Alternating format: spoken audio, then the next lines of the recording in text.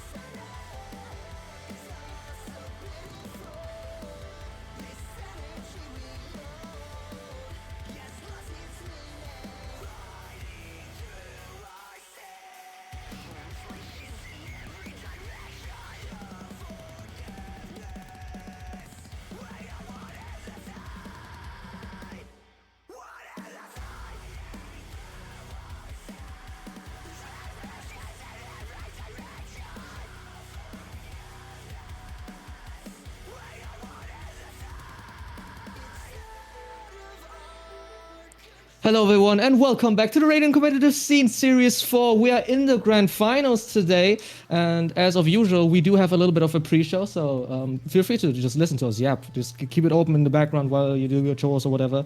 You know, you are joined by me, Joseph, VCTCommentator, and Welltorium, so just two German guys this time, not the whole desk being German, but still, how are you guys doing? I mean, I might go first. I'm doing absolutely amazing. Had a little bit of family issues in the past, but I'm happy to be back here in the pre-show, and I'm very excited for this grand finale matchup between SixSeven and what was it again? FraggingFriends. FraggingFriends, exactly. And I've seen them play against APR. They have been absolutely demolishing them. A little bit unfortunate because those were my friends, but they have been playing this really well. Have been a team for quite some time, I think over a year. And they have just proven themselves to be an amazing team. But yeah, Welltorium, how are you feeling?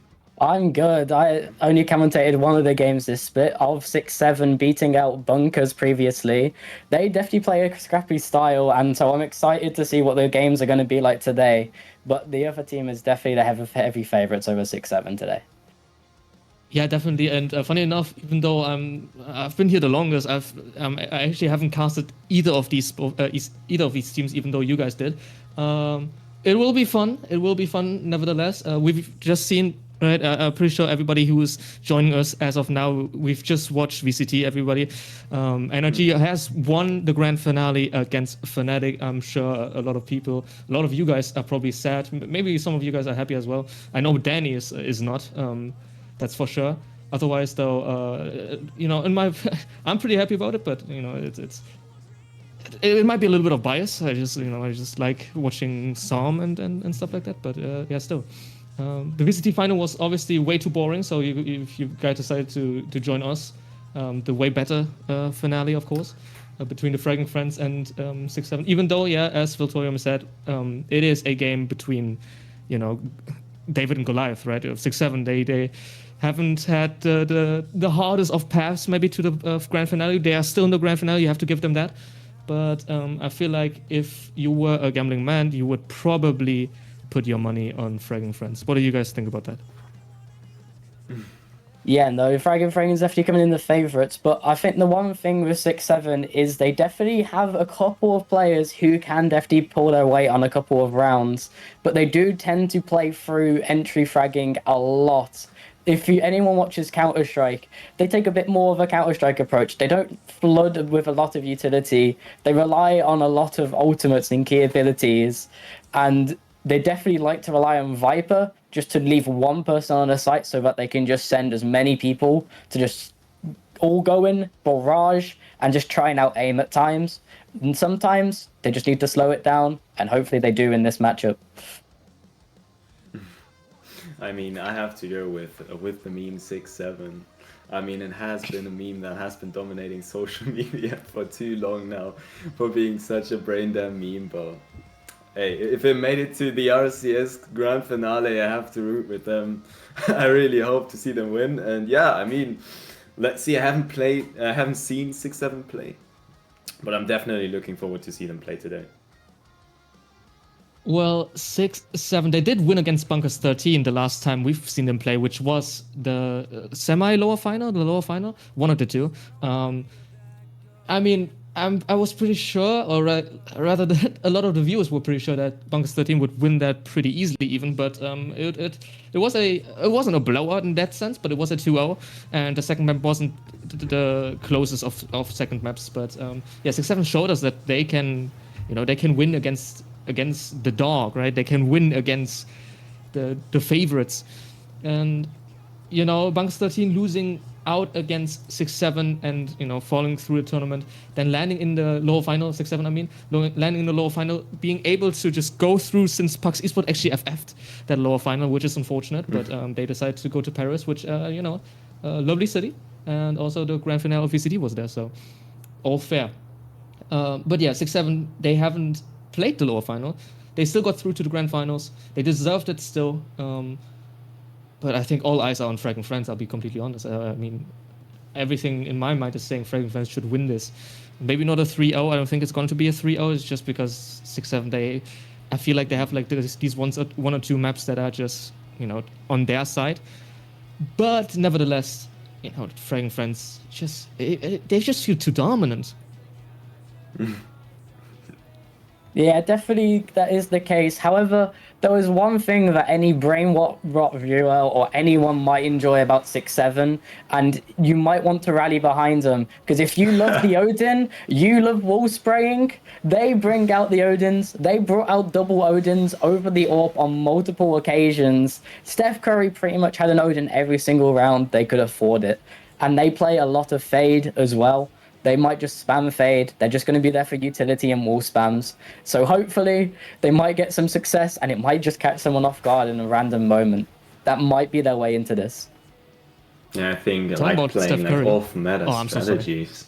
Okay, I think playing some off-meta strategies is sometimes really paying off for the teams because it's something you can't really prepare for. Having unexpected agents on a map you have been training for a lot, or that had almost locked meta, or a meta that was so dominant over such a long time, and then seeing a completely new team composition can completely throw off the enemies and give you that little bit of an advantage that you maybe need. I mean, I don't remember the matchup. I think it was no, actually I don't remember, but they brought a Phoenix online, which is quite unusual seeing in competitive Valorant here on Ascent, and he was shooting. He had almost 40 kills in that game, and that just shows how off-meta team compositions and plays just can purely dominate if you make it right.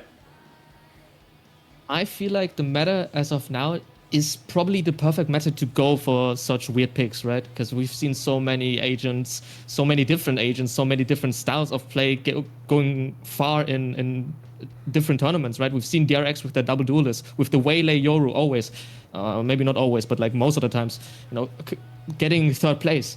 Or, you know, we've just seen NRG win with, and Fnatic win with, you know, comps that are probably more normal. But yeah, we've seen there are a lot of things that you could do. Even the Terror could be played, right? On Ascent, I remember, I think it was Fnatic playing the Terror. I don't remember if it's Ascent or a different man, but they still play Terror sometimes, which is crazy. You would think that it is crazy, but, you know, it works. So I guess this is the best meta as of now for a long time, where you could play some very weird comps, some very weird agents, like you just said, Phoenix. That could be very exciting. That could be very, very exciting. And I expect, I said it last time as well, and it didn't happen, but I do kind of expect the underdog, which in this case, SixSeven, to do such kinds of things. And, you know, we've already heard Welltorium say they use the Odin, and we've just seen the Odin with NRG, you know. We've seen how powerful that weapon can be if you just overuse it sometimes even. So I feel like don't count them out. It would be a mistake to count them out, but I mean, the stats are talking for FraggingFriends. But if SixSeven come up with something new, as well as overuse these kinds of things and make them good, I feel like they have a big chance. Oh. I have to say, sometimes having like a little bit of a strategy, a little bit of a play, something that you don't expect, and then if you overuse 100%, it's just going to lose its charm, first of all. And second of all, at some point the enemies are just going to like expect it. I mean, especially if your team as an entirety is known for like running double Odins or playing like really aggressive with certain different guns and not always going for the 5 rifles, people or the opponent team can expect that and try to train exactly how to play against like these weapon buys. And if you always and keep doing that, it's just completely going to throw you out, and it's just going to be a huge mess.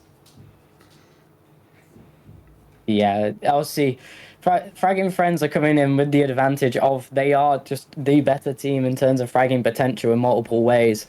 But SixSeven are just so reliant as well. As you say, if FraggingFriends can just punish them buying the Odin, it's a more expensive gun in most cases than they might need to be buying. And also, if they can just punish the fact that they rely on multiple of their players just to pop off in certain moments, such as BSK, having to carry on Neon, on Raze, trying to make the big performance plays. If they take out BSK early, I don't know if they can match up in terms of fragging power in this series. It seems like we are ready to switch to the map casters. And I mean, I don't know who of you guys will be casting, but still, you know, I wish you have a good time or someone, whatever. If you are one, yeah, lovely things. I think we have to switch on, no? I'm hearing things from the headquarters. I don't know what's going on, but apparently we are supposed to say goodbyes. So, you know, goodbyes from me. Anything to add to that? Or like? Yeah, I mean, I wish both of the teams the best of luck. 6-7, you guys got this. I'm rooting for you guys. I'm gonna watch that game when I'm gonna eat my dinner now. And yeah, may the better one win. Yeah, I'm just going to be watching off on 6-7. Hopefully they can pull out some kind of shenanigans that can create some spice, but really, it's down to FraggingFriends to not throw this one.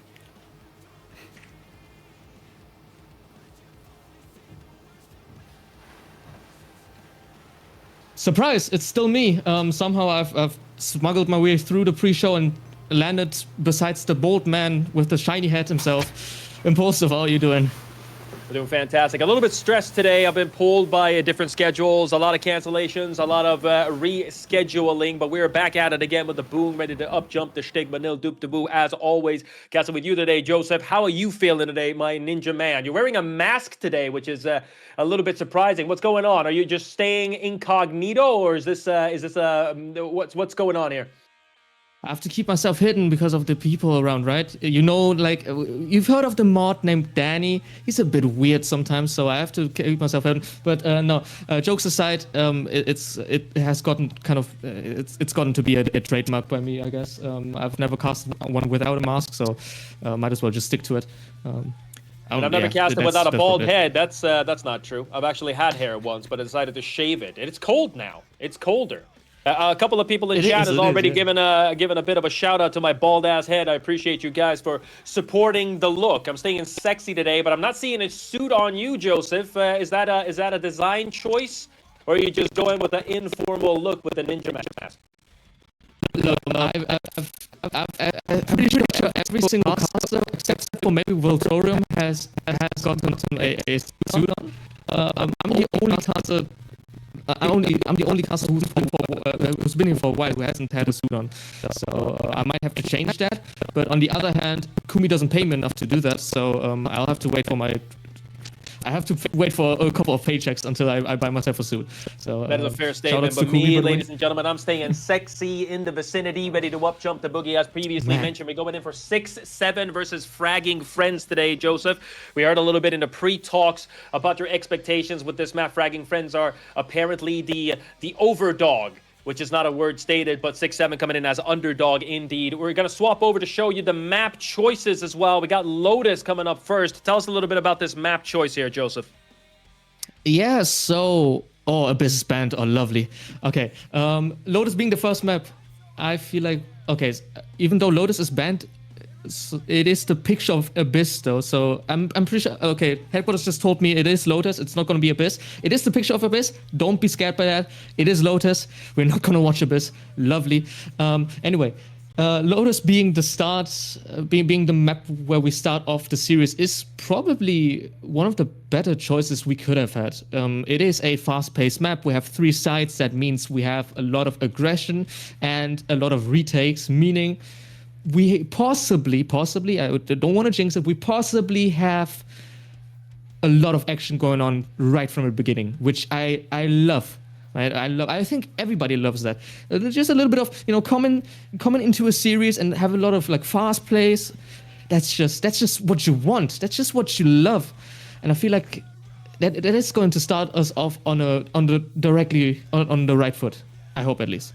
No jinx it. Lotus is without a doubt the most cursed map in my opinion here, Joseph. Whenever we have this in our own personal community on Impulsive and Gang, or Impulsive Casting as we're known, this map has been called out instantly in the chat as being cursed. The 3-sided map indeed does provide a lot of aggression possibilities on all ends. We've seen a lot of plays here. Lotus seemed to have been one of those maps that has been picked frequently throughout the tournament, and it has been a map that has a lot of different strategies, overly offensive maneuvers has definitely been the way to go, and we love to see it. As being an individual who believes that offense is the best defense, this is definitely one of those sites, with such maps that you can do, that you can work with the offensive side on both ends, both the attackers and the defender sides. I'm looking forward to see what FraggingFriends has installed to show us in this in Lotus. And also, we've seen SixSeven play on Lotus before. SixSeven proved themselves to be vicious when it comes to this site. And as Welltorium mentioned, the machine gun gameplay on the Odin is something that I'm very much looking forward to see if Steph Curry decides to commit upon it yet again as we're setting up for this game. Yeah, also, I've just learned, by the way, Steph Curry apparently doesn't want to be called Steph Curry, but Ray. So it's going to be Ray Curry from now on, I guess. No, it's just going to be Ray, of course. So if you guys see Steph Curry, that's Ray. Just to let you guys know. I do agree with you, though. I feel like attack is going to be attack is the best way to defend, or whatever the fucking call out was. Sorry. But in my opinion, it is easier to not lose a round than to win one, right? Does that make sense? I hope it does. Anyways, we're going to have that kind of gameplay on the second map, which is going to be Ascent, the much more defensive one of the two. Probably the most offensive map we've had for a while. Maybe Corrode is more defensive. I'm not sure about that, though. I haven't seen the stats. But the Ascent, notorious for being very defensive-sided. It has been a little bit more balanced throughout the last couple of months, ever since we've seen a lot more different compositions. We have seen the Chamber, then the Sage, then Yoru and Waylay, right? Everything is now, we kind of have a different kind of gameplay now on Ascent. Not much more, maybe not calculated, but much more like on the fly, more based on vibes, which kind of works out since everything has been so calculated before that. So I feel like Ascent is going to show us the exact opposite of Lotus. At least that's like what the paper shows us, right? That's what the numbers are saying. Got Sunset coming up after Ascent as well. Once again, a very big, gigantic map where mid-control is the way to establish yourself. Not a lot of mid-control decisiveness on the other maps. However, Ascent is definitely one of those maps that you need to establish mid-control very early. I love to see Ascent as well being picked here. Ascent, other than Lotus being a curse map, Joseph, Ascent is one of those maps that is picked very frequently in our own community. We love the aesthetics. We love the map setting. We love the fact that you can get mid-control and establish yourself very quickly in the rounds. The aggressiveness is needed on both ends, both defensively and offensively, in order to establish control very early. Tell us a little bit about Sunset. What can we expect going in for Sunset? It's a big map, mid-control once again needed. Talk us through Sunset. Yeah, surprisingly, when Sunset came out, I really thought it was going to be one like similar to Ascent, maybe similar to Split. It didn't turn out that way just because of the rotations being like a little bit longer than probably a lot of people hoped for. So yeah, I do agree with you. You do have to have some kind of mid control. You do have to have some kind of like game plan in general. We've seen a lot of compositions going through Sunset, but I feel like there's always like the standard Omen, Breach, sometimes even rather Breach in general. We have seen the Neon. It is not a map where double duelist is going to flow well, just because of the fact that you don't really have to have that double execute, and even with a Yoru who doesn't have to execute all the time, you'd rather probably have someone who's harder on that execute, right? You'd rather have a Waylay nowadays, a Neon back in the days, or rather still, even a Race can work on this map still. So I feel like Sunset, it is much more of a one duelist map and much more based on control than everything else. But yeah, it's going to be, I think Sunset is a map where you can say the IGL is going to win that map just based on calling. And is it the same case for Haven in that case? We got Haven coming up after that potentially, unless there is a 3-0 stomp. We got Haven and Bind coming up after that. Haven is also one of those humongous maps with 3 sites, with once again the mid control is very important. Talk us through Haven. Can we expect the same gameplay that we can expect on these 3-sided maps as we see on Lotus? Is that expected on Haven as well? Well, maybe not 1-to-1, but definitely similar, because, it's still a 3-sided map. That means you can't really hold every side. That means you're going to have one side where you probably will have to retake. That means you're going to see a lot more aggression than usual. But in the hand of Haven has been around much longer than Lotus, right? So that means we do have a lot more established compositions. That means we have a lot more base plans. So Haven has gotten to a point where it's basically rock, paper, scissors. You have 3 bases of compositions that you can play. You can have the double duelist, which is much more based on maybe fast pace and disrupting. You can have the Viper comp with a lot more control, slow paced. Then you have the double initiator comp with a lot more execution power and whatever with that. And one, is better than the other, but then is weaker than the other one, right? So it is somewhat like rock, paper, scissors. It is, again, probably a map where the IGL is going to decide much more than you would probably think. Obviously, though, being a map with 3 sides and not being able to hold every single one means that individual plays are going to matter as well. So it's a mix this time, but still, it has gotten played so much that there's a little bit of just IGL battling going around. There's an expression that is very frequently used in English, same, but different, which means absolutely nothing, but I think it applies very well to what you just stated. There's some things that we can expect being similar, but some things that we can expect being very, very different. I'm trying to predict the Cypher gameplay here, where you have aggressive shutdowns, such as Cypher, such as Vise. Which maps would you say where we can expect these types of complete shutdown type of agents, like Killjoy, where you want to shut down a site completely and you don't have to overman a site? Where can we expect these type of aggressive controller plays? Well, probably more on the maps where you have clear choke points. For example, Ascent. Ascent has been notorious for being like very sentinel heavy, or rather lockdown heavy, right? You always have that, let's say, standard anchor play. We've seen it, like it was killed over 3 years in a row, and then it kind of switched to Cypher once Neon was in the meta, and now it's like, just put whatever sentinel on there, it'll be fine. Just don't put a Sage alone, right? You can play the Sage, but you will never see a Sage alone on Ascent. You will see maybe even sometimes a double sentinel gameplay, which is, it's going to be maybe lame for the enemies or very annoying for the enemies, but still going to be somewhat fun. So we're locking in, ladies and gentlemen. Put on your seatbelts, because we're going downhill faster than an Autobot in a wheelchair. SixSeven going up against FraggingFriends here on Lotus. They're an agent select. Walk us through a little bit of these agents that we are viewing currently. We got Viper set up on SixSeven, and we got a Deadlock set up for FraggingFriends. Yeah, so I sincerely hope that SixSeven is somewhat trolling, because I feel like Southfire is not going to go with the Reyna, and he isn't, so he's switching around. Anyway, let's start off with the FraggingFriends, because I feel like that's a very interesting composition. We see the Deadlock and Chamber, an Asian comp actually, a comp that we've seen in Pacific before, and I feel like we've only seen in Pacific, as they are the only. I'm not sure what team it was. I think it was DRX, but I'm not sure. I could be trolling here, but yeah, the double sentinel, especially with the Chamber and the Deadlock, we don't see that much, maybe even at all. So I'm pretty excited to see that composition play against what is supposedly the standard composition of SixSeven, having the Vice instead of the Cypher or Killjoy, whatever you want to play normally. So we're going to have a standard comp against a weird comp, which is already established to be good though. So it is awkward. It is awkward, to say the least. It definitely is, and we're about to lock in, folks. A little bit of a black screen on the streaming, but it's back at it again. SixSeven and FraggingFriends coming in the foreground, ready to brawl it out like a redneck family reunion. Pistols rounds is on the way. My God. And we can see that SixSeven is on the defensive line as well. Got Vise picked for the aggressive shutdown, as previously mentioned before.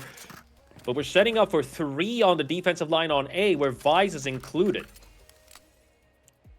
Yeah, it seems like we're going to see a little bit of a brawl towards that A side, but it's going to be a Chamber fighting there, so that means he's going to be probably able to TP out, at least I hope so, for his sake, I mean. It's going to be a little bit of a brawl, though. It's a lot of information immediately for FraggingFriends if they decide to go with this, and I feel like it's probably going to be a hold then. Never mind. And off we are. First round is on the way. Util spams on C and B in order to give out a little bit of a juking effort. as they're aggressively pushing up on A. They have decided and they're moving. Double takedowns early on, and Ray decides to get a takedown in order to save some face. Beautiful shutdown up a one player still. They're in a deficit, 2 for 1. Swing in the corner. Here goes Tixo. Takes out Ray cold with a shot on the ghost on the eyeball. 2 players coming from CT.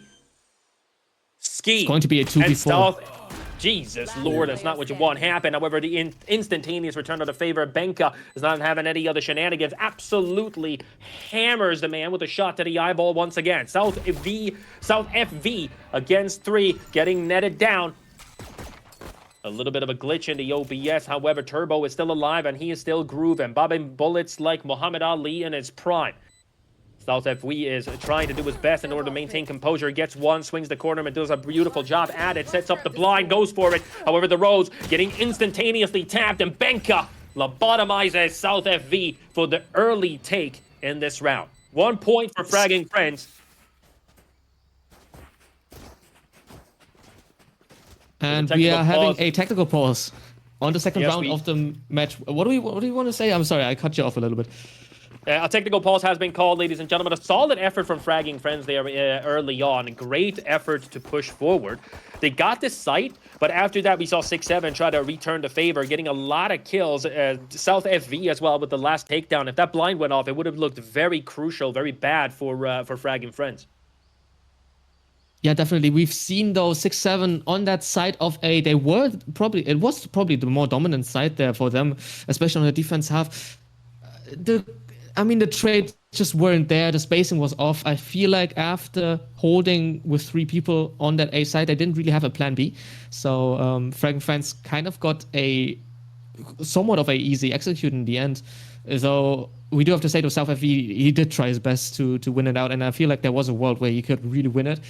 But yeah, FraggingFriends, just playing it clean in the end and not losing that 2v1.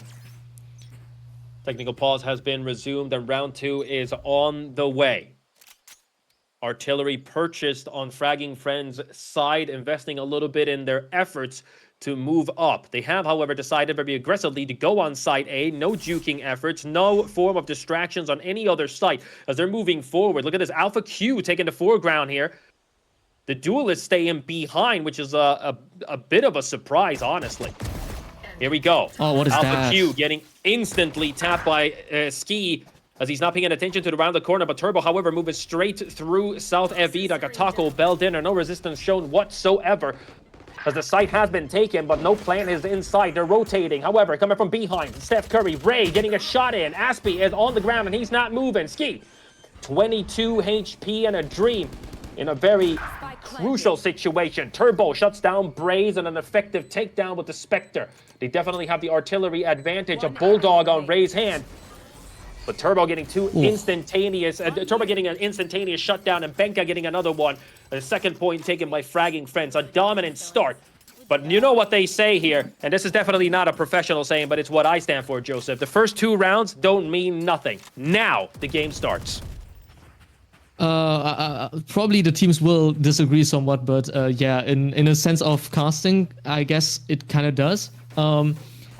I do have to say though, amazingly played there by the sides of SixSeven even. I feel like using not a lot of utility, still being able to survive so long, especially Suki, the Viper, being able to stick in that A side for so long.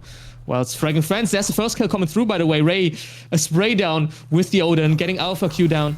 So that means it's going to be a 5v4 situation where FraggingFriends are going to be on that back seat, having to play a little bit more passive now, or even try to get a little bit of space, as the Omen just gotten a main space. Definitely so. The smoke has been set up as well. They're outside in the dune, trying to decide which way to maneuver from. Tixo is checking the back line for anyone who is currently flanking and can't find anybody. Omen, very aggressive gameplay, goes for a tricky TP. Aspie trying to keep their attention on Site C as the flank has been engaged. Moving forward, here comes FraggingFriends. Util set in order to get some information. Capitalizes on one. However, VSK returning to favor. Benka goes down in a blaze of glory. Tixo lands the shot to the eyeball. BSK goes down in a unfortunate situation. They are rotating aggressively. They're going for Site C officially, I believe. They scattered the defensive, one on each site. It's 3-1, no matter how they play this. Aspie with a TP up on the high ground. Person in the waterfall and one person coming from CT. Here comes South, swings the corner, gets one. Beautiful takedown. Turbo is on the ground. Willing to swing once again and does so effectively. South FV is just feeling himself like the acid just kicked in on the dance floor and gets a third one as well. SixSeven is not going down without a fight. And look at South FV go. Yeah, South FV with a beautiful timing there. He just got through without anybody noticing in the end. He got the first one, nobody being able to trade him out. And then the second one, he makes an easy work of it. What a beautiful headshot. The third one. Oh yeah, a little bit of vulnerable as well. Help from the Viper. Yeah, 3K. An easy 3K, at least it seems like, but there's a lot of like small micro plays going around in his head. He just took the timing and just ran through with it. He knew that they haven't gotten any information on him. And he was right. Definitely so. 2 raids in the chat as well. We do appreciate that. Dead and BNWN Co. The map is still on the way. Round 4. We're officially declaring a thumb war, full-on artillery on both ends. The Omen is already going down in a blaze of glory. South FV on C, listening to a lot of noise being made outside of the site. Util's spamming is definitely the way to keep their attention, but they haven't decided where to go yet. FRG is playing it very default-like, and we love to see how they're playing patiently to check if SixSeven has the confidence to maintain composure and stay on sites to hold. Alpha Q has got an operator in hand. We've seen him do this before here, Joseph. He's about to swing. Yeah, I feel like it is a good idea to, that the P goes. I feel like it is a good idea to just have one person towards that A site, since, you know, SixSeven has been so aggressive with it. I mean, we're still seeing a Raze and this Omen on the map being so far towards A. And I feel like the execution towards C is coming out now. The ultimate comes through and nobody being hit. South FV from the behind. The corner not being held. As the Dekla ultimate annihilation gets him in the end. The spray down only gets one. Tixo being able to trade him out. Alpha Q. No shot being found. Boski finds the kill as Ray with the spray down. The Odin doing so much damage. Just Aspie alive 1v2 situation. And we're already seeing the aforementioned Odin doing its work. Second kill found.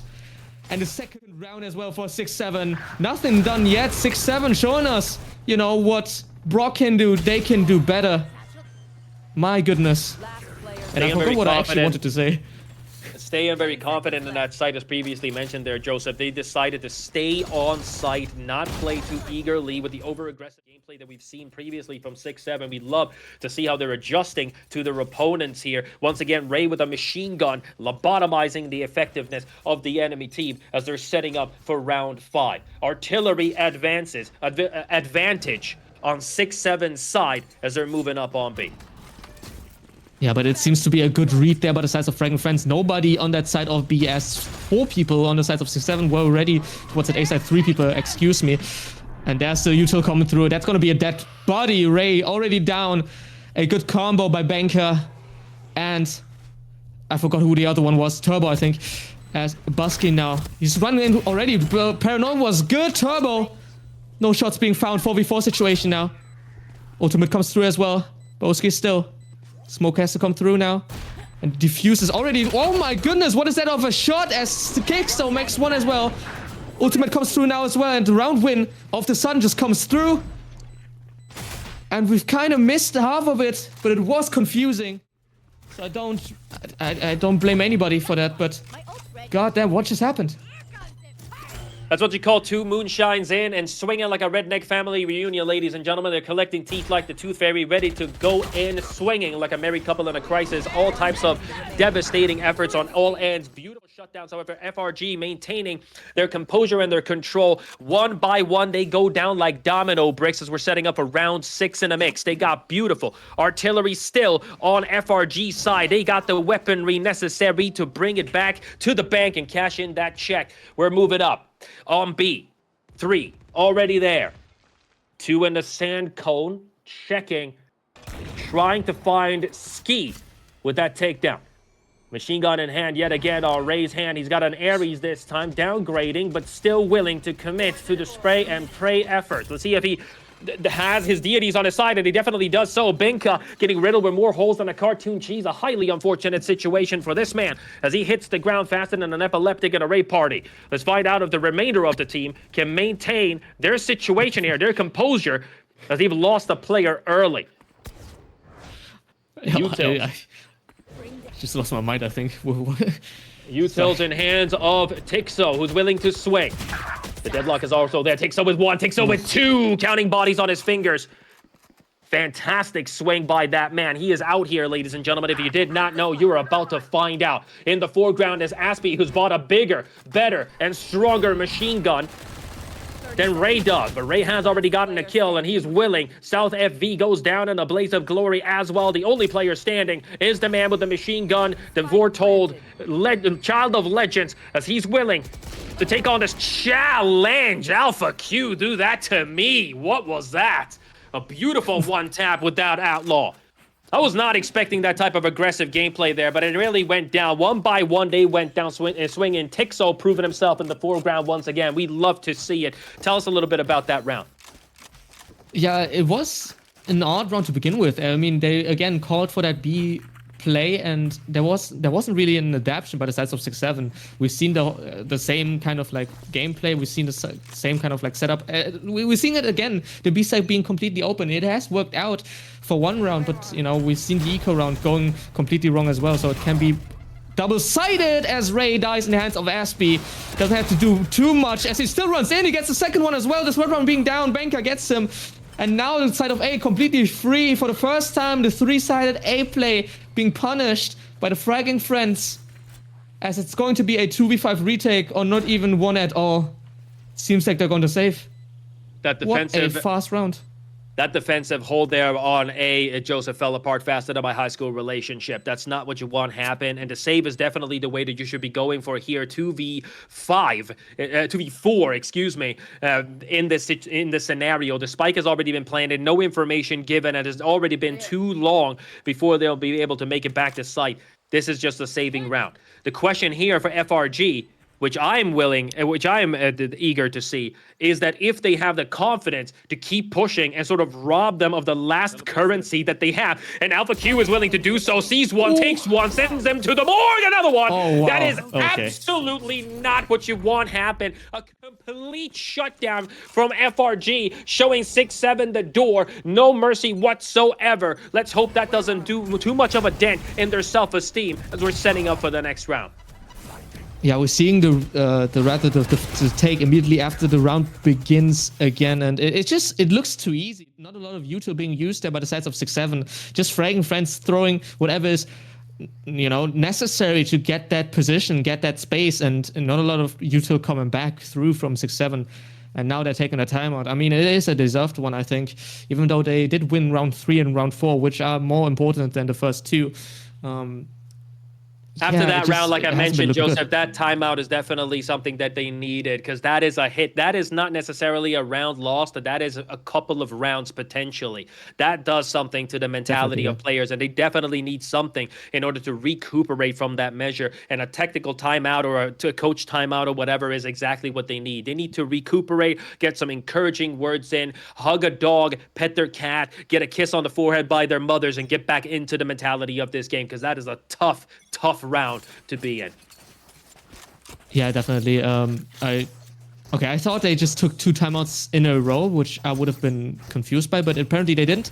As we're going into the 8th round, we do have to say though, they're on the eco buy now, so it is a little bit of a weird like time to like take a timeout. I guess I would have like maybe waited a round or like even used it a round earlier, but you know, I'm not their coach. They probably know it better than me, so I'm not here to. You got to find that sometimes. Mentality, as I've always said, is 70% of winning the game. The other 30% is swing and pray to whichever deity that you hold dear to you. Let's find out if SixSeven has the capabilities of bringing this game back, as they've already lost a very crucial round and a devastating hit to their mentality. They're back to an artillery deficit. They have pistols against full-on machine guns set for FRG. I am kind of confused though to see Boski on that frenzy instead of any other weapon, especially being that race. I mean, they're on the defense side, and as Banker gets the first kill, Zuki going down, that's a C set already free. He thought he had the timing, but he didn't. And he deservedly, I guess, in that sense, loses his life. In a 4v5 situation, weaker weaponry, it's going to be a rough retake. It definitely is, and they don't have the artillery to support them either. They're coming from CT and from Waterfall with a split push. They need these one-taps, folks, but you know what they say in Valorant is not over until it's over. We have seen 4 flicks of the wrist with the Sheriff or a Headhunter just to secure the round. Here goes the swing. South capitalizing on one. Turbo, however, not showing any remorse whatsoever. Another takedown by Tixo. Turbo gets one, and Aspie shuts them down. I love the fact that they pushed in together there, Joseph. But the deficit in the weaponry just displayed itself apparent. A rough situation to be in. They had the advantage util-wise, but not having the amount of bullets per second sort of shut them down in their efforts. SixSeven got 2, and FRG officially with 6 rounds. Yeah, I definitely agree with you there. I feel like SixSeven's, you know, they tried their best, and I feel like it could have worked. The weaponry just wasn't there. FraggingFriends maybe a little bit too overzealous when it comes to the kills as well. I feel like they didn't really feel that weapon advantage and just really wanted to, you know, get that kills down, get the stats up, as they are already through that A side, by the way. 2 Odins on the sides of SixSeven. I didn't really notice that in the beginning, but yeah, 2 Odins. What is going on there? South FV having his self-esteem devastated early. However, he's got 12 HP and currently moonwalking into safety. They're on B. They've taken a site, and they're definitely going for the plan in the corner. Placing it in a spot that utils can cover very easily. Turbo has got a Sheriff in hand, and he's still very excited to take the swings, playing overtly aggressive in this situation, and we'd love to see it. BSK has got an Operator in hand, and that is definitely not the type of gun you would like to have when you're pushing into a site that is like Site B. Here goes the ulti. Viper setting up a smoke. South FV gets one. Ray capitalizing on another. Swing in. There goes BSK. He finds one with the Operator. Alpha Q gets one. Turbo capitalizing. Steph Curry. Ray tries to equalize, covering the spike defuse. He's sticking it because pros don't fake, but he apparently did so anyway. South FV with a classic takedown, a classic one. I'm talking about a headlock here, folks, as they win that round 3-6 on the board. They're officially on a move. Yeah, oddly enough, the double Odin seemed to have worked out in the end, even though it was more of a let's use all utility we have and all ultimates we have, using that Steel Garden, I think it was called, using that Steel Garden and the Viper's Pit to get through into that side. I mean, it worked out in the end, but I feel like a little bit of an overkill, maybe one of the 2 ultimates maybe not needed, as well as the Nightfall on the sides of the FraggingFriends, but still, they used it. So the third round was found. Sending up the util in order to get some information. Tixo is holding that W button, and he's got that machine gun in hand. A lot of Odin plays going off. We got Ray still in the garden, currently picking flowers with the machine gun ready to lock and load.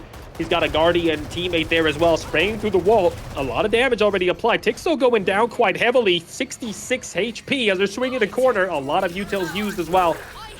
Smoke goes off. Alpha Q and an Operator staying smooth with it. Finds one. BSK has a hole in his chest bigger than Iron Man himself. South FV gets one. Turbo locking a person down as well. South FV once again returning the favor. They're really heavily investing into Site A here, and it seems that the offense finally have found their common sense, and they're rotating away from that site as both of the defensive line here on SixSeven is on the site. Now it becomes a bit of a guessing game. Where are they going, B or C? They're officially committing on C.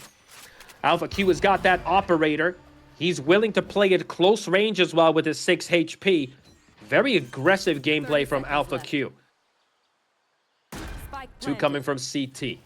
It's South FV checking the corners, and he's not discouraged at all by the fact that he has 19 HP on the board. He's got his teammate as well, Braze 1X, and we've seen what Braze is capable of doing before.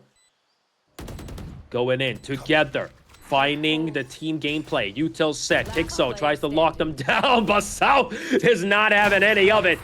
You can say that Tixo saw that bullet coming, but Braze definitely did, and as Alpha Q lands it, with an operator in hand, going up around the corner. He's got a headhunter in hand. Let's see if he can live up to the name. Swing in the corner, goes for the shot. Whip stick, goes one, goes two, and he gets it. Wow. How did they lose that round is the question. That bullet on Braze really put a nail in the balloon for SixSeven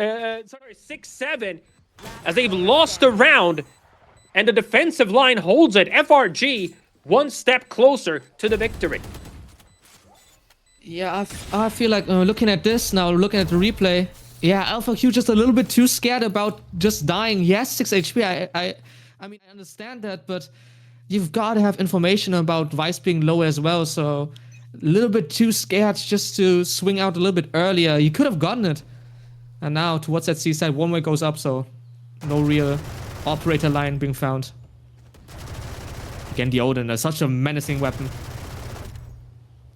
4-6 on the board once again with Odin's in hand. A lot of Odin gameplay here on Lotus, which I fully understand. Some of these walls are paper thin, and with utils you can commit upon it. All you need is a reliable teammate to provide you with the information to shut them down. A lot of utils has been used already on B, but no maneuvers has been set in order to take that space. Smoke by Aspie. Close range. The Fade is currently hiding in there. Ray's got a Phantom in hand instead of an Odin this time. The Rays creeping past them. Benka is by the door to do it, making a lot of sounds here on C. And we can see as well as Tixo is creeping up on A and playing it very close. Aspie is just waiting for his teammates. 3 players there. 3v2. South FV with an Odin in hand. Here's the sound and chooses to rotate away from it. Not willing to engage on that site. The shutdown. The net down as well. 20 seconds. Instantaneously breaking down. 20 seconds on the clock. Swings the corner. Ski gets one. However, Turbo instantaneously returning the favor. Benka capitalizing on another. They have the site. They will be going for the plan. A great establishing of dominance here to take the site. However, it's not over yet as they're very close here. The defense might come in very early, and it does. BSK swings the corner like a professional pillow fighter. Capitalizing. Going shut out of proportion. Getting another one. A beautiful takedown by Benka. And Steph Curry is in there, folks. Ray is live and ready. The operator in hand. Alpha Q through the ball, through the box. BSK has been sent to a different dimension. He's got the headhunter. We've seen it before. Swings the corner, but Ray shuts him down. And we'll be going to the defuse. A very clutch gameplay. 6-7 coming out on top with a great defensive line there, Joseph. They were playing off of each other beautifully. Run us through what just happened. How did 6-7 just establish their own ground? I mean, it was very scrappy from the beginning into the end. I feel like South FV, he kind of got unlucky with the Odin spray, not getting the kill against Benka. Instead, he being able to spray him down, even though in his hand it was a Vandal, and on South FV's hand it was the Odin. I feel like he should have stayed in that tree's position a little bit longer. He got scared immediately after that door got opened. I feel like it could have gotten so much worse if he, you know, got a little bit of a worse time in getting out there, because we've seen the deadlock, we've seen the Omen, they were both ready, and he kind of got lucky, and in the end somehow kill goes through as Alpha Q out of nowhere getting that first kill against Steph Curry. That's Ray down, that's the initiator down as well. 4v5 situation now as the retake comes in towards that B side. It's going to be a rough one. Person on the offensive line is already on B as well, except the Omen, who is currently moonwalking. Aspie is staying on the flank, hoping to catch somebody off guard. They're on site, and Braze is ready to embrace them with a warm hug of absolute violence. Spike is on site. They're going for the plant, or at least baiting it. BSK with an operator takedown on Alpha. Benka gets one as well. Close range combat. Turbo brings out a shorty. I'm not talking about myself in the shower as he gets that takedown. Beautiful shutdown. Aspie in the smoke, in the foreground. Turbo goes for it with a shorty in hand in a distance, doing a lot of damage. And another shorty gameplay. Aspie shutting down that defensive line, and FRG gets the takedown officially, and another point on the board. Yeah, that's the half done, and even though it is 5-7, I feel like it could have been so much more for the FraggingFriends. We also see by the KDs that it's not looking too good for 6-7, as Brace and Suki are not really online as of now. I feel like FraggingFriends, they weren't really ready for any flanks to be happening. Alpha Q, we've seen it on the map, unfortunately not really in-game, but we've seen it on the map. He got flanked by an operator of Boski, being very slow with that operator, obviously, if you have the weapon out. and somehow he still gets flanked, as well as the other two onside not ready for FRG to get flanked, which is a little bit weird, even though like you don't have C control. So I guess that's something to talk about if they lose this map. It doesn't seem like it though, because FRG there, he gets the first kill towards that C side. That's spike down as well, so that's information. That's time at least. Second one being found as well, Tick, so towards B. Moving forward, it's on already that, not looking good as Suki. Ski getting another one on Turbo is that's 2 for 1 at least. So they're trying to repay the favor here. I'm just waiting for Braze to wake up a little bit. He's got 111 on the board so far, and we know that he's capable of exclaiming violence upon the enemy. Double takedowns here for FRG as they're moving forward. Sorry, for SixSeven as they're moving forward. Double takedowns. FRG has got 2 players left. They have returned the favor with a vengeance. And then some. Aspie inside of the smoke goes for a little bit of a util in order to shut off vision. Capitalizes on one. Tries to go for the second one, but BSK is not having any of it. Alpha Q with the headhunter in hand. Moving down. Versus 2. Inside of the garden. One is around the corner, just sees one. Oh my lord, painting the walls with his insides. Is he gonna stick the defuse is the question. He is not. Half of the defuse instead goes for a swing and a miss, and Braze waking up. He's back at it, folks. He really needed that for his confidence as well, getting the takedown off of Alpha Q, a very dominant player in this game. He is back at it. As we're locking in for round 2 after the swap. 6-7 on the board, and I'm not talking about the team here, Joseph. They got guns in hand. I just realized it's 6-7 and it's 6-7 for 6-7 even. Don't mind me for that though. I feel like that round really was the antithesis of being scrappy. It really looked like in the hands of FraggingFriends, and all of a sudden 1 or 2 whiffs and FraggingFriends are on the backseat. And then again, Alpha Q made it so much closer than it probably should have. And oh my god, look at that. Look at that setup. It could be brutal. Oh my lord, 3, 4, 5. Every single person goes down. Doing such a play with a weaponry deficit is definitely a gamble, but I love the fact that they stayed on it. Sometimes a bad strategy and following up on it as a team is the way to go. It's all about mentality, like I said. 70% of winning is staying together, and they definitely do so. I love to see the team gameplay here, but we saw the turn of events of what happened. In this case as well is worth to note, worth to mention that 6-7, every single one of them decided to swing on the same side. If it was 1 or 2 swinging there, they would have definitely gone down. Yeah, definitely. I mean, a somewhat lucky good call there by FraggingFriends as well, or rather unlucky call for the sides of FraggingFriends. But 6-7 are just with 5 people towards A as well. So a trap play that could have worked, didn't work out in the end. Unlucky for them, as Alpha Q, a lot of chip damage being done to him, so he has to back off now. Players on site willing to take the challenge. Alpha Q already capitalizing on one. Turbo is in there as well. He has hit the ground and he's not moving. Turbo spraying the smoke to keep the enemies discouraged from moving forward. And Alpha Q finding Ray. That is an unfortunate start to the round and a crucial round at that. They really need this FRG. Getting 3 early is definitely the way to go.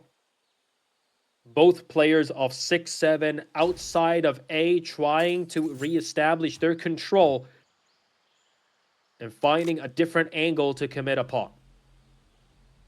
One going for B. Util set. Tixo goes for another util as he knows where both of the players are. They're both on B. They're sticking to plan, however, in order to get some cap it out. Double shutdowns and an instantaneous swing. Beautiful from FRG, who seem to have found their stability once again. And this is what I mean when I say the first 2 rounds don't count. Of course they do. But mentally, this is where it comes down to it. When both sides got guns, they're both into it. They're both biting into a piece of leather. They're both willing to show a little bit of a treat to the enemy. We just saw it, and FRG comes out on top in a devastating maneuver. Yeah, definitely. That A hold was just too much for them, even though I'm pretty sure neither Deadlock nor Chamber really saw an enemy when the 2 kills happen. Obviously, before that, Chamber did see someone, but the spray through that smoke with the Phantom, just a little bit too much for 6-7 to really deal about, as the B side was already covered by 2 people. We do have to say, though, obviously with the 2 Sentinels, it's much easier to defend. though, SixSeven have the composition to actually deal with that as we look for some aggression on both sides now.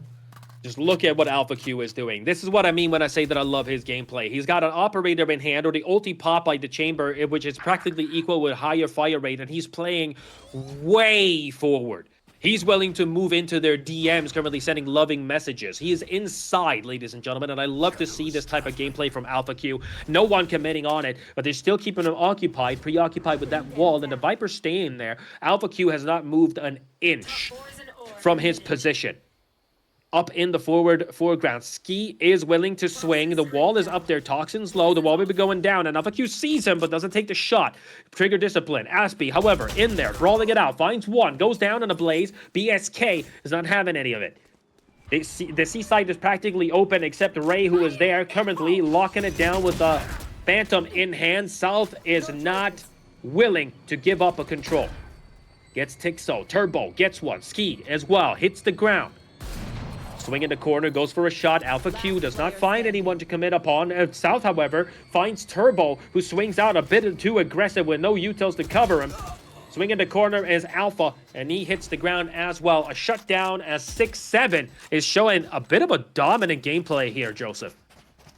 Yeah, definitely. Every time the round gets a little bit more scrappy than FraggingFriends want them to be, then SixSeven seem to be on that front seat. Unfortunately, we are losing a lot of the fights every time. Or rather, we are missing a lot of the fights every time, we're watching, or rather when 6-7 are doing these kinds of rounds. So it's a bit of unfortunate to just, for example, the one before, I didn't really know what happened there, but, it did go the sides of 6-7 in the end. So I guess it worked out. I would wish to know what really happened as the one way is coming through, by the way, towards that C side. A lot of you Aspie in the one situation again. Definitely so, and Turbo sending Ski into a different dimension early. Headshot with a Phantom in hand. A lot of Phantoms have been purchased throughout this round, Joseph. They're playing off of the smokes. A lot of util-heavy gameplay here, and we'd love to see the differences here in 6-7's gameplay, as they normally play very aggressively. But now they seem to have slowed down a little bit and playing off the safety. BSK finds one. Aspie has been set ablaze. They're moving towards C. Are they paying attention to the fact that Benka is around that corner? They definitely are. Not really sure what the observers are currently doing, watching somebody who's not even in the fight. I do apologize for that, ladies and gentlemen, as the ulti has been popped inside of the smoke, spraying down Tixo, hoping to land a couple of shots, but no one is there to be found. The spike is about to be planted. He gets hit by one. However, a bullet hits him and discourages him from planting. Lays it down. The time is officially of the essence. Alpha Q with a headshot. BSK gets one. Alpha Q swings the corner. So Alpha Q swinging first is an aggressive gameplay. Tixo goes down as well with a pincer maneuver. South gets one. Turbo goes down. Beautiful gameplay by 6-7 to shut down the the offensive line here, keeping the spike safe and secure. The pincer maneuver is something that I was very impressed with here, Joseph. They're doing a great job playing off of each other.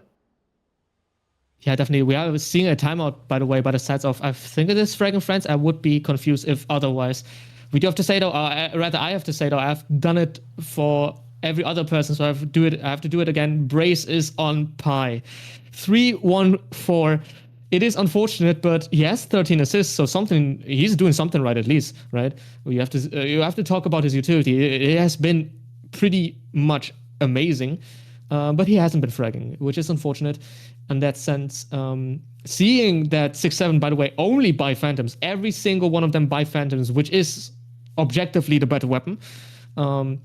It makes sense in their composition. They have two smokes, they have the Viper wall, they have the Omen smokes, which they sometimes even play a little bit, I'll say, off meta, right? You don't really expect the choke point smokes to come through from 6-7, rather the more experimental ones.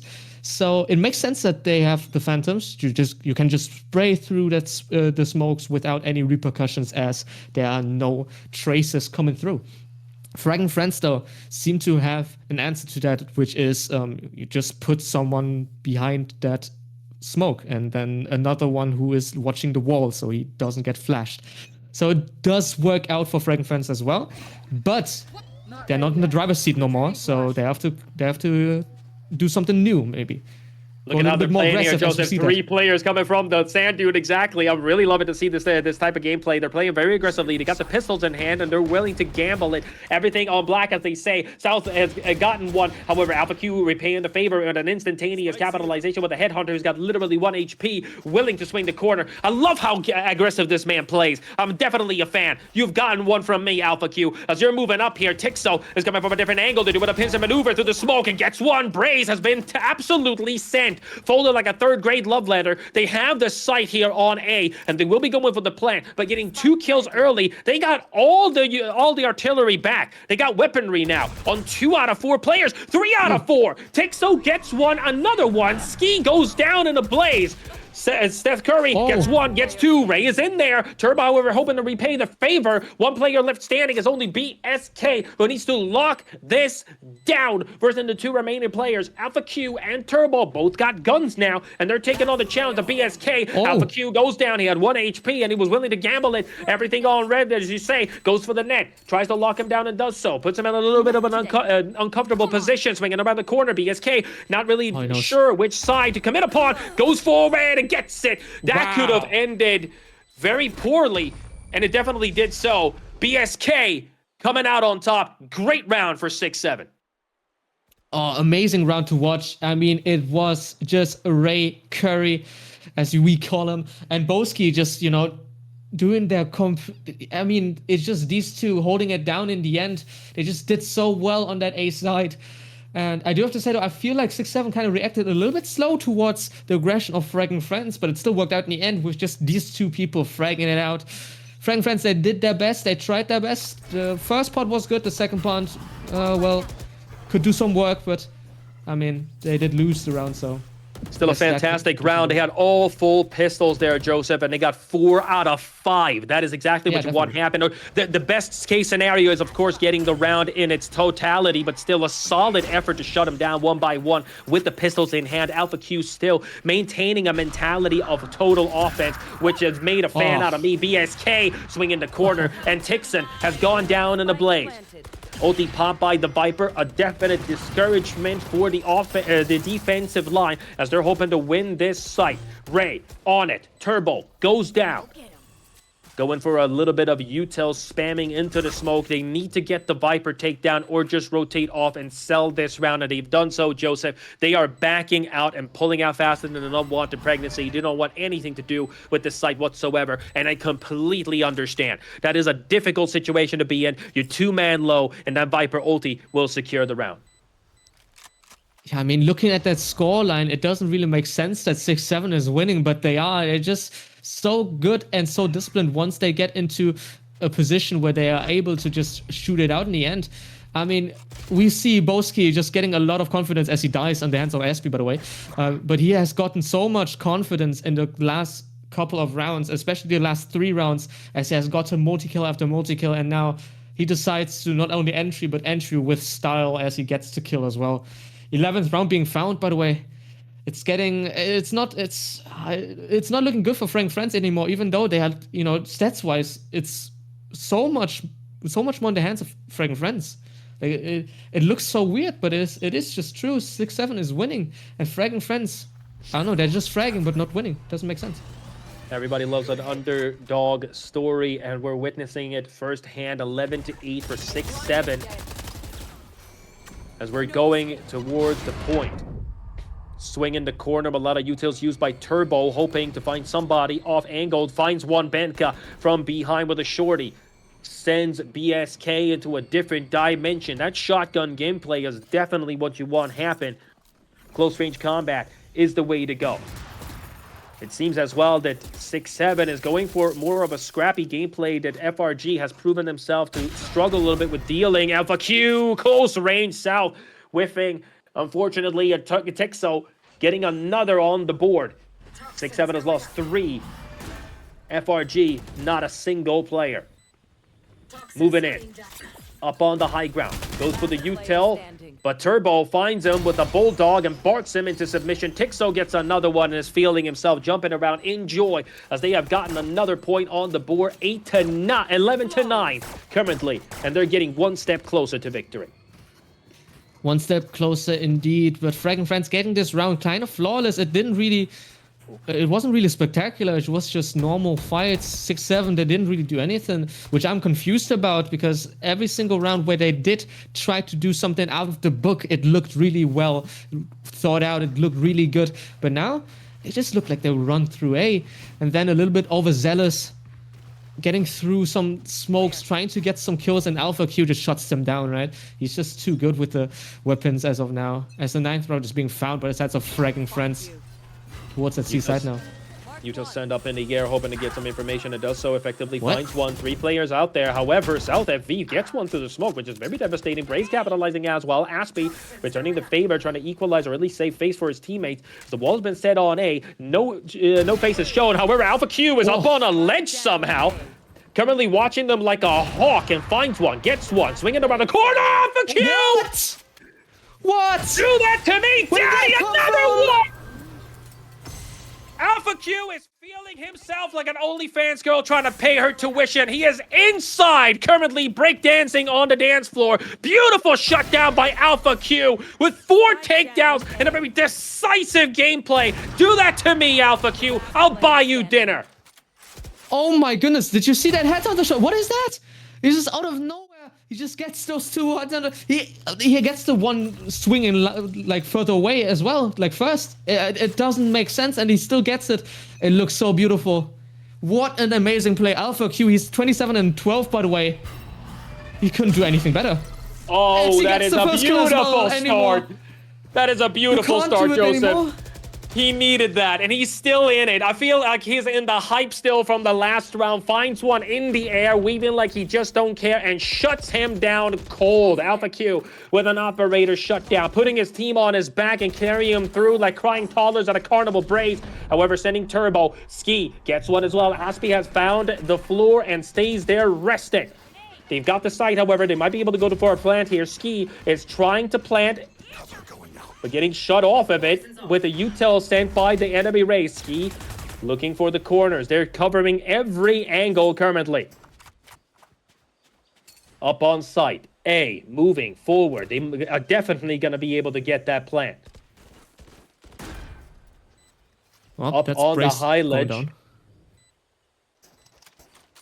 Dropping a couple of guns. They got the operators in hand as well, ready to swing 1 HP on Benka. They're gambling it all. One person in the drop. Are they paying attention to the fact is the question as they're rotating away. Tixo getting absolutely humiliated. Get a shot with a bullet to the eyeball. Inside. Ski has got the Vandal. Here's one. Here's 2. Finds one. Gets taken out by the second one. 1 HP on Benka. Getting sent with South with a headshot. Around the corner is South FV, who will be sent. They're making a comeback here, Joseph. They're coming back with a vengeance. It's 11-11. FRG is in it. They're feeling the heat. They're feeling the momentum. They might be able to bring this to the bank. I mean, yeah, they're coming back, but they're making it so goddamn close. I'll be completely honest. Round 24 to round 22, and even round 20, but all 3 rounds that, you know, might have gotten into the, maybe not round 20, but the last 2 rounds might have gotten into the hands of 6-7 if 1 or 2 things maybe have gotten right for them. But, you know, 1 round was just Alpha Q show, and the other one was, it could have gone for South FV's side, I'll be completely honest. 6-7, 11th round, it's now even. Whoever wins this is going to be on match point. It's going to be a close one. It's going to be an important one. Mentality's about to be set here, Joseph. If they're coming around the corner, Alpha Q finds another one with the operator. He is just in there, ladies and gentlemen. He's not wearing any underwear. He's feeling comfortable right now. He's in his home in his sweatpants. Getting one. Beautiful shutdown by Alpha Q. They're moving up, however. The site is open as Benka is forced to rotate away off of that first tap. The first tap. A lot of Utahs have been sent. Look at BSK in the middle of the disco, getting hit by every single life that exists in this round. Goes for the net, finds one, fishing him and reeling it in. Benka gets one as well. Another takedown by Benka, who's in there. Goes for the 3rd kill, but is not able to find it. But Tixo does. FRG getting another takedown, and that is a secure round. Mentality set. They needed the timeout now, Joseph. They need to reestablish mentality on 6-7 because they have lost it and they need to find it back. Call your pets over right now, 6-7, because you need some encouragement. I 100% agree with you, but we do have to say though, I mean, the FraggingFriends, they are shooting like no one else right now. What are you supposed to do against someone like Alpha Q? I don't even know, because this guy is just shooting, killing, and everything between that, but still, he's just shooting and fragging. He's 29 and 13. He has more than doubled his KD. What is going on? He's on what, 2.1, 2.2? I can't do math even though I'm Asian. I'm sorry about that, but still, this guy he's something else. He's just something else. And I mean, it could have gotten flawless that last round if it wasn't for South FV just getting 2 kills and Banker a little bit. You know, we've seen it a little bit. He whiffed 1 or 2 shots, but still, you know, let's just ignore that. It could have been a flawless, and I feel like, yeah, the timeout is definitely needed. There's no momentum. The mentality is down. You can feel it through the game, right? You can feel it through the monitor. I'm not even like remotely close to these guys. I don't know anybody of these, but I feel like there's just something not going right when it comes to the mentality as of now. It feels like they are broken. And I mean, I can't blame them. Alpha Q is just amazing. What is this guy doing? He's 29 and 13. He doesn't even have an assist. He's just killing. He doesn't even damage anyone, he just kills. Every single person he's committed upon here, Joseph, he has found a kill on. This guy has more commitment than my high school girlfriend, I can tell you that. He's in there for the win. 29 kills on this chamber is definitely what you want to see from your teammates. 11-12 so far. The mentality game has started. It's not about skill. It's not about talent. It's not about feeling yourself. It's about mentality currently. 11-12. FRG taking a lot of rounds in a row. SixSeven definitely needs one in order to maintain composure. However, Alpha Q has been on a roll. Let's hope the timeout sort of puts a stick in the wheel for the momentum that he has found, as SixSeven is making an aggressive entry on Site C, I believe. Or they're just testing the waters, dipping their toes. 4 people are on C. That would have been a death trap if they commit upon this site, Joseph. They definitely need more information before moving here. Yeah, definitely. It seems like a little bit of a slower pace round for the sets of SixSeven, something we don't really see from them, as 3 people are FraggingFriends are towards that side. The execution is coming in, but it's Boski getting the first kill. Turbo gets 1 as well, but he's been able to be traded out by Boski once more. 4v3 situation. Uh-oh, the TP. However, look at this, Aspie. Oh, not getting out.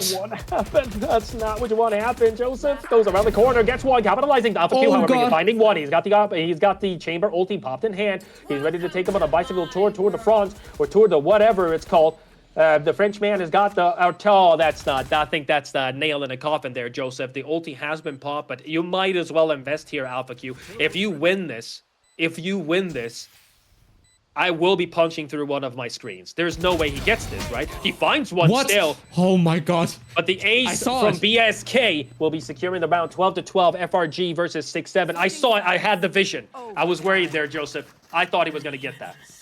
No, I saw it. Alpha Q, at this point, we don't know what he's capable of. And I feel like that was the round to show us that he might be Superman, but he decided to not do that and just chill out a little bit. He made it close, though. He made it close. Let's not be fake here. But... you know, Boski says, you know, it's time to stop the joking, right? Let's get this to overtime. Let's give them a show. And he just aces the round. 12-12 overtime. It couldn't be a better start into the series. I'll be completely honest. A very close game here, Joseph. We were expecting a one-sided gameplay here in the favor of FraggingFriends. SixSeven, however, did buckle up, and they are in for the rodeo show. So far, they've done a fantastic job at maintaining in this game. 12-12, we're officially on overtime.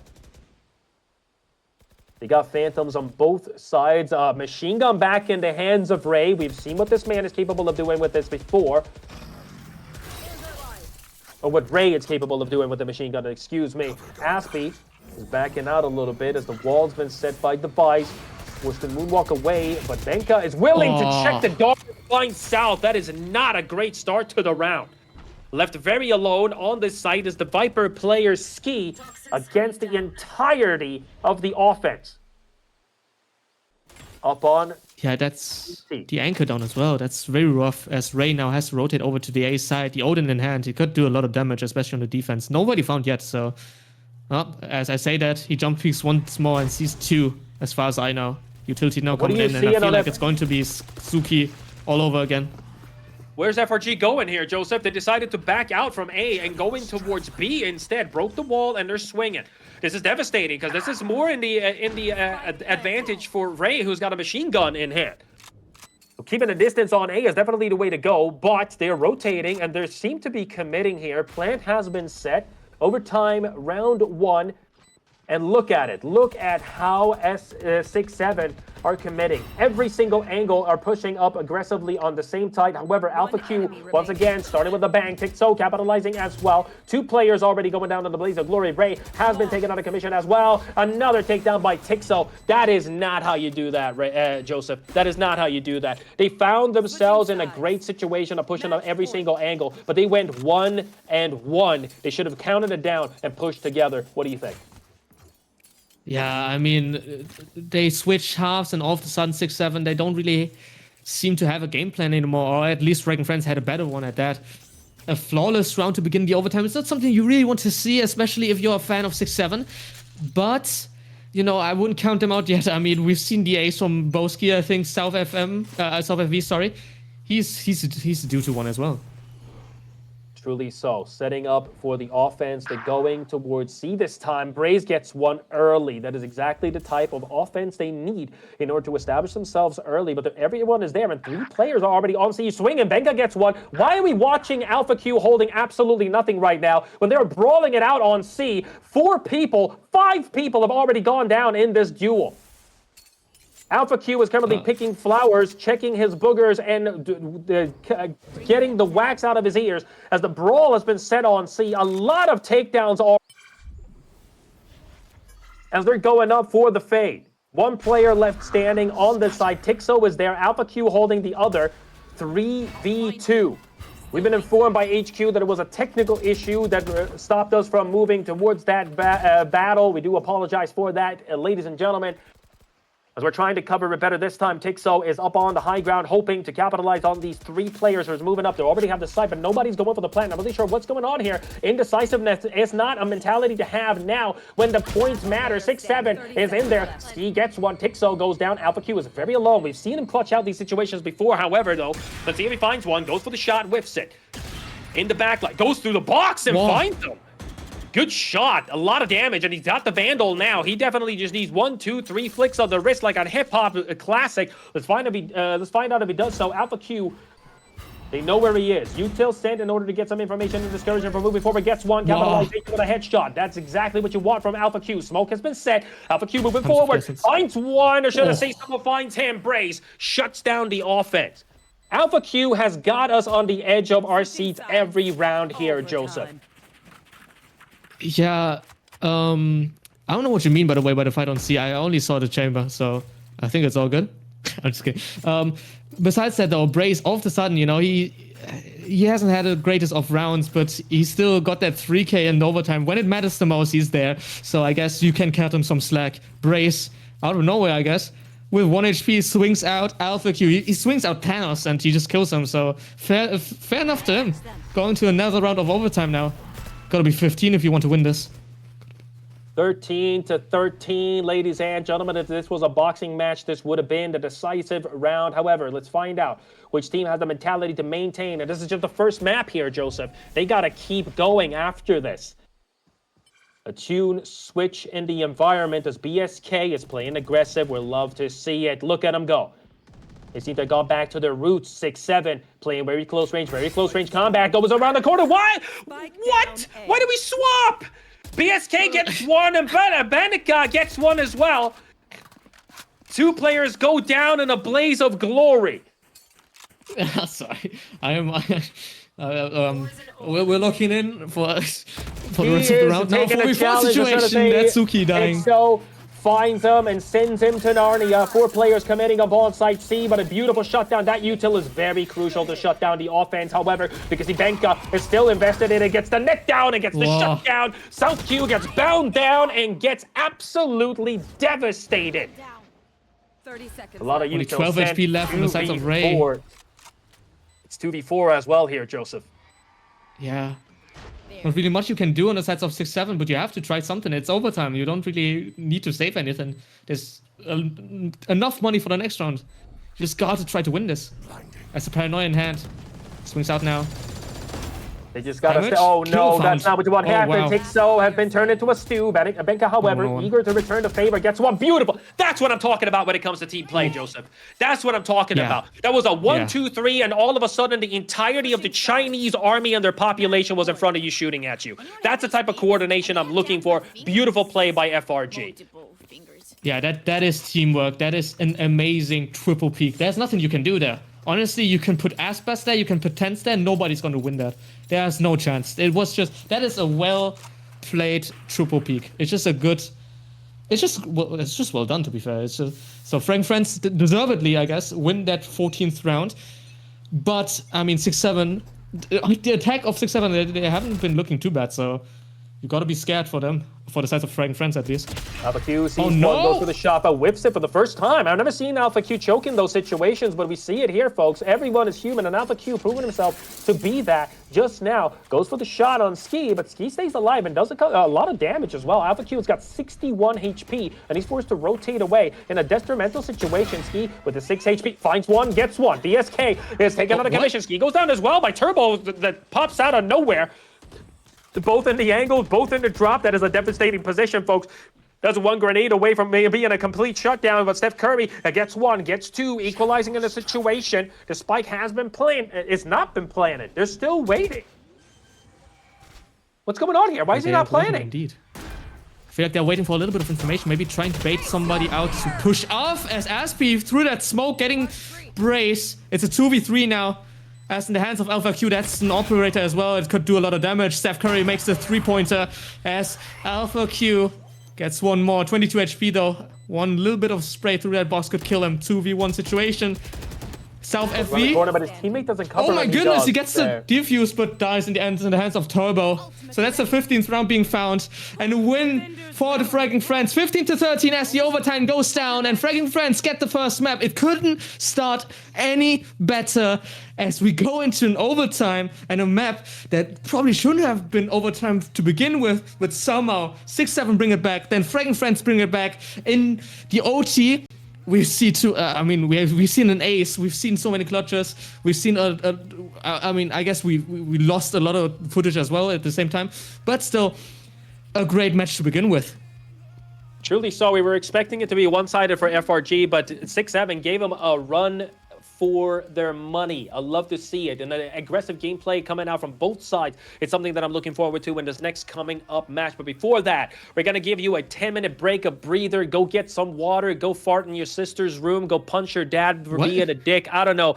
Make out with your girlfriend. Get some encouraging words from your mother. Pet your cat because it's meowing in the background. Give your dog some food. Do whatever you got to do. But we will be back after this break.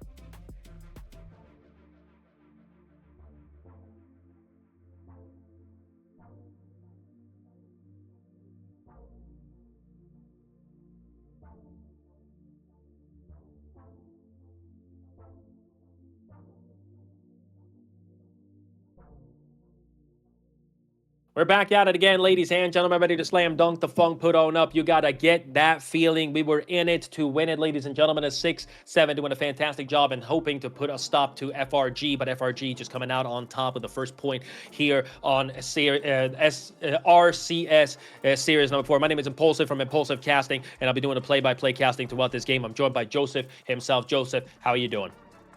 I'm doing mighty fine, actually, because the first map was a banger. We got some overtime. We got some 15-13. And, you know, we've seen clutches. We've seen aces. Or Alpha Q. I expect Alpha Q. I expect so much from him now, right? I feel like everybody does now, especially on the next 2 maps. Look, if Alpha Q is not dropping 30, it's a bad game. It's going to be a bad game from him. Doing a fantastic job. Alpha Q has definitely won my heart, folks, but FRG in general playing very consistent, very successfully and getting the first point on the board, which they definitely need. 6-7 doing a great job and hoping to stop their advances and got very, very close here, Joseph. It was closer than we anticipated. We thought FraggingFriends were going to be having a one-sided fight. Tell us a little bit about our expectations and how 6-7 proved us wrong. Yeah, when it comes to expectation, I feel like, at least me personally, I have to like say sorry to 6-7 because it didn't look bad. It really didn't look bad. There were some rounds, obviously, that I feel like they tossed, but at the same time, I feel like FraggingFriends as well. There are a few rounds they tossed, but we can expect that on this level, right? There's no guarantee that they're going to be perfect. Otherwise, we wouldn't do a tournament. It wouldn't make sense. 6-7 did amazing on Lotus. They did amazing. They tried their best. There were some heroic plays by Bosley, some heroic plays by Device, some heroic plays by every other player as well. Sometimes even the bottom frag, I think it was Brace who was 3-14 after the first half, or after a couple of rounds after the second half. He clutched out a round. He got that 4K or 3K to win in overtime. It wasn't enough in the end, unfortunate for them, but you know, they showed us that they can do it, as we're now going to ascend, looking at the compositions. 6-7 again with the more standard one. We're going to ascent. Let's hope one of these teams finds a scent of success. See what I did there? Because ascent, like a smell. Oh like my goodness. Oh God. Listen, I'm 30 plus. Just fucking let me do what I do, all right? Just let me be who I am. You know my hip hurts. My back is in pain. Sure. Just let me do what I do, all right? We're going to Ascent, ladies and gentlemen, which is definitely one of my favorite maps after Fracture. I love Fracture, but Ascent is up there for me. I'm hoping to see a little bit of a Cypher play already picked on 6-7's side, but no Cypher pick on FraggingFriends. Run us through this agent select here, Joseph. What can we expect coming into this game? Yeah, so 6-7 going with the standard composition. We probably all seen that before, as you know, the Cypher instead of the Killjoy. Nothing too special nowadays. It was special a year ago. Maybe not even a year ago. Maybe 2 years ago it was a little bit special seeing that Cypher instead of Killjoy. Nowadays it's standard to sometimes, you know, just switch around. Sometimes we want to play the Cypher, and sometimes we want to play the Killjoy. Normally, that Cypher is going to be better on the attack half, just because you have more flexibility. But Killjoy is better at, you know, just stopping people in general. But at the same time, you have to play on that side where you have the setup, right? On the other hand, FraggingFriends playing Fnatic's comp, but the old one, so no Sage, right? We have the Chamber instead, which I feel like probably suits FraggingFriends more, right? You want to have Alpha Q on that fragging. Funny enough, that's kind of their team name. You want to have him on that fragging role, which Chamber definitely is. And Sage, I mean, Sage can be a fragging character, but it doesn't necessarily have to be. So Chamber, it suits to Alpha Q. And I didn't expect anybody else to play Chamber. So Alpha Q and Chamber, kind of what we expected, right? I'm very scared to see what happens with Alpha Q here, because this is definitely one of those maps where you can get early mid control using something that has a long distance artillery or weaponry. Alpha Q so far proven himself to have that with his sniper rifle efforts with both the operator and the ulti pop. I'm looking forward to see what this man has the capabilities of doing, shutting down mid control early. However, what excites me the most is see how 6-7 adjusts to this. I was here casting 6-7's game previously, and we also played a game of Ascent where they played very, very aggressively regarding shutting down the mid-control. I'm hoping to see some of that gameplay from 6-7 as well. We saw a couple of sniping efforts from 6-7. Let's see if we get another sniping effort. That they have a Cypher playing more information rather than full-on W dive. We're about to find out what happens here in the first round. Yeah, I feel like I'm pretty excited to see what the Vice can do against a standard comp, because I feel like we haven't seen a Vice against a standard comp that much. Normally, you know, it is a reaction towards having more of, you know, more walk-in kind of compositions, more chambers, more sages like that. But now you're playing against, you know, standard one. So let's see how much the Vice can do against a Jet who can updraft dash in, which I guess a Yoru can as well with a TP. Not updraft, of course, but still. Spike is on the ground, and they're willing to commit here, Joseph. A little bit of information. Once again, like I spoke about before, the mid control is definitely crucial here. You're checking mid space, but not overly eager to maintain the control in the distance. They're playing close range, holding the cards closer to the chest. Aspie is inside of this garden, waiting for one person to step into his trap, and BSK does so. He does trigger the wall, though, but still, losing a player for it in exchange is definitely not the way to go. Yeah, definitely not, as Aspie gets the first kill there. It's a shutdown for the sides of FraggingFriends. That's first blood being found.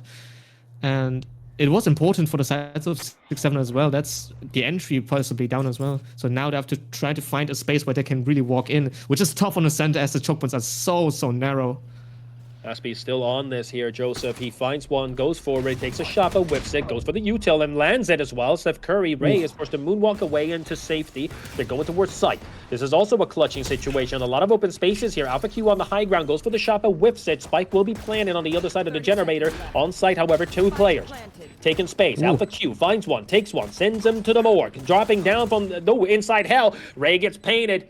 Absolutely devastated. Gets one, however, in the exchange. 2v4. This is a devastating situation to be in. Goes for another one. Alpha Q jumping up in the air with it like it just don't care. And Tixo taking South FV for a stroll. As they get the first point here, FRG is officially in the lead. Yeah, already a good round for the sides of the FraggingFriends. Not really much you can do there on the sides of 6-7. Maybe a little bit.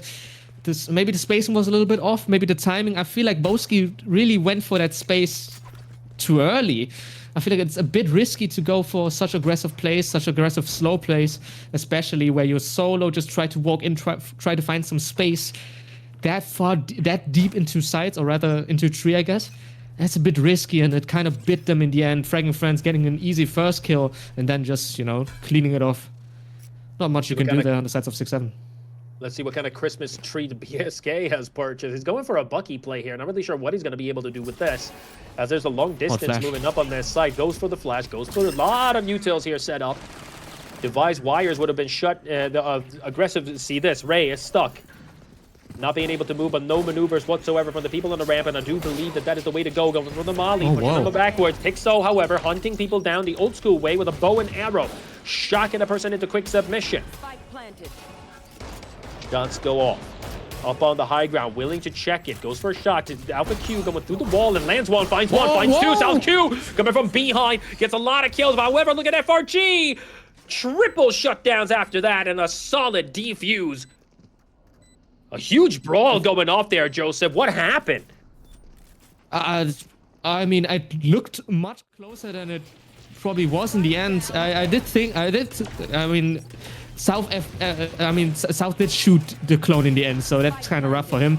If there was an enemy, I thought, you know, 6-7 was winning that. I mean, oh my god, look at this, by the way.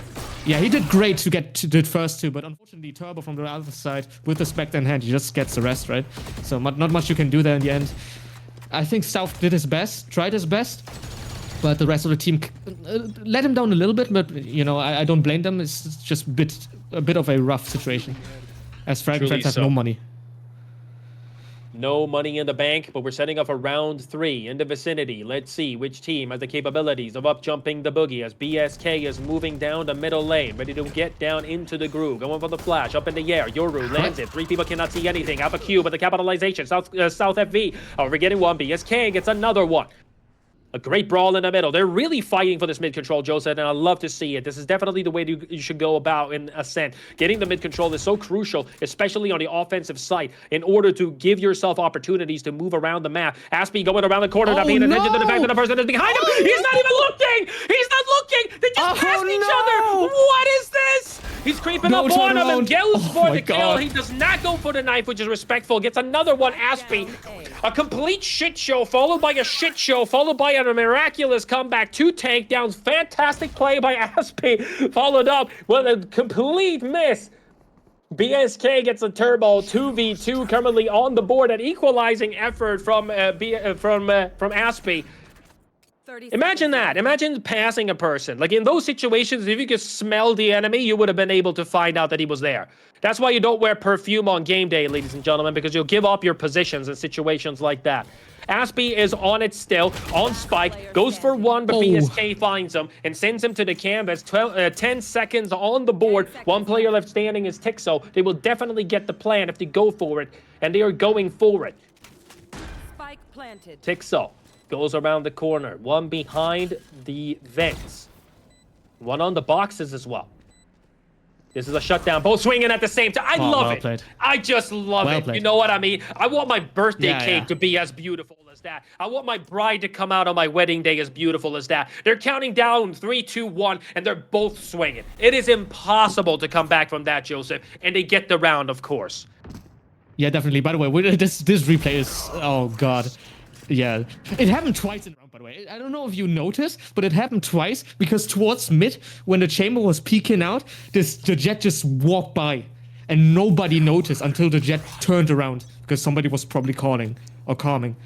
It happened twice and it almost lost 6-7 the round there. But unfortunate enough for them, they did win the round as Cypher, as Chamber, by the way, gets found out. So he has to be careful now in this position.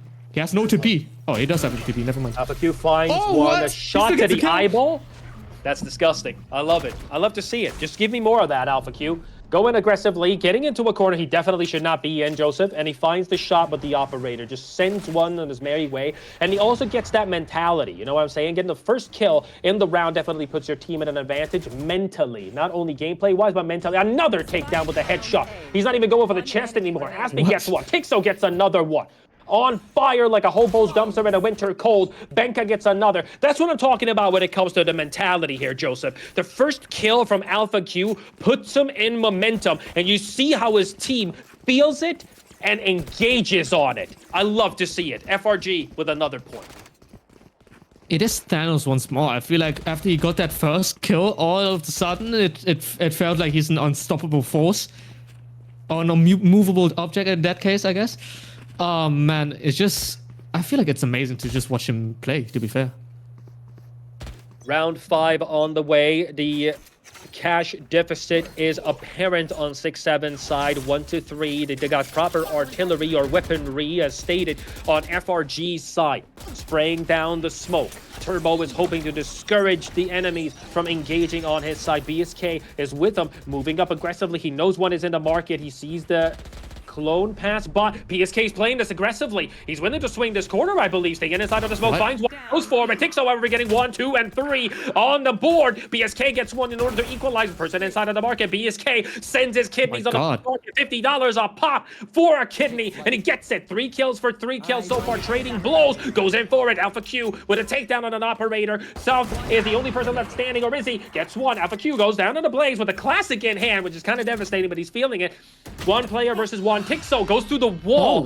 And the last player. That is confidence, Joseph. I love the fact that he went for that check there, Joseph. Beautiful play. Yeah, that is actually beautiful. That is well thought out.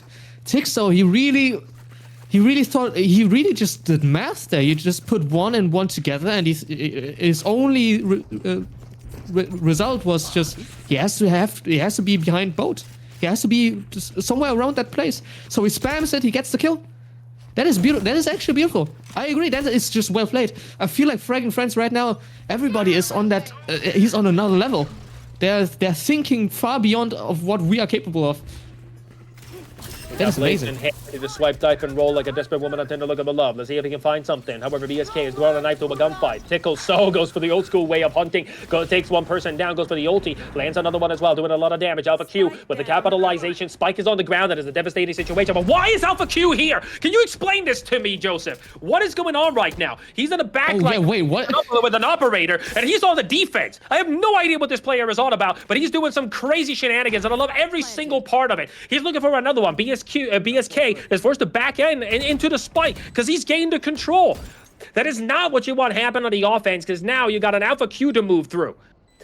Impulsive casting, you had caffeine today. No, I cannot drink any caffeine because this is me on a regular basis. Imagine what would happen if I drank coffee. It would have been crazy, dude. I drank a Red Bull once. He's a nuclear bomb, bro. Alpha Q has got an operator, another takedown. Beautiful. Lobotomization. His brain is all over the ground. Turbo capitalizing as well, dropping from the friendly skies. Is it a bird? Is it a plane? No, it's Aspie, eager to take that round, and does so successfully. Another round for FRG. Yeah, it just looks so clinical, but instead of FRG, I'll be completely honest, when you said, what is Alpha Q doing behind, I thought he was an attacker. I'll be completely honest, I thought he was playing for SixSeven. I was so sure, you know what, they lost the spike towards A main, they have to try to regain it. Never mind, that's the attacker. What is going on? I was thinking the same thing, Joseph, because sometimes this guy plays in a way, I've also seen it from Tixo, playing in a way that you get confused.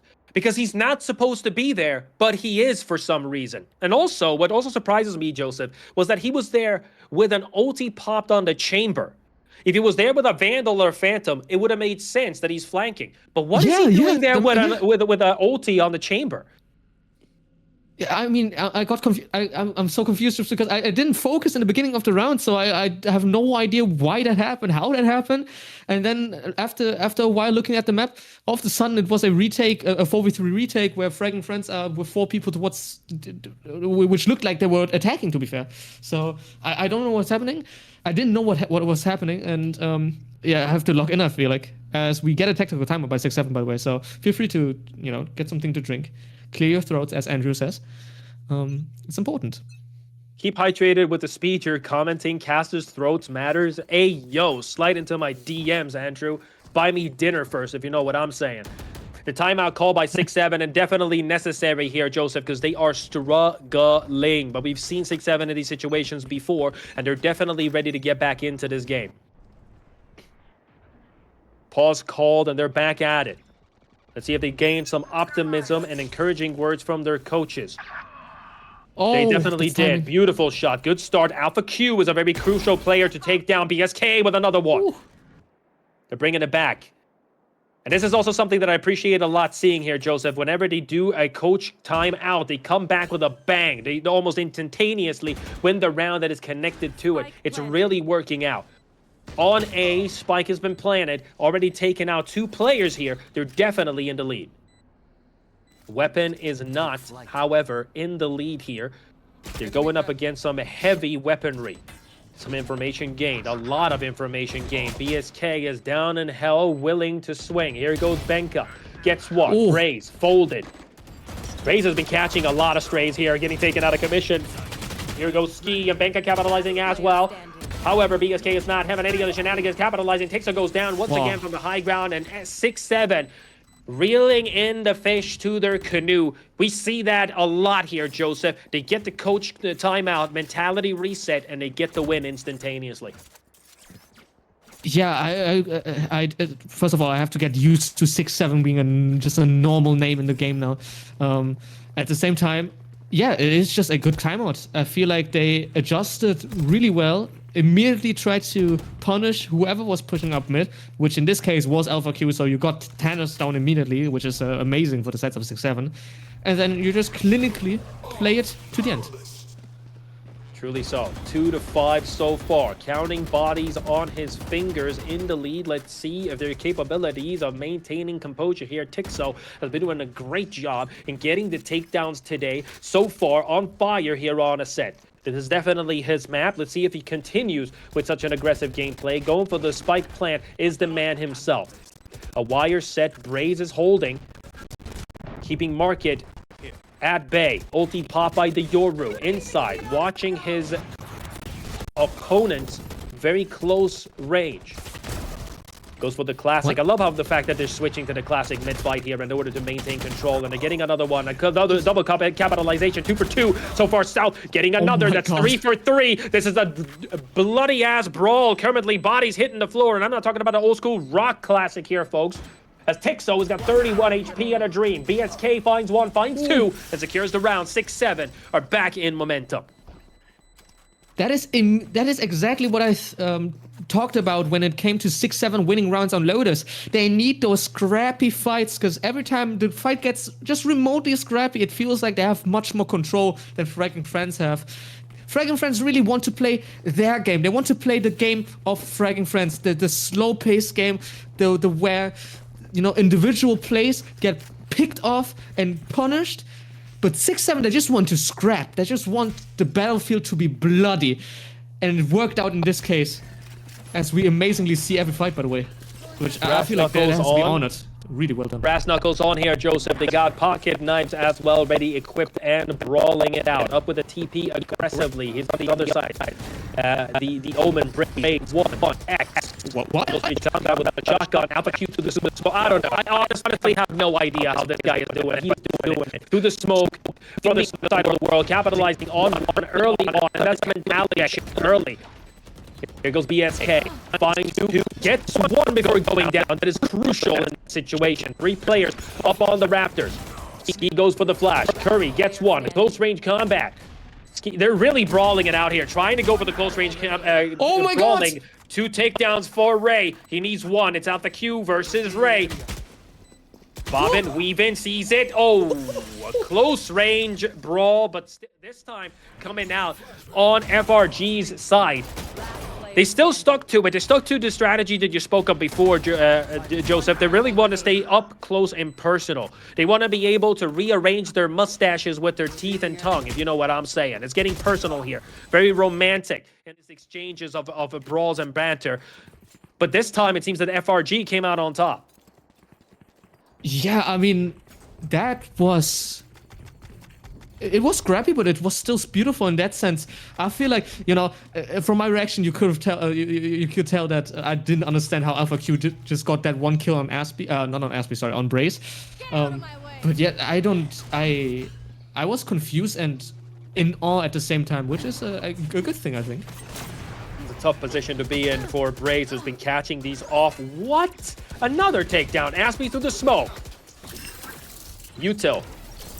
Check the corners. Here goes Ski. He's very eager to get it, and he does. Alpha Q goes down to the Blaze of Glory. He has a judge. This is definitely an upper hand if he's willing to swing the smoke. He does not do so as Brace moves straight through it like a Taco Bell dinner. He's got a judge in hand this time. Close range combat is definitely the way to go here. Ray holding off the garden. People there willing to check. He's holding the corner. We'd love to see the patient go for the spray. 2 HP on Ski. Stays on it, but Turbo knows he's there. He's decided that he's there. He's confident that he's there and commits upon it. 2v3 so far. 6-7 on site planting. Spike planted. 1 enemy remaining. Swinging the corner. Oh my Why? Yeah. Now that is precision. I thought that was Banker. That was beautiful. That's the type of precision I'm beautiful. hoping a handyman has when he installs a cupboard for me. That's the type of precision I hope a person would have when they're going for tailoring my suit. That was beautiful, what we just witnessed. That's a surgeon's double precision. swing. That's really well done. Surgeon's precision. That's the word. There you go, Joseph. Exactly. Beautiful precision coming out from FraggingFriends. Yeah, I feel like everybody is now Thanos. I don't even know what to say. Like, I do know what to say, but still, Alpha Q. It's not even the Alpha Q show anymore. It's everybody on FraggingFriends. It just looks like every time they are in a position where they can frag out, they frag out. That's kind of their name, I guess. It suits them, to say the least. Truly so. 3-7 on the board here. Joseph, we're setting up yet another round before the swap. Going in. Benka with the smoke. BSK is playing very, very aggressively, but gets caught off guard. He's got that operator in hand once again, ready to scrap. Drop down low and get it. Takedown early on. 6-7 loses a player. BSK. Checking the corner. Alpha Q sees one, takes one, taps him, and sends him on his merry way. Another one is on short. Not sure if Alpha Q did pay attention to the fact that he was there or if he's willing to swing yet again. South is willing to move forward, however, using a cage to shut off vision. Flash up in the air. Tixo gets one. Headshot. South FV is on the ground and he's not moving yet again. They're trying to move away from the scenario here. Alpha Q goes around the corner and finds one. Braze has been tapped. A solid effort from FRG. This is exactly what you were talking about before here, Joseph. This time, SixSeven played in the slow and the precision-like gameplay of FRG, and look what it came to. FRG is in devastating lockdown of the gameplay. They've gotten 4 already, losing not a single player. SixSeven need to change up their mentality. Yeah, they have to change up their game plan at least. Oh, and that's a fight loss as well. Suki doesn't get the kill. Turbo gets it instead. It's a flawless round, and the 8th round being found is definitely an advantage for the sides of FraggingFriends now, even if they lose this last round. Yeah, I feel like every time the round is a little bit slower, FraggingFriends, they get the read done immediately. They just know, okay, it's going to be something like this, and, you know, we are able to react on whatever comes through. And if it's just a slow walk-in, Alpha Q gets a free kill. It's just like that. So you do want to have it scrappy. You want to have the executes. And if the execute gets done with all 5 people being alive, you don't even have to kill anybody. If all 5 stay alive, all of a sudden, SixSeven have a much higher chance just because they are so good in those scrappy situations. Truthfully so. Not Benka like gets that, one though. early. Not like That's that. not how you do it. But they tried, and the mentality is still there. They need to get close and personal, but they need to use some form of util in order to get close there. And SixSeven is not really famous for using the utils in order to get close. They're more, oh, Lord, gets 1, gets 2. SixSeven has lost 3 players now as Alpha Q comes around the corner and capitalizes on Ray. And Ski is left in a very dangerous situation. Braze goes for the flash. For the blind, excuse me, to gain some space. Ski takes the challenge, and a long-distance fight is not the way to do it. Tixo finds him, takes him out, and Aspie goes for another one. Once again here, Joseph, they played very slow. They used the utils to gain the space, but rather than moving up and close and personal, they decided to keep the distance, and that's not their advantage in this game. Yeah, it's Boski against the rest right now, as Boski is 15-9, by the way, the only one who is on double digits even on the sides of 6-7. Nobody is remotely even close to 10, which is kind of crazy to say, but yeah, it is what it is. They try to go fast. Once you lose the entry, all of a sudden the pace is not there anymore. 6-7, they don't trust themselves too much to run in after that happens, so it is always they're playing against the time most of the time. Funny enough, yeah, it's not looking good. I agree with you. Yeah, it's the pace. We're swapping sides like a bi-curious 20-year-old is finding out if they have the capability to bring back the pain more heart to the game like an old school Wu-Tang classic. They got pistols coming up next. They got ghosts in hand, a sheriff as well, staying sneaky deaky like. And engaging to the high noon. Sees the owl and folds it. Not willing to give up any more information than necessary. One player is in the middle. It's BSK, and he's in the distance with the sheriff in hand. Moving up on A. Once again, Alpha Q is in the offense. Alpha Q is first in on site, and he's playing chamber. That's the type of mentality that we can expect from this player. A lot of utils sent. Aspie clears the corner. Alpha Q, however, goes down on a blaze of glory as DSK capitalizing, going for the flash, but Turbo is looking away and sends him on his merry way. Another swing from Tixo. It's surgical. It's precision in its prime. 3-4 guys go down in a blaze. South FV is the last player standing, and he goes down as well by Tixo. They need another timeout here, Joseph. They really are losing the mental game, I believe. They need to get back into it. Yeah, better late than never when it comes to the timeouts now. I feel like you have to do something. If you don't, I feel like even sometimes you see people, they say, okay, let's give up on this map, let's go on to the next one, and then they don't take a timeout.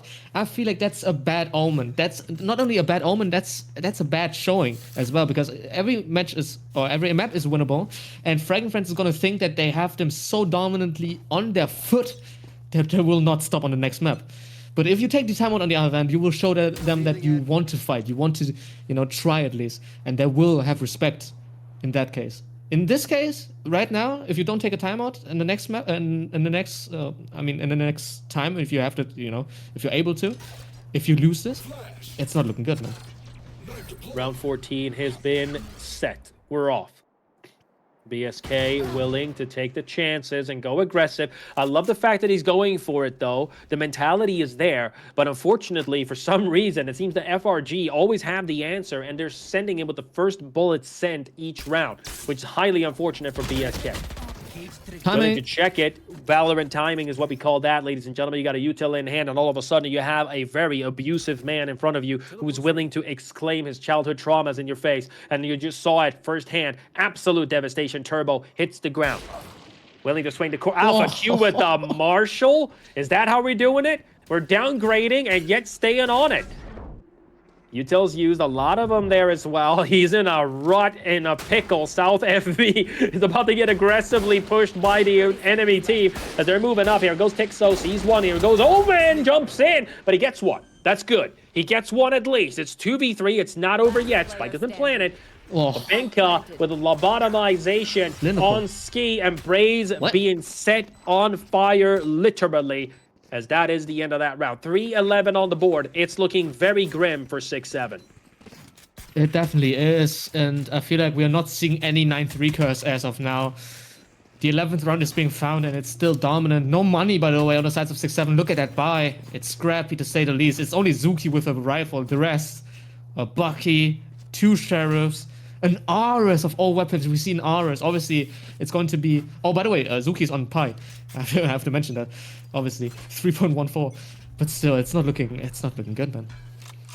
It definitely is not. They got the weaponry advantage, FRG, already, with the point advantage as well. They're playing... Look at this defensive line here, Joseph. Are they playing defense or offense? Well, we're about to find out early on. Oh, they decided to stop moving. They were willing. I saw it. The eagerness in the eyes of Braze1, who checks the corner early, but then backs out a little bit. Staying 3 on A, 1 on B, and one person is standing in the middle lane. Ray with a machine gun, as we've seen before. Viper, Turbo. Checking for the utils. Finds one, finds 2. He knows every placement here, and he shuts them down early. They're on A. 2 on the defensive line. But this might end up quite badly as Braze is very close and personal here. He's swinging the corner. Is Braze going for it? Braze is going for it with a flash. He whiffs, however, like a bomb-sniffing dog at an airport. And Aspie just sends him to Narnia with that shot. Flash up in the air. BSK coming from behind. Finds one in the garden and hands him a bouquet of islands. Turbo is in there. Ooh, South with 1, South with 2. Ray gets another one. This is a turnaround effect that they were looking for. As Tixo goes down in a blaze. Good enough, exactly. They got it back. Let's see if this turns out into something. If this is like the beginning of the momentum. I believe they still have it here, folks. They might be able to come back. Because in Valorant, the golden rule is it's not over until it's over. Definitely, you can write a song about that, and probably somebody already did, to be fair. I do have to say the Omen managed to, or rather, SixSeven's Omen, Brace, is able to kind of dodge the pie, but he did it by dying one more time. So I don't know if you really want that, but still, he managed to dodge the pie. It's a good thing or a bad thing, I don't know. Don't ask me.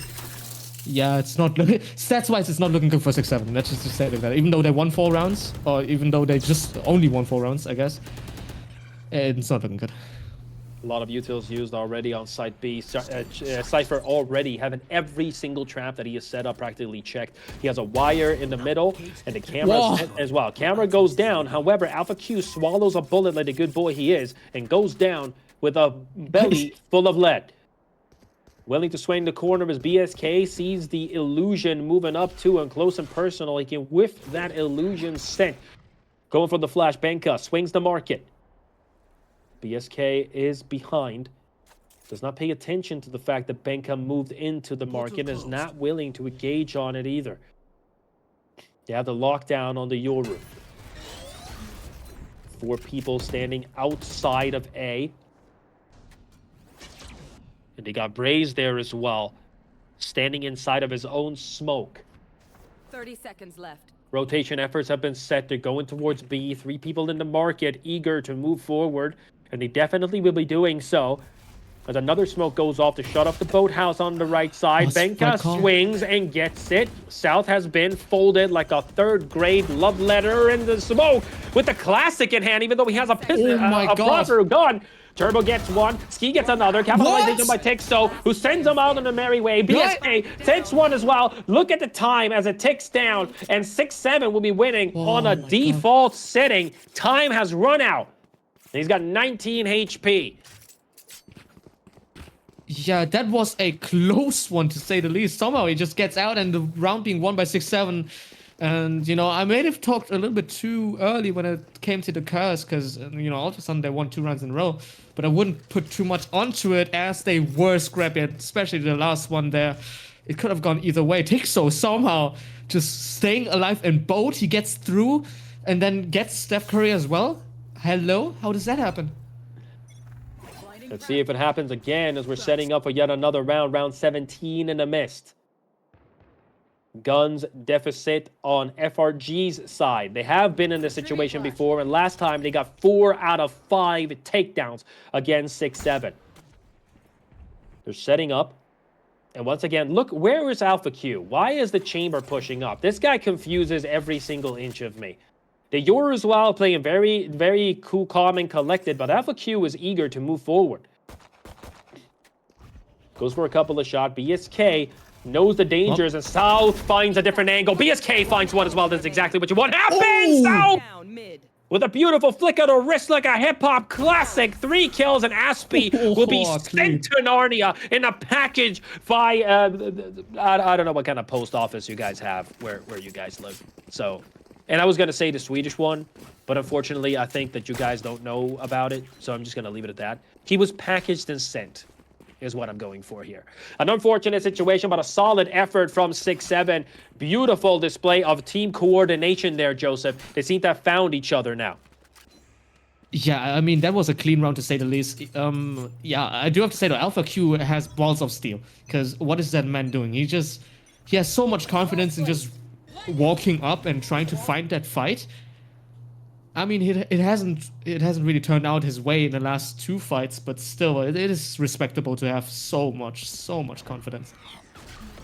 Tixo is on the top of the scoreboard, currently feeling himself, but so is BSK. So we're doing a fantastic job at maintaining mentality for his team, getting a lot of kills. He's got the ulti as well, bringing knives to a gunfight. Let's see if he uses it, as he's got a proper gun in hand. He's going for the Vandal here, as they're not on eco.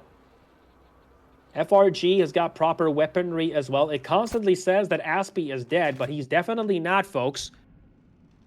But he's willing to give that status ailment to other players, as he's holding the site. Look at this util bot that he's turned into, Aspie. He's really playing with his teammates, and this is what we saw previously from the Omen player on Braze, right? The assistance is there. Just sending the utils exactly where you need them, just smokes out from the other side of the map, getting a lot of information to Yoru, putting a little bit of pressure on the person in the boathouse before TPing out into safety. South with yet another. What is South on today? He's getting back into it. He's got that Vandal in hand. Bulldog in the hand of BSK, who gets sent. Sorry, in the hands of Brave. South with 1, South with 2, South with 3 on the board so far this round. Time, however, look at that, ticking down. 7 seconds, 6 seconds, 5 seconds, 4 seconds. It's over. This is a secured round, as Spike has been placed in a very dangerous spot, and FRG will not be able to recollect. Oh.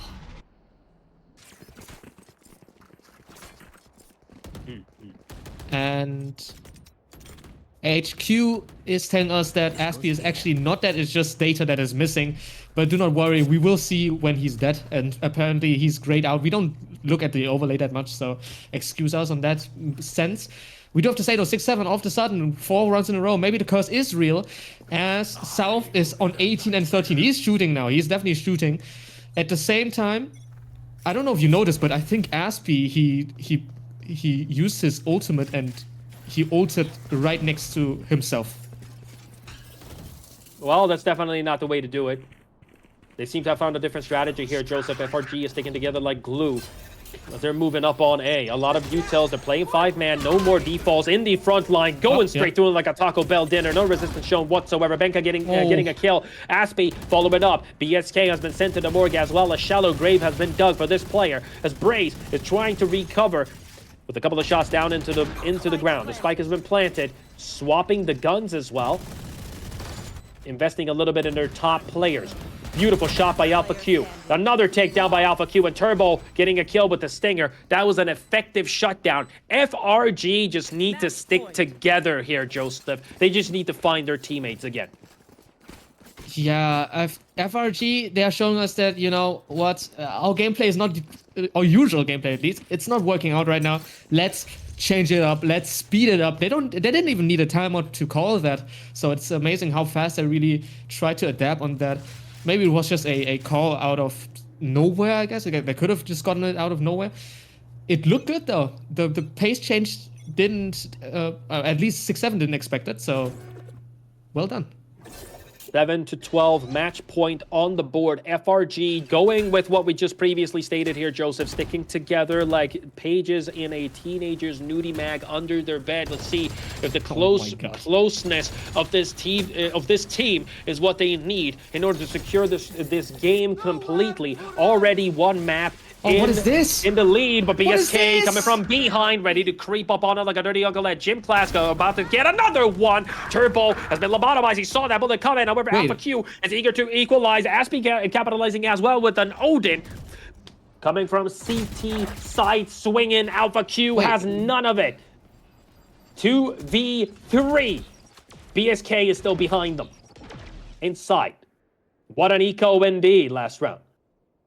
Ski in the market, hoping to make a bank. Does not. Benka finds him somehow. Instantaneous reaction of an angel. Finds one, finds two. The patient finds both of them. They take some that dives into a different dimension. Goes for no. That was exactly. That was so close. He could have had it. It was in his embrace, but the Odin just has too much firepower, and it will be taking him down. FRG securing the second round here on Ascent as well. SixSeven is down 0-2 against FRG. One enemy remaining. But I mean, what a way to be down 0-2. I feel like SixSeven, you know, it was a roll for the sides of SixSeven. They didn't really get too far, but you know, you have to say though, you have to give them props. They tried their best in the second half, even though they didn't take a timeout. I said it before. I feel like taking a timeout would have been the correct decision, even mentally, even for the enemies, right? They would think, okay, they are still trying. They are trying their complete best to try to still win this map. But still, they got 4 in a row. Then unfortunately lost.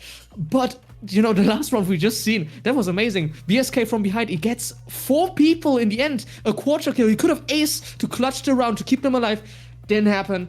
Map goes to FraggingFriends. They are 2-0. One more map to win, and they win the series. BSK did what I wanted him to do there. He carried the team, not necessarily in the precision that he displayed in the kills. He was eager the entirety of the round, Joseph. You can see how hungry he was for that victory, even when they were in a deficit. He was trying to carry the mentality and gambling away, betting it all on black and just going for it. I love to see that from BSK. I love to see that from the remainders of SixSeven. So far, FRG is up 2 against 0 with SixSeven. Ladies and gentlemen, we're gonna go for another quick break, so fill up your drinks, tell your dad he's beautiful, tell your mom she's handsome, kiss your brother on the lips, and tell your sister that she's being a pain, and we'll be back after this break.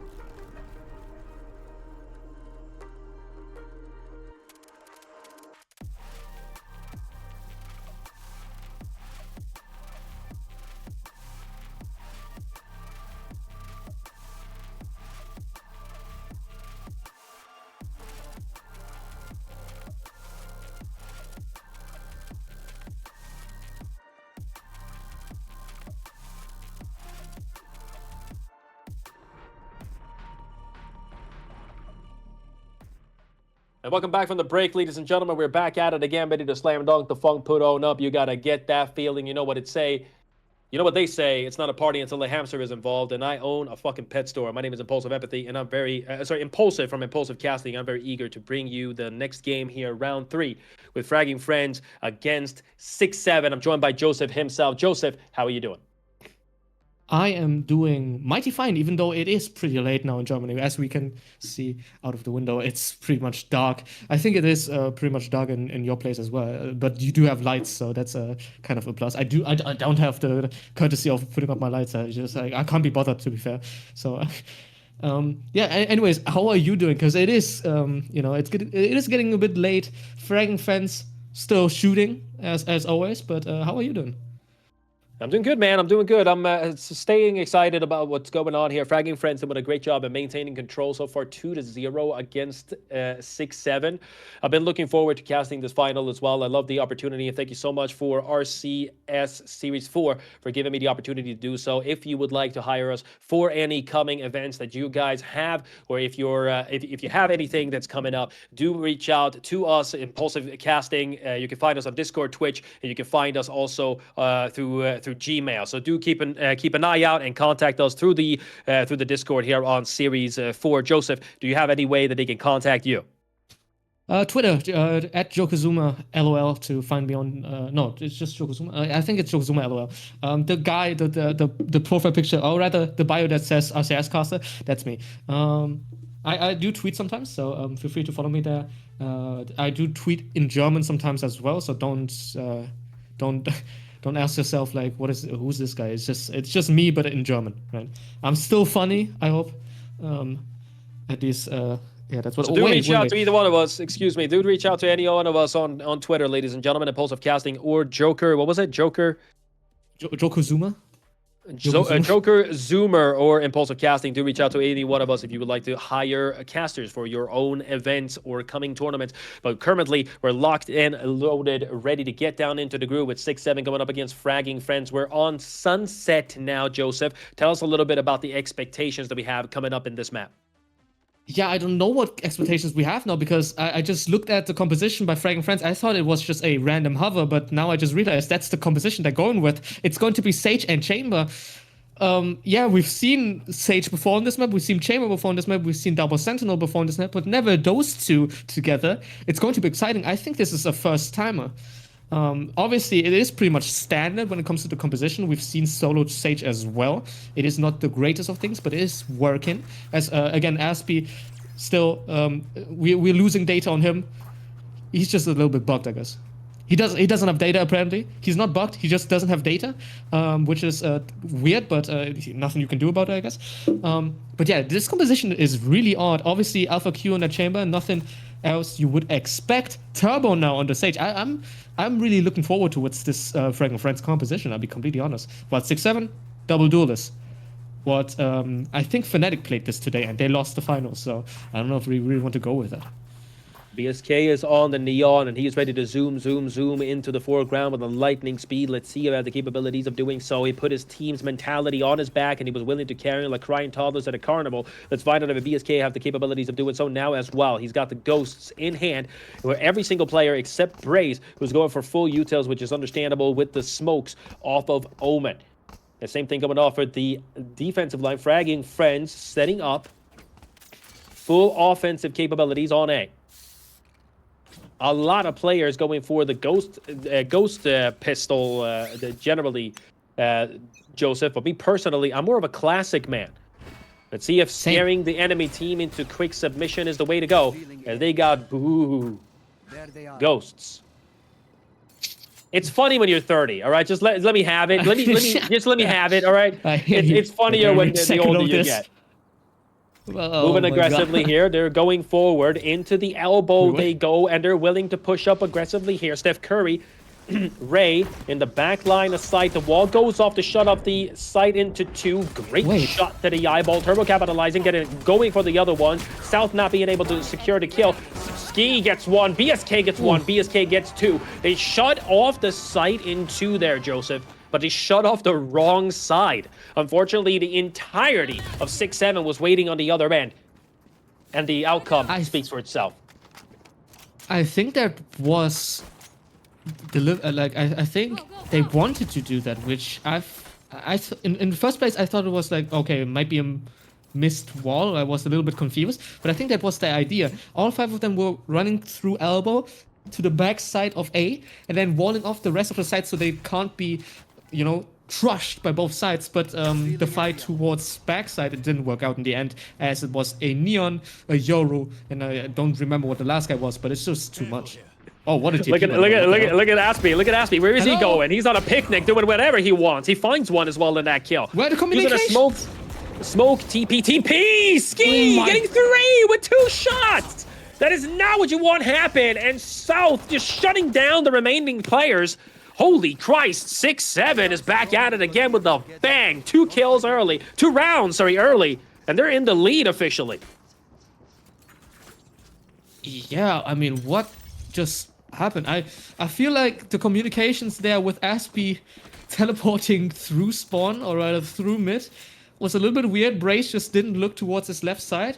But, you know, Zuki in the end, 3k with an outlaw in the beginning, and then just, you know, cleaning off the rest.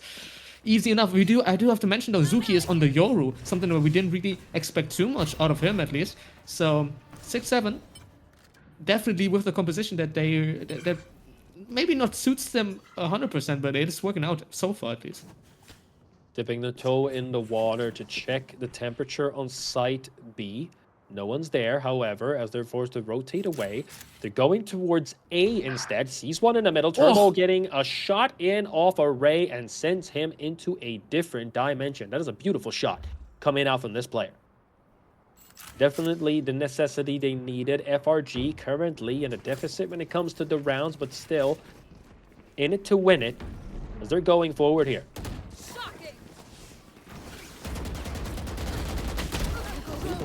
Oh my god, a little bit of a whiff coming through. Oh lord.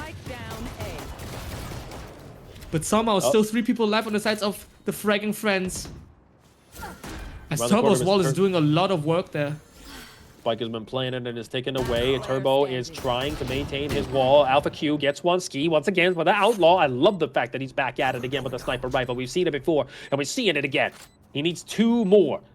A bullet each. Finds one. Sends him. Aspie with a chest hole bigger than Iron Man himself.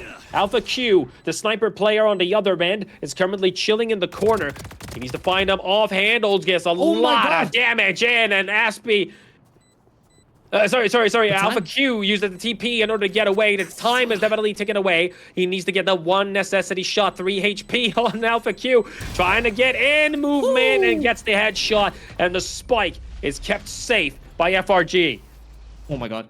That was good, but yeah, it must be said though, Zuki, what an amazing play there. He put his TP towards elbow, he flashed towards side though, so even if he saw the TP, he could have like kind of faked it, because it would have looked like it was going towards side, but it was going through elbow, flashed towards side, so that means Alpha Q was actually looking towards a tap from side, so he wasn't actually ready for anybody to be behind him through elbow, which was happening, but he was fast enough to put his TP down, or rather to use his TP, so gets away, and the time was just not there really for Zuki to play around too much with, so he had to kind of have it or whatever. As I say that, by the way, Zuki dies in the hands of Alpha Q. Only 30 HP as he gets healed by the Sage. That's the strength of the Sage, I guess, every time. Oh my goodness, never mind that, he's dead. VSK is once again collecting the mentality for his teammates. He loses one early, but instantaneously returns the favor. Turbo goes for the res, and Alpha Q is back on his feet. Loses one, but takes the ulti off of the Sage. Can be a decisive factor in these clutch situations. Turbo and the entirety of his team is moving up on B. From behind, BSK finds one, takes one, sends him on his merry way, gets another one. BSK is feeling himself, going into the smoke, goes a lot of damage, gets another one with a shorty, does not even see it. He has got 4 kills on the board, and Spike is on the ground. Alpha Q is in a very dangerous situation. Here we go, with the smoke, goes for the ace. Oh, Braze gets sent, and it pops the ult to get the ace. That is what I mean when I say he is collecting the mentality for his team. He's really feeling it right now, like he lost his car keys and don't know which pocket he put it in. Look at this man go. Beautiful play by BSK. he's putting nothing up to chance. Using that ultimate against Alpha Q, he knows that it's Thanos on the other side, so he might as well just use it, try to get him down. Funny enough, Alpha Q, the first one to die on the sides of FraggingFriends, and the last one to die at the same time, as the execution towards that B side was just crushed by BSK being so fast from behind. The Neon really suiting him, especially if he plays so aggressive. He's got the ulti popped. Alpha Q is back at it with the sniping effort. He needs to find at least 2 to make this worth it. Sees one of the information givers in the middle. Gets pinged by it, however, but stays safe as Turbo has got a classic in the backline with a far distance challenge. This is a difficult position to be in as a Sage player. Doing a lot of damage off of Ray, who's forced to move away from the shenanigans. Checking the vibe. Holding middle, still Alpha Q. The remainders of FRG is moving towards A, but haven't really decided if they're moving forward, so they're pulling out for that mid control, which is very, very crucial in these situations. Spike as well coming from behind. They're all in the middle lane. No one from 6-7 is there to check it. Turbo is willing to move forward, it seems. He's got the wall, just needs to get over the wire. Sets up the wall on the left side to block off vision. Takes up the wire. They've set it up to move from spawn towards A. However, DeSova checks the corner. It's Ray. Ray gets folded and sent like a third-grade love letter once again. Not having any other shenanigans without the Q. Sending him on. Oh, BSK with 2. Gets another. Oh, that's a 3-4-man capitalization. Braze as well with the bulldog in hand. And I'm not talking about my ex-girlfriend, folks, but he barks him down into submission. Amazing display of violence from Braze. Yeah, not only amazing display of violence there, it is a amazing hold by the sides of 6-7. Everything just fell into place there. They did lose Ray immediately, or rather almost immediately, as Alpha Q there in spawn gets the shot with the operator through. But it's just, you know, it's just a great hold by the sides of Neon and Omen. Both of them ready to take the timing to swing out exactly when they needed to, getting all the kills in the end. And nothing left for FRG to win. Camera in the window for the Cypher. Get some information. Here goes Alpha Q. Swinging in the middle. Gets 1 bullet in at least before using the TP. A vibe check by the Yoru. Sends the clone in. And they're all on B currently, rotating towards the middle lane. They haven't decided here. FRG playing it very, very slow. And what I like here, Joseph, is the fact that 6-7 seem to have found their own momentum. They're not pushing aggressively. They're not over-peaking. Just waiting for FRG to make the first move. They're not willing to give up positions. Speaking of which, BSK getting checked here, but a lot of utils forced to maneuver away from the danger, but stays safe nonetheless. B is open. Checking the corners. Really open, yeah. Goes for the smoke, shuts off the market. Goes for another smoke, just shuts off CT. What was that smoke? Not something effective. Goes for the TP. He's on site, and the spike will definitely be going down in the plant here. As Fate checks the corner. Oh, no. What is Tixon do? He's swinging with the spike, and it's working. How is he allowed to get away with this? Going in, it's BSK, and he's got the Phantom in hand with a running gun, goes for the daze, whips it, but Turbo with a headshot will be securing the round. FRG puts it on the map. Swinging with a spike, is that allowed, Joseph? I think in that case it was more of a let's swing with the team than rather it doesn't matter if he has spikes or not. They really wanted that backside of space, and I respect it in the end. Tixo did die, but it did give them a little bit more of a strength when swinging out, because I don't think it would have been a good idea to swing alone as well. So swing as 3 people much better. You could have gotten the time to get the spike down though. Yeah, the coordination is what you're saying, that they decided to play together rather than invest in spike. Yes. I love to see it. Speaking of team coordination, beautiful flash, but it's checked as well. 2 for 2, still a solid trade, I would say. 1% inside of the smoke. The res goes off by Turbo, who's gotten 2 reses so far in 6 rounds. That's great for this Sage player. Really good, yeah. Smoke in the middle. 6-7 is willing to move forward in the middle lane, playing very aggressive in their flanks, holding close. Sometimes the best defense is a great offense, and the Omen on site so far, Braze, is about to take on the challenge of every single person. Benka getting eaten like a snack at lunch hour. Braze is not having any of it. Sends him on his merry way, as I've stated before, and he's willing to swing. Here goes the ulti, spreading more fear than in-laws coming unannounced. South FV getting one. Ooh, takes off, returning the favor. Braze capitalizing as well. Aspie puts another on the board. 1v1 is the Omen against Omen. And Spike has been playing and then taken away. Oh no, oh no. Braze taking so much damage, but he's one bullet away from securing it. But Aspie is showing no remorse at all and shuts down that defense. I feel like even though Braze lost that 1v1, he's saying sorry for the first 2 maps, because he's already starting off well better than the last 2 maps, but still he's shooting. He is really shooting. Like, he's showing us that he's capable of, you know, playing at the high level, which didn't seem like it too much, if I can say it like that, in the first couple of maps at least. Looking at the stats, if you say it like that, but now, you know, he's doing a decent to really good job even. He's collecting his confidence once again. It was very tough the first 2 games there, Joseph.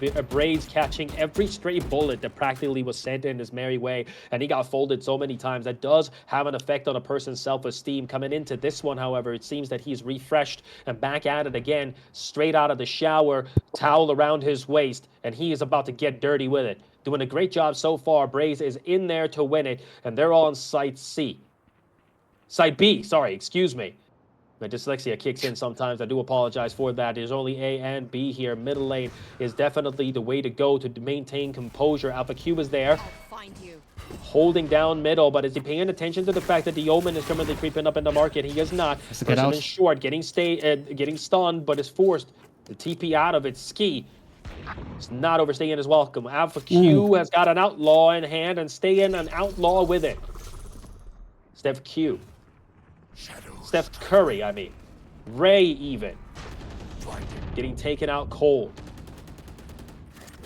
On site, a lot of utils will be used to shut down that offensive towards the backup site. They really want to divide this site into 2. The wall goes up to close off market as well. Coming from B main. Smoke will be shutting off the vision.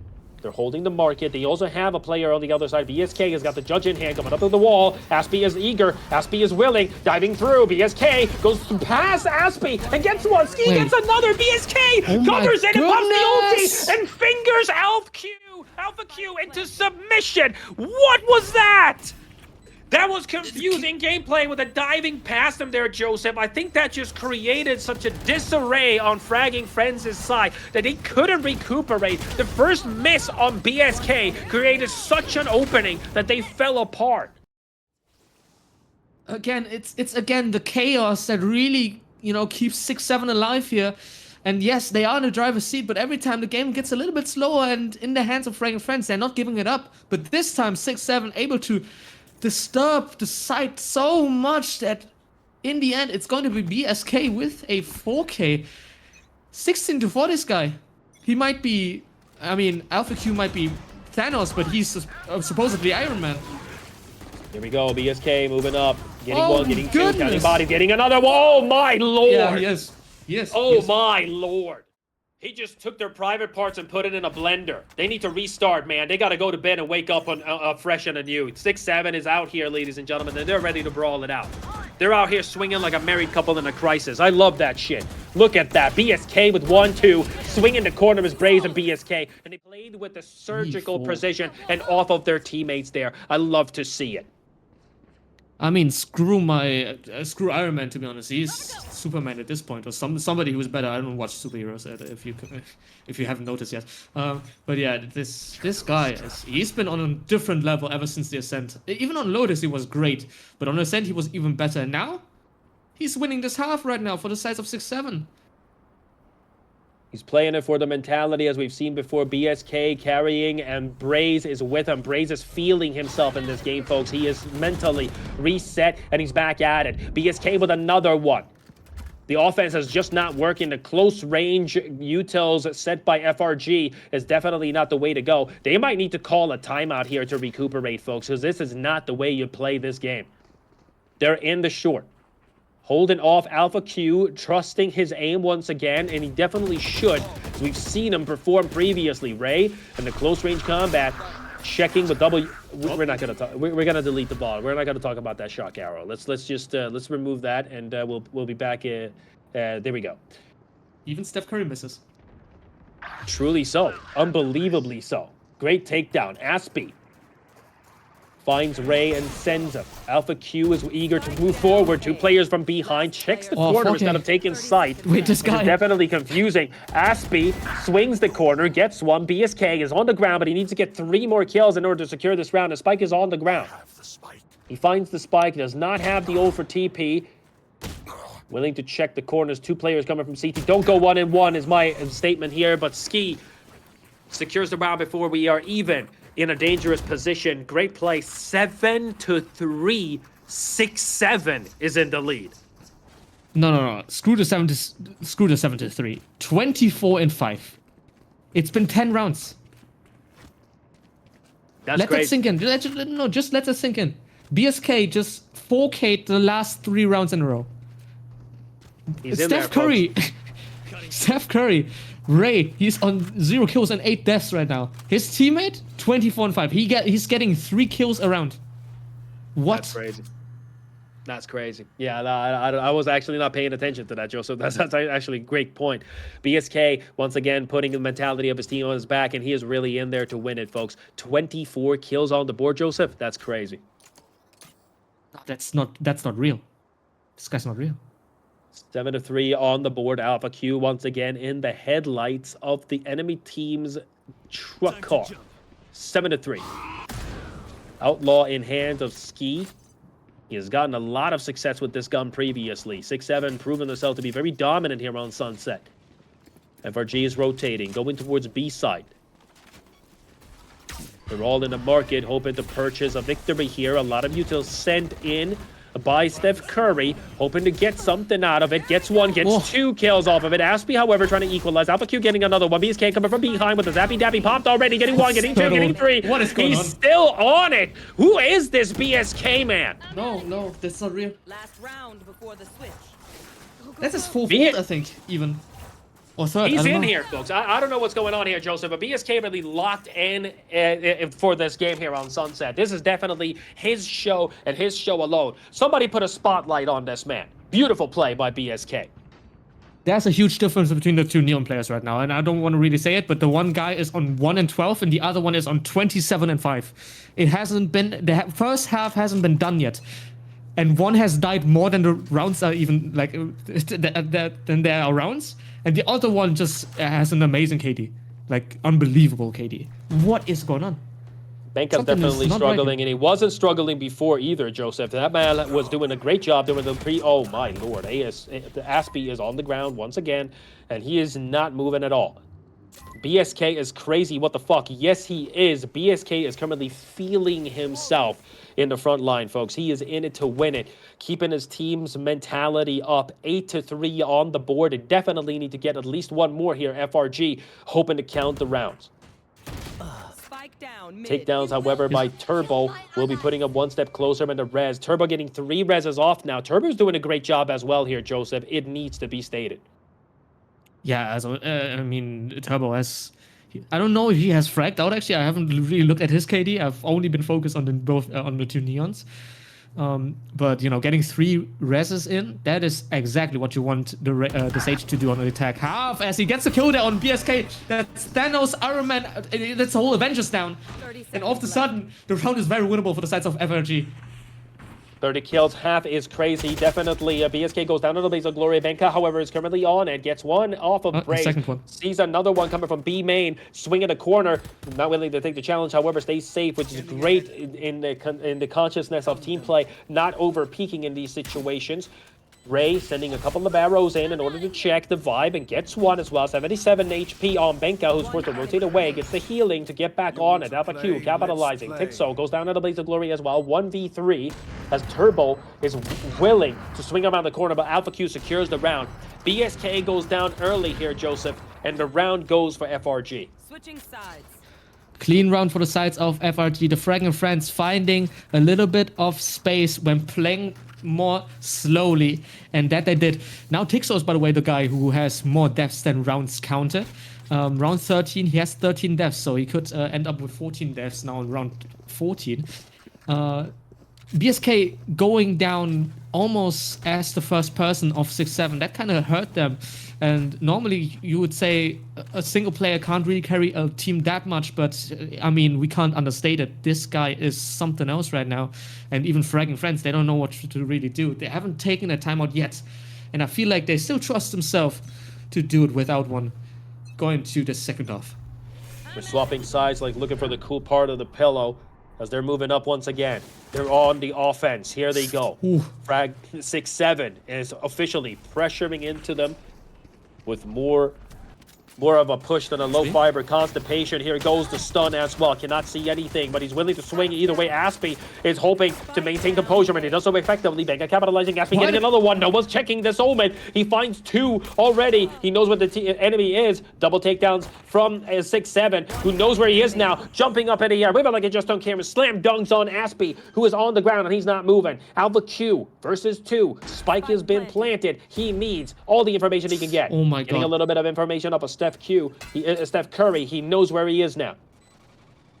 One person in the corner, and Alpha Q is playing it very, very slow, controlled, surgical, hoping to get a different angle. Not know if he's willing to swing or if he's willing to wait for the enemy team to make a movement. Gets one. Oh, but he could have gotten the second one if he pulled the trigger a little bit faster, but it's just not the way to go.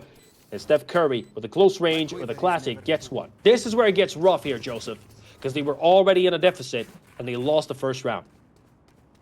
That is definitely not something that you want to see if you're on the hands of a fan of the FraggingFriends, because the momentum is definitely not here. As a banker is on Pie Watch, I do have to mention that. I mention it all the time, and for the first time, it's the FraggingFriends that are on the Pie Watch. We're having a lot of pies today, I'll be completely honest. A lot of pies. Normally, you don't really see that, but with players like Alpha Q, BSK, Aspie for some reason on this map as well, it is almost impossible not to if you're a supporting player.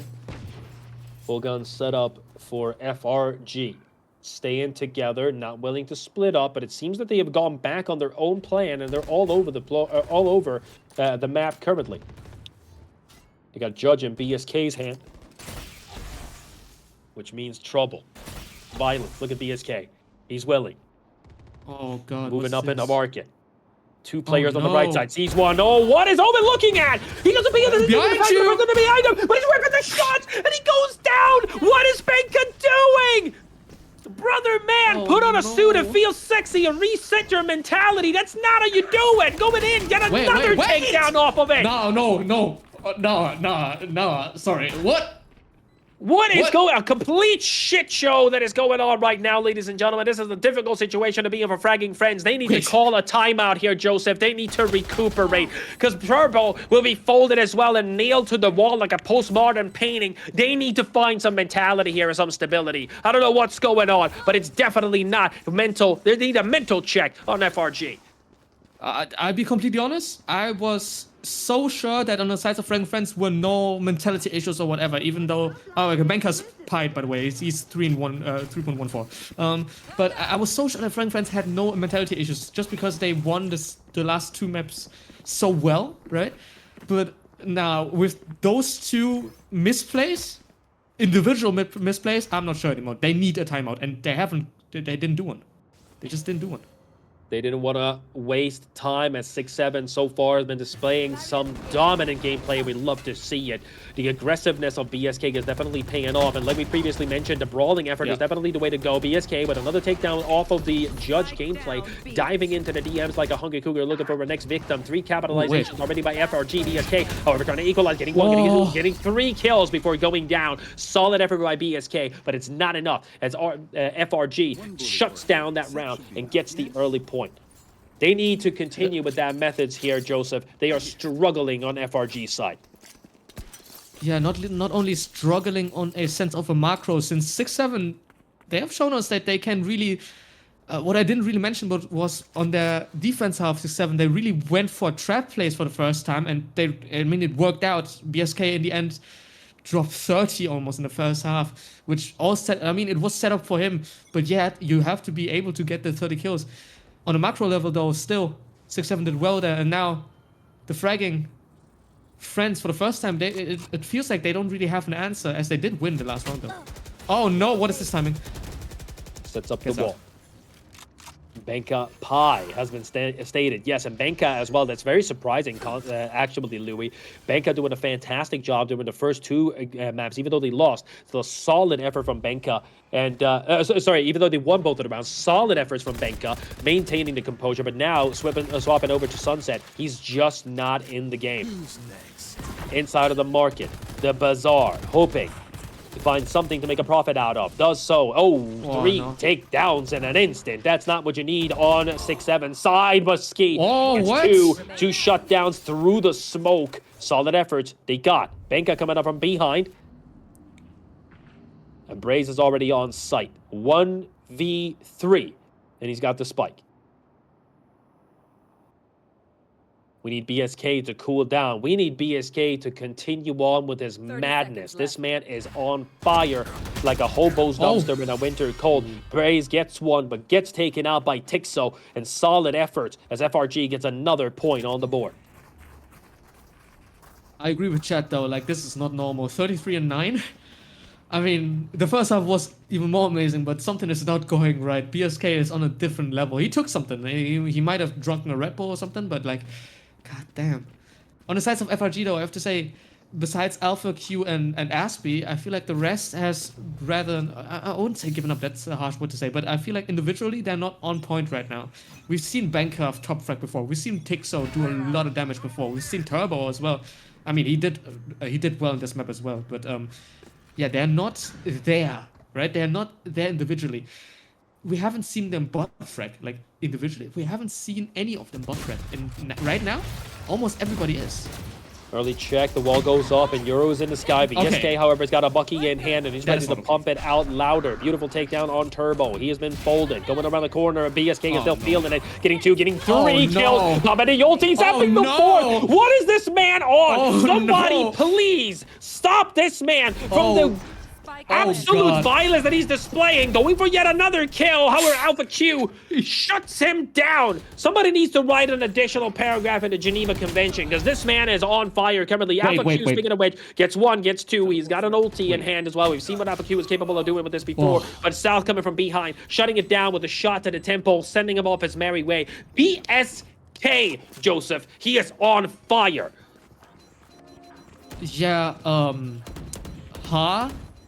Well, how is this guy is just everywhere? Okay, there's the timeout. Finally, we got a timeout. But like, what is this? This guy's 37-10. No. He's closing in on 40 kills, Joseph. 40. No. 40 kills, 10 deaths, 4 kills every death. What? Those are some stats you would like to have, wouldn't it? Imagine if that was his dating experience. That would have been beautiful, wouldn't it? I'm creaming right now. I don't even know what's going on. Like, what is that? 3 of his teammates aren't even on double digits. And they're winning. They're winning on double digits. They have more rounds won than their teammates have kills. He's 37-10. He has 3 assists as well. He has a 4 KDA. FraggingFriends calling for No. the tactical timeout here, Joseph, which is definitely needed. We called it out before. They need to recuperate some mentality. BSK is just doing anything and everything that he would like, and they're not playing with the precision that we've seen before, where they're playing off of each other from FraggingFriends. BSK needs to be stopped early, quickly, fast, efficient. Please, somebody, put a stop to this madness. Right Beautiful now, the call gameplay. is 37. nuke BSK's house. Somebody get his address and nuke his house, because something is not right. SixSeven can't get away with this guy dropping 50 almost. If this map goes OT or someone, I can see him drop 60 even. What is going on? 2 on short, 1 on site. They've split up. This is a devastating situation for the FRG as Benka pops the ulti and fingers 1 into quick submission. 2 kills, however, on the opposite side. 2v3. Sorry. BSK has been taken out of commission. Long distance challenge is not what you want against Alpha Q, as he's proven himself on the basketball court with the maneuvers that will make LeBron James cry. Turbo finds Ski and sends him to the nether zone. 40 before overtime. Exactly, Chrissy. This man is in it to win it. Bray's coming from behind. This might be a devastating situation here. If he's not caught, he is caught. However, Turbo is paying attention and finds him and sends him. 11-7. They're officially back at it. I don't know if you noticed, but he had a perfect timing. None of them were really aware that he could be flanking. And then he decided to delay it a little bit. He decided to stop just 2 seconds, maybe not even 2 seconds, 1.5 seconds. And then Turbo turned around and he was aware. All of a sudden he was aware. He was so aware. He held that corner and then he decided to swing out. What an unlucky timing for Brace there. That is so unlucky. At the same time, though, I have to say, I didn't want to mention it, but I feel like now it's just BSK against the rest. Like against nine other people. It doesn't even matter if he has a team. Because once he dies, 19 all of a kills sudden on it the board, looks so much more excuse me. doable. They're moving up here on the short side here. Let's see if BSK have the capabilities of carrying his team further, as Ski is on his tail with 20 kills as well. 11-7 on the board. A lot of ultis. Look at this techno dance floor. So many colors. Aspie getting hit by getting a takedown on Ski. As previously mentioned, that they're forced to rotate away. FRG doing the best they can in order to maintain composure here and keep control of the site. Doing a great job and pushing them back, but not all the way back. They're still there. Omen's got a spike. And he is willing to plant, but they need to get the site first. Benka, the Neon on FRG's side is holding A. Alpha Q takes out BSK. That's Thanos. 3v5 so far. A lot of utils used. They have gotten the information that they're coming from the CT side, the defensive line. They're going towards the plan, and it's out. Spike is on the ground. Timing. Beautiful swing by Alpha Q. He could smell the death on Seth Curry. Last player standing. Alpha Q with another takedown. Headshot goes off. In there to win it. Aspie goes around. Tixo with a classic Tixo has been on a classic mood today. I don't know if you've been paying attention to this, Joseph. He's got classic in his hand a lot in these games. By the way, FraggingFriends all of a sudden, they seem like they are back now. I feel like they've gotten BSK's power supply, whatever that is. They've gotten something off, right? He might be on Adderall or something. I don't know. Something is going through his veins, and now it's getting down. Because all of a sudden, Alpha Q is back. Not only Alpha Q is back, FraggingFriends are back. Because the plays are coming in, you know. The tricky execution, the late executions are coming in. And all of a sudden, SixSeven, they don't really know how to answer towards that. And BSK is being picked off perfectly by the sides of FraggingFriends. They are doing exactly what they need to do to shut down the sides of SixSeven as of now. And they're doing it well. So let's see what happens. 11-8 gun deficit on SixSeven's side. One ulti ready. It's the chamber. The Cypher. A lot of guns in hands of FRG. People coming in the middle lane. They're fighting for mid-control, which it definitely should in these situations. Diving in aggressively. BSK is in the close-range combat. Alpha Q finds one, however. Ski goes down. But Steph Curry, through the smoke, finds Tixo. Knows that another person is there. Goes for the shot. Lands it on Alpha Q, who takes a lot of damage. Forced to rotate away.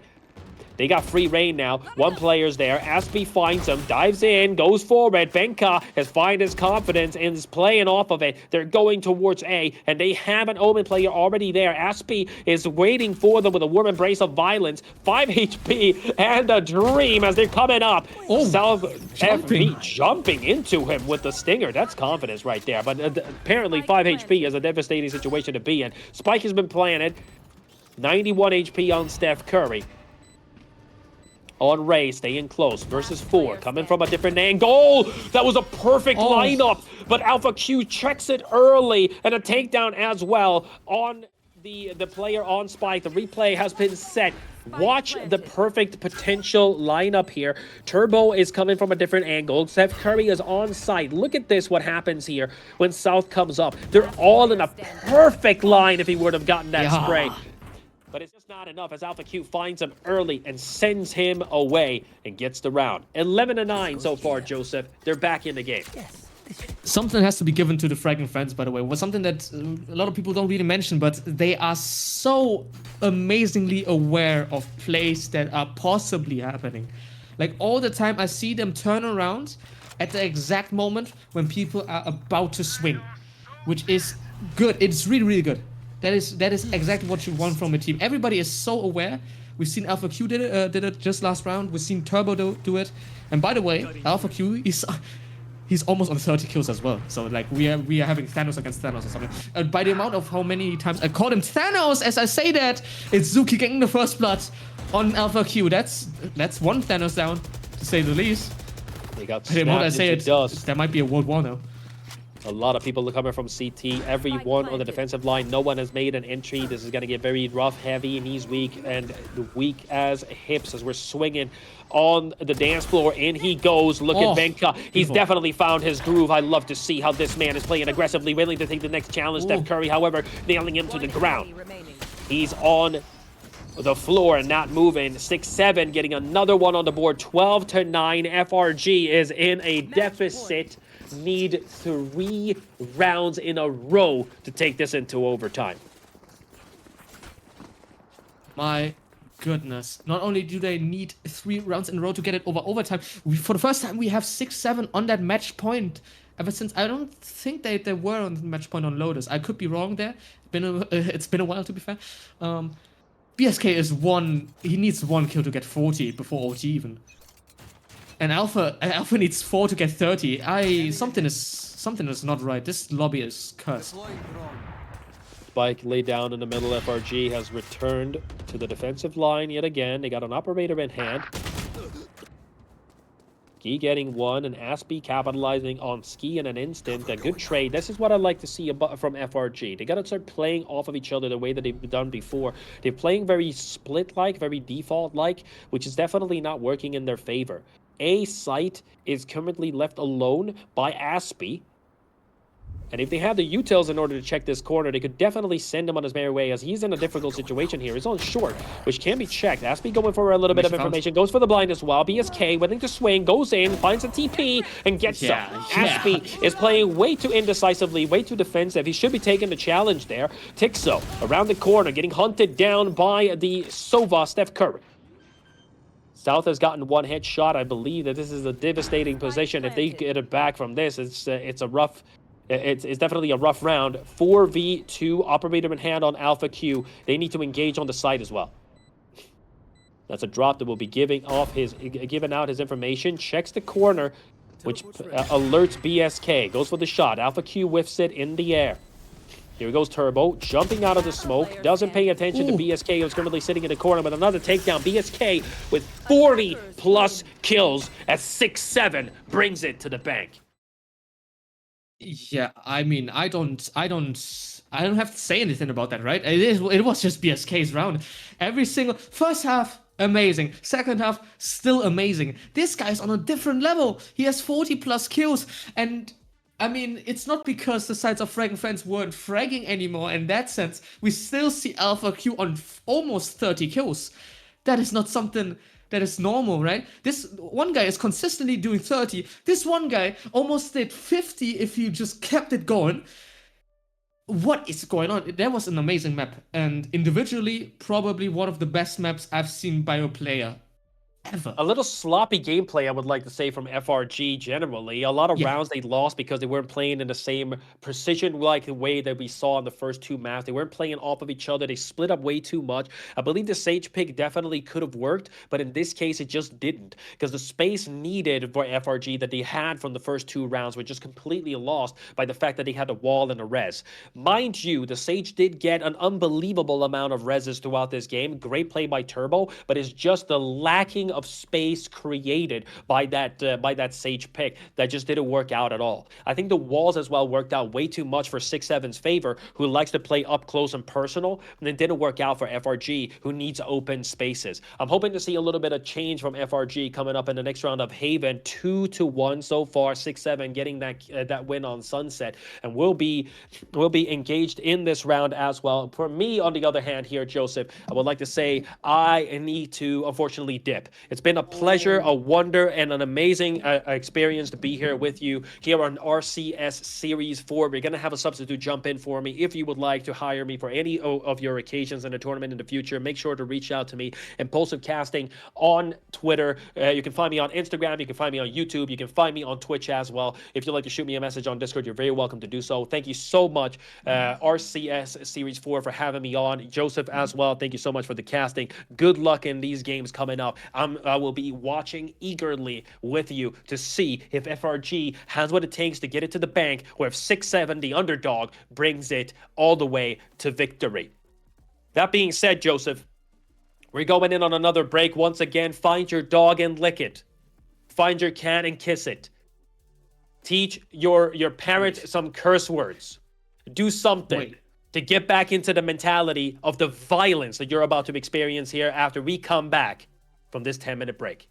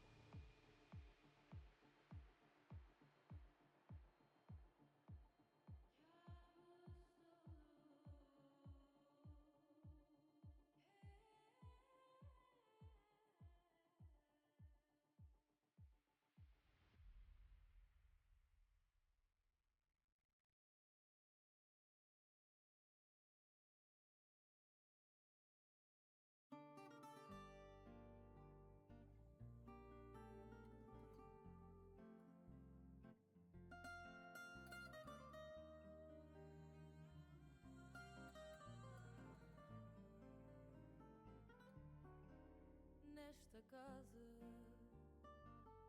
não tem porta nem morada. As janelas são fechadas, guardam tudo o que restou. Mandei o recado à lua que agora é só tua, mas ela não chegou.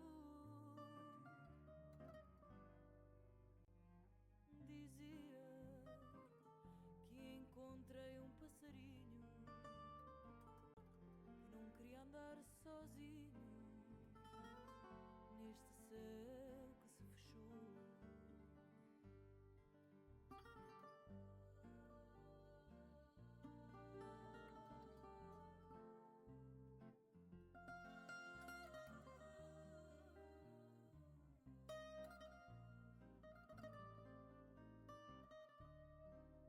Nesta casa não tem porta nem morada. As janelas são fechadas, guardam tudo o que restou. Só quero encontrar o meu destino. I don't have a bold hat, but still, welcome back to the Radio and Competitive Scene Series 4. We are still in the grand finals as FraggingFriends are playing against, not Bunkers 13, SixSeven, of course. Bunkers 13 lost against them. SixSeven won the last map in a phenomenal way, with BSK dropping almost, or more than 40 kills actually. Bold hat isn't here anymore. We didn't care about him anyway. So today joins Xyla, or Revi, whatever you call her. Hello. Say something. Say hello. Say hi. I said hello. No, say it louder. So like, ask them something. Ask them how old. No, don't ask me. Sorry. Anyways, Don't yell. hello guys. I am Xyla, Revi, or maybe even let's see. I go by a lot of stuff. You guys probably know me, and I am excited to cast today's game. Yeah, that's. I'm also an that's observer, about it. mainly. You do? So this is a bit, strange for me. I'm used to You guys observing. know who to insult if the observing is like a bit weird. Yeah, just insult her. Don't do it. Don't do it to me. I'm doing a good job, hopefully. Anyway, coming into the map of Haven, what do we expect, Revi? I know that you play a lot of Valorant, right? You play Premier. You've been there before, so Yeah. you do have a little bit of contact to the higher levels of Valorant. So going to this Haven map, looking at these comps, what do you think? I mean, they look pretty valid. The Omen is a standard pick, as well as, I mean, the Sova sometimes is swapped out for Breach, but that is generally how, if the team wants to go with Sova instead of Breach, they can do that. Both are amazing picks. Cypher or Killjoy, both amazing picks. I don't have much info on duelists, as I've never played any other duelist than Reina. But Fair enough. the Omen and Viper looks amazing. The Killjoy and Cypher looks amazing. Sova looks amazing. Yeah, I think I agree with you on probably all counts there. I feel like both comps are valid, definitely. We do have the double duelist with the Euro instead of the ISO. Normally we see Neon and ISO, or even sometimes Euro and ISO. Sorry, it's probably that part around. Cypher against Killjoy, that's probably something that we expected, right? Both of the Sentinels are valid on this map. We've seen Vice as well. The Viper, I do like the Viper comp. It's more control-based, and I don't know if you were there during the pre-show, but when Impulsive asked me about Haven, I told him Haven is somewhat of a rock, paper, scissors map, because they are control compositions, attack composition, fast-paced compositions, and then there are execution-heavy compositions. We are looking at control with the Viper against the double duelist, hard fragging, fast-paced composition. So this is a case where the Viper composition normally should win on a base of paper only, right? On just the stats alone. Yes. Going to the first round, by the way, we are now live. The pistol round's going up as we are looking at FraggingFriends towards that A side, already getting that wall through. And Banker getting a lot of information towards short, whilst mid is already being attacked by the sides of SixSeven, and now it seems like the FraggingFriends are taking info to that as running in as Steph Curry gets the first kill there. That's the shock dart coming through. First blood being found. Tixel down. Aspie, 50 HP left. Has to try to find a little bit of damage through. The whole team actually does, and Suki gets another one. And oh, the stun is good. South gets one as well. It's all down now. Steph Curry, Zuki makes it not even close. Ray, I'm sorry for that. And it's going to be the first round of flawless for the sides of 6-7. And immediately, I am probably wrong with my prediction from the beginning. Ravi, take it away. I mean, this was looking like a very strong game for FRG. But the more we got deeper into the games, it looks like 6-7 might actually bring this home. They fumbled the 2 first games, but the last game and just the first round of this game, they're looking pretty strong.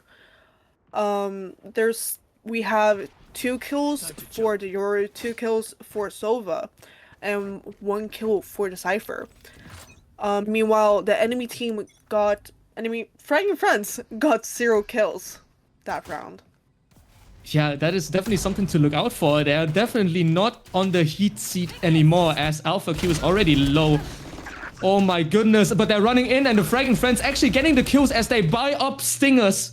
Unfortunately, we can't really see it on the observing overlay thing, as all of a sudden everybody doesn't really have information anymore. South, he gets the kill down Benkei. All of a sudden, it's a lot more closer, 3-4, but FRG gets another one as well as Ray makes it closer, 3v2 situation. And the defuse is coming in already, so they have to react towards that. The one-way is coming through. There's the time left. You have to shoot him off. Yes. And somehow, out of nowhere, 6-7 actually wins. Sprays under the nose of them. They just get the defuse done. And even though everybody dies in the end, FraggingFriends getting all the kills, getting all the frags, they lose the round. Unfortunate. What just happened there? I have no clue. I mean, they just ran in with the Stingers, got the plant down, but ended up losing the round, being oblivious and being too slow to kill the diffuser. Yeah, it just feels like a complete fumble. They just lost the balls in their hands, just fell through. While Steph Curry is still holding them. A little bit of a basketball reference if anybody even watches that. I know we are European here. As the sides of FraggingFriends are looking towards that C side. Oh wait, what? Sorry, I'm not supposed to that. South gets 2 kills there, by the way. Banker and Alpha Q, that's down 2. By the way, Alpha Q for the first time not on that chamber as he's playing the killjoy. I haven't really mentioned that as I didn't really notice that even. He is down. Ooh, it's Aspie. What a good timing for him. BSK though, Thanos from the other side gets 2, doesn't get the 3rd. And the 4th being found, or rather the 3rd being found for the South FV. And, you know, 6-7, they're looking good now. FraggingFriends, I mean, it's looking rough for them. 3 rounds now in a row. And a bonus round being found as well. I don't even know if you can call it a bonus. They lost the 2nd round with frags or whatever, but, you know, still.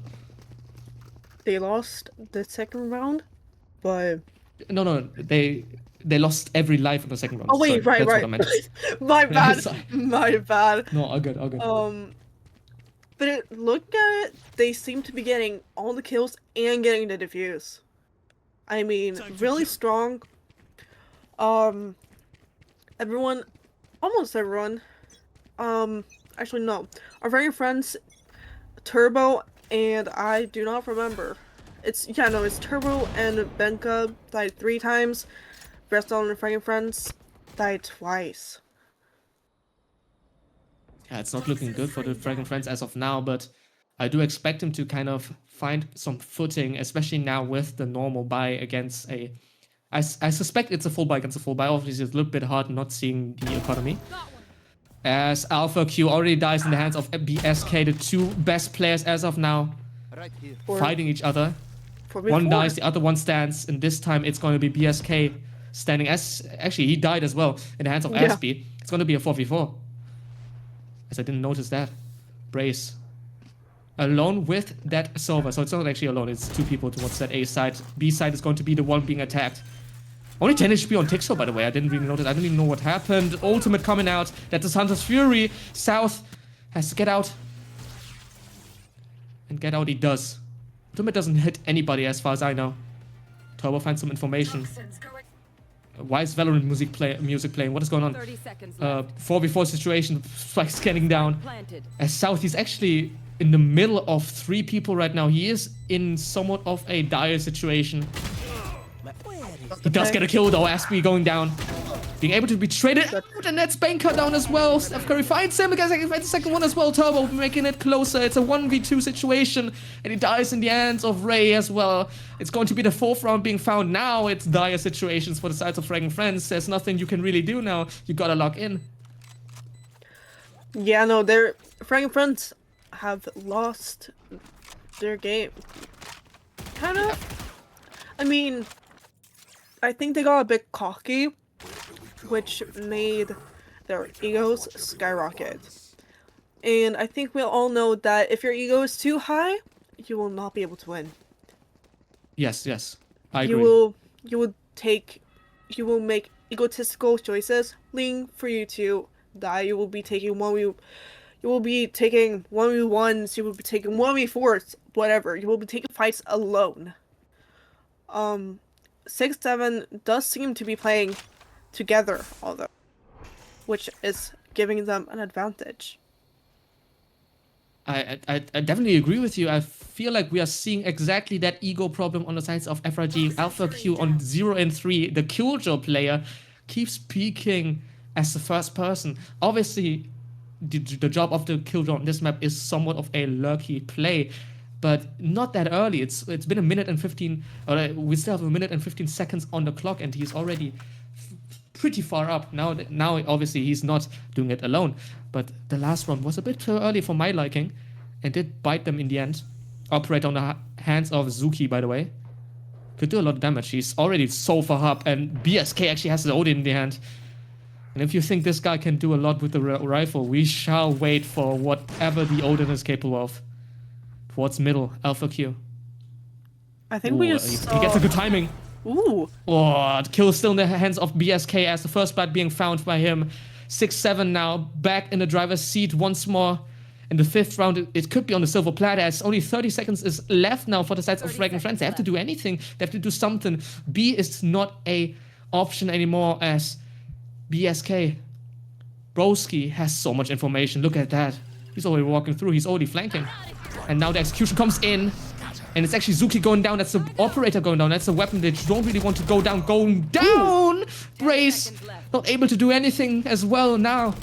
It's going to be the FraggingFriends back on the driver's seat as BSK makes it closer. The ultimate coming out as well. 3K being found. He could ace now. It's going to be Steph Curry getting the kill and a 4K being found as well. It's Boski doing it all.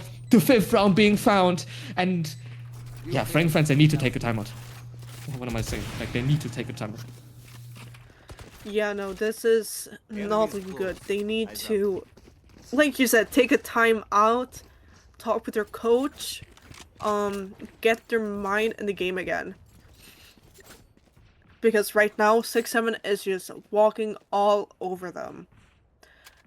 From what we can see, the Omen, the 6-7 Omen, no kills, but still has a ton of impact, clearly. Because they keep winning. Yeah, definitely. And we do have to say, though, by the way, whilst Alpha Q seem to have cooled down, BSK hasn't cooled down a bit. 7 kills, 3 deaths, 5 assists. Obviously not the top fragger, but still fragging a lot. As we are seeing a lot of control there being held by Silver alone. No, the spray down, BSK, the Odin, doing a lot of damage. And the guy planting just doesn't realize that he's already there, so close. The spray to come down. It's only Tixo left against 2. He could do it, actually. It's very possible now, even though it looked really rough towards that B side. The operator still in the hands of Zuki.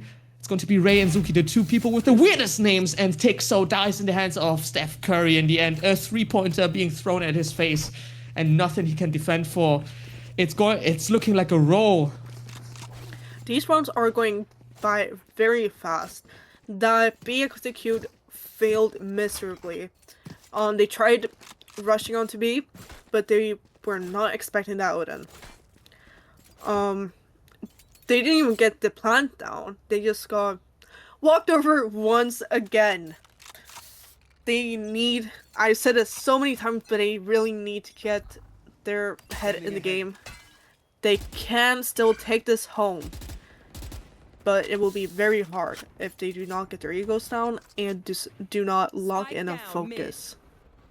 BSK again getting that first kill. Again, it's Tixo down. This time it's a Sova, so it's going to be a lot of execution power going down as well, a lot of recon power as well. As we're seeing actually Turbo, he's already lurking towards short. Alpha Q gets a kill down BSK. That's finally the Neon down. And Alpha Q getting his first kill, actually. And this Impact maybe coming back just a little bit. Still, it seems like it's going to be a double lurk, and we still don't know where they're supposed to go, the FraggingFriends. Still waiting for a little bit of information, maybe? It looks like it might be a push. We have Neon A. and Viper on A. Look at that position by Sova, by the way. He's already up through long. He gets the kill down. Aspie, that's a smokes down. And he knows that somebody is close. Brace, Alpha Q gets down as well. The 7th round might be in the hands of them. Steph Curry, that's the Ray getting the Hunter's Fury out. And the Spike doesn't go down now. It does go now. And Turbo gets the kill down on Ray as well. It's gonna be Banker and Turbo against 3. It's very possible. You gotta get the kills, and Banker gets 1, but South gets both of them in the end. The 7th round being found. It is a roll. You have to take something, a timeout, maybe drugs, something. Just take something. Maybe even take your girlfriend out in the date. Something. I'm trying my best to. I don't know. I don't know. I don't know. Just cope. Take drugs. Don't take drugs. Oh no!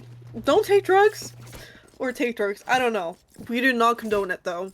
That's all. Oh, timeout! Timeout. They did take something. Yeah, they did listen. They did listen. They definitely did. And it is FRG timeout, so they did listen to us. They are taking the Adderall now, so fair enough to them. I think at this point, just do anything, right? BSK is on 10 kills, 5 deaths right now. Even Steph Curry is throwing 3-pointers like it's nothing. Something is going mad wrong for the sides of FraggingFriends. They started off so well. That overtime game, that really didn't look like it should have gone overtime. They won it. Then the second map, easy roll. Third map, all of a sudden, out of nowhere, BSK 40 kills. And now the power is gone. Yeah. FRG, it seems like they haven't practiced this map, which is weird because they picked this. They picked Haven. My goodness. I mean, what I would like to see is a C push, C execute, and we got a ping on C. That is ironic. But yeah, I would like to see a C execute. I don't think they've done it yet. They've tried to they haven't. They've tried to do an A execute, B execute, but not a C, not yet. We do all those C here. Cypher is setting up. I think we have an op on C. So we have people going through garage right now, trying to enter through garage. It seems like your call is right, that C push might be coming through, but BSK is already there in middle, trying to push out everybody, and he almost gets 3, there gets 2 only. Tixo being able to stay alive. But it's going to be a lot of damage being done towards their FraggingFriends. Only 3 people left towards that 4 people of SixSeven. But the A side is free, and it seems like Turbo has already gotten to that point to notice that the side is probably almost empty. And it is completely empty as of now. Long is the only part they haven't checked yet, and it's still Ray waiting for a little bit of aggression. Nothing being found as of now. Yeah. I think we're gonna be still holding that long. We got the lineup. Ooh, this could do a lot of damage, and yes, it does. Tixo going down. It's 4 kills. Rather, it's a 4v2 situation now, as the Viper split has to go down. It's going to be a rough battle for both of these teams. Oh. My goodness, I thought Suki was shooting his own teammate there. As the operator, he can't do a lot of damage with the operator through that Viper split. Just don't know! And somehow Aspie, as well as Turbo, they found the timing to peek out. A 1v1 situation, Aspie against Steph Curry, against Ray. against a basketball player. No shots left. Nobody called him. Nobody told him that he has no shots left. And Ray gets the 3K and a defuse. A round that looked like FraggingFriends were winning. Lost in the hands of no bullets left. My goodness. 8th round being found. It is a roll. It is a roll. What can I say? I almost thought FRG had that round in the bag. But no. The ammo ran out. It was a beautiful execute. Well, beautiful and beautiful. They failed going through garage, so they switched over to A. But that A execute, gorgeous. No one saw them coming. Are you eating? What? Sorry, I might have called you out there, but No! you're not. No! Sorry. I have to like at this point. You know, FraggingFriends have no chance as Zuki gets the first kill there, by the way, as well. ACP's out as well, so nothing really being found towards that C side as we kind of miss it, but it's fine. Brace gets 2 as well. Everybody's alive right now as Alpha, Q, and Turbo actually kills 2 off. Alive in terms of mentality. Everybody's just fragging out. Yeah, there's nothing you can really do. The Odin comes in. 9 rounds being found. I've never seen a Neon playing Odin before, but it's working so well right now for the sides of 6-7. 9-0.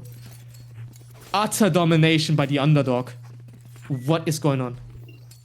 I have no clue. Steph Curry from the 3-point line. FRG won a round challenger, but no, that is wild. Oh no, wait. This is wild. Hello, chat. Come on. Have some courtesy. These guys are professionals, paid professionals. Exactly. Maybe not paid, maybe not professionals. I don't know. We totally didn't pay them to. What's it called? I forgot what it's called. Yeah, that's Steph Curry down, by the way. My goodness. That's for the first time, I feel like FraggingFriends getting that first blood. I don't know if that's the first time they get the first blood, but it is an important one. With Ray down, that's an important player down, but BSK makes it even. 4v4 situation now, Viper down. The only character that really gets better the longer the round goes, as her util doesn't really, you know, go away. 4v4 situation. 3 people towards that A side. And the rest of the FraggingFriends wants to commit to this side as well. At least that seems like it. Still a minute left, so you have time to rotate. Let's see what happens. I think they're very rotating. Or Yeah, is it a like fake? No, I feel like they might be late defaulting now with the 40 seconds left on the clock, so could be a good call here even, looking at the map. Oh, actually, it might be a fake. I think it's a fake. Yeah, it is a fake, maybe. It's going to be a fake, because it seems like they are running towards that A side now. Not running, but they're walking towards that A side, whilst the C side is now being stacked. It's actually, the P gets cancelled in the end, so BSK is still the Odin. One of the best weapons. Oh, they're ulting actually, so it's not really that hidden anymore. So it's going to be a 3v4 situation towards that A side. Even Cypher's somewhat towards the side. BSK takes the time and gets 1 kill, doesn't get the second Aspie.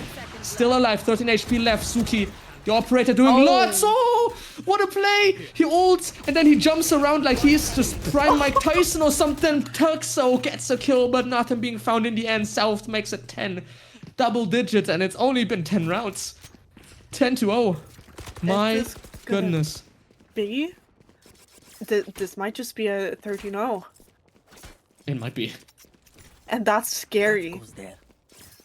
That means we'll have a 5th game today.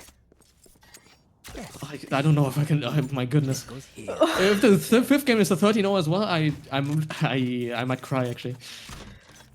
At least it'll save us some time, so we can go to sleep earlier. Because I think it's for the love of Valorant. It's for the love of Valorant. Come on, do it for them.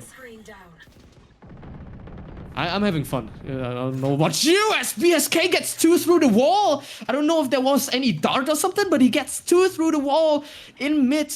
Kind of missed that, unfortunately, but doesn't matter too much. Let's see. We have... They're all split... Not all split up, but we have a Viper on A, and what are you supposed to do against that? They're all split up now. It's a 2v5. Yeah, not much you can really do there. You have to kind of find a way to group up, as the A side is always a little bit empty, but it feels like it's such a trap always going towards that A side. As we look at that, by the way, Look at the Yoru, he's already behind. One enemy Dead remaining. Omen. Yep, that's the kill. Aspie Yep. down, A. Spike down, Turbo left against 5. Nothing you can do. Steph Curry, it's Ray getting the kill again. He should've 11 to gotten 0. aced. Last No, round in the don't half. let him ace. At this point, don't let him ace. Don't let him ace. No. If I was on a team of 6, I wouldn't let anybody ace. I would steal every kill. I Real. would throw even. just to not have a flawless. Right? We have to like. It's going to be a 13-0, but it's going to be a scrappy one. But I mean, at this point, it's not even scrap. I can't even talk about like pie watches or anything because if this ends a 13-0, there's no chance that it's going to be a pie. Yeah, no. Oh man. This is an interesting game to cast. It is. It definitely is. We do have to say though, as somebody says, if Fnatic can win 1-11, we can definitely win 11-0. As Aspie's showing us that he's still alive. As South gets the frag actually, so it's gonna be a 4v4 situation. Oh, the operator misses actually, but South he gets 2 out of nowhere. He gets a 4-1 as well. Get at him ace now. Let's see. He aces. He No. aces. He aces.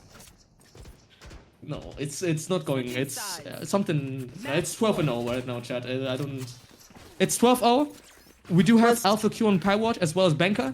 Doesn't matter if they win this round. It might be the first 13-0 in the grand finals we've ever seen. You've ever seen. I've ever seen. We've ever seen.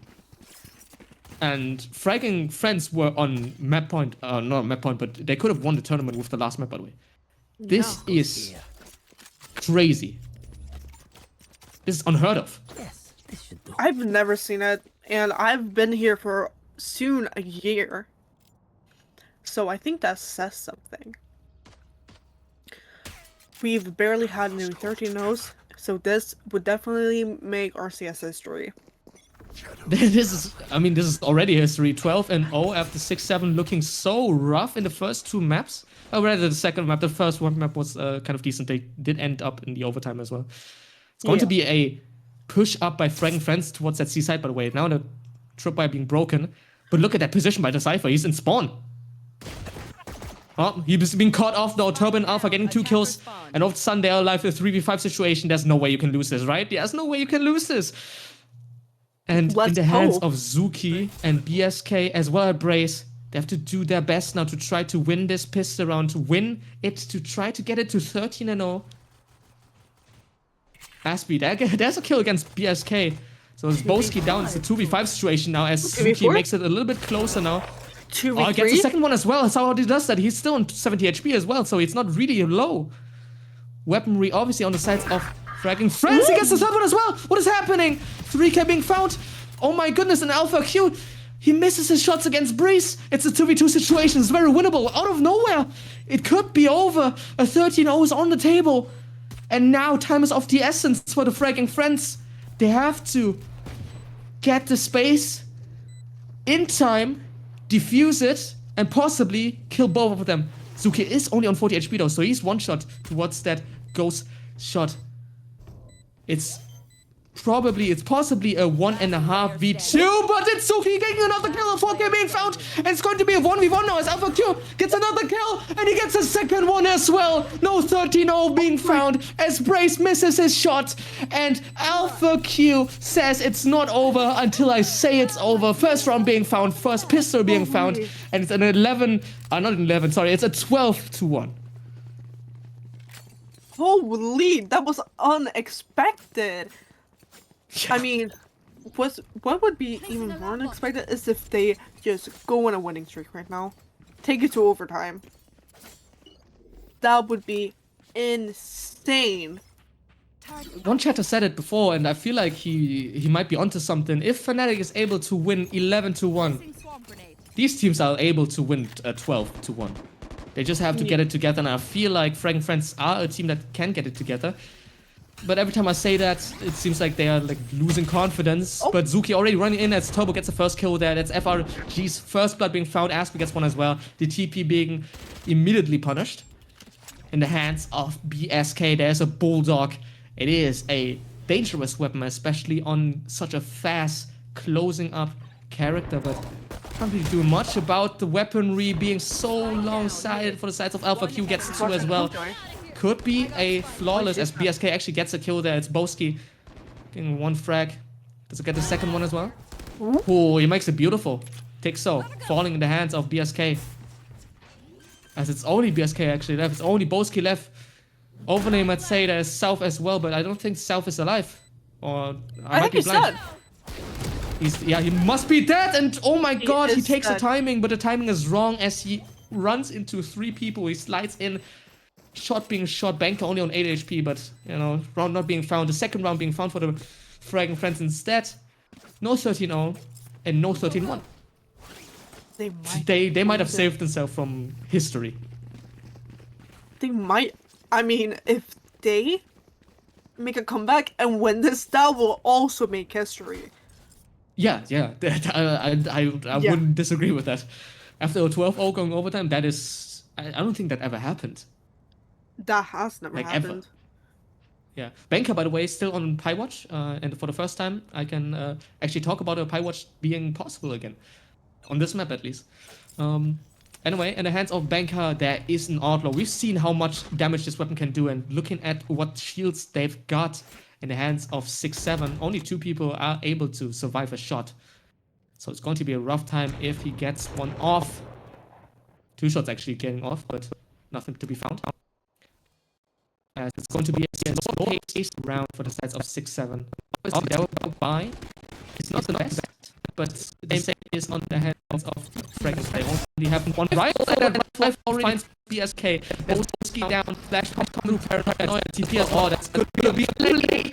As the play comes through, he gets to a 4v4 situation now. It's going to be a rough time for the FragFriends to try to recuperate that space. Southie gets 1, doesn't get the second, as Turbo being able to trade him out. And now for the first time, he actually he's actually dead on the overlay as well. So 3v3 situation.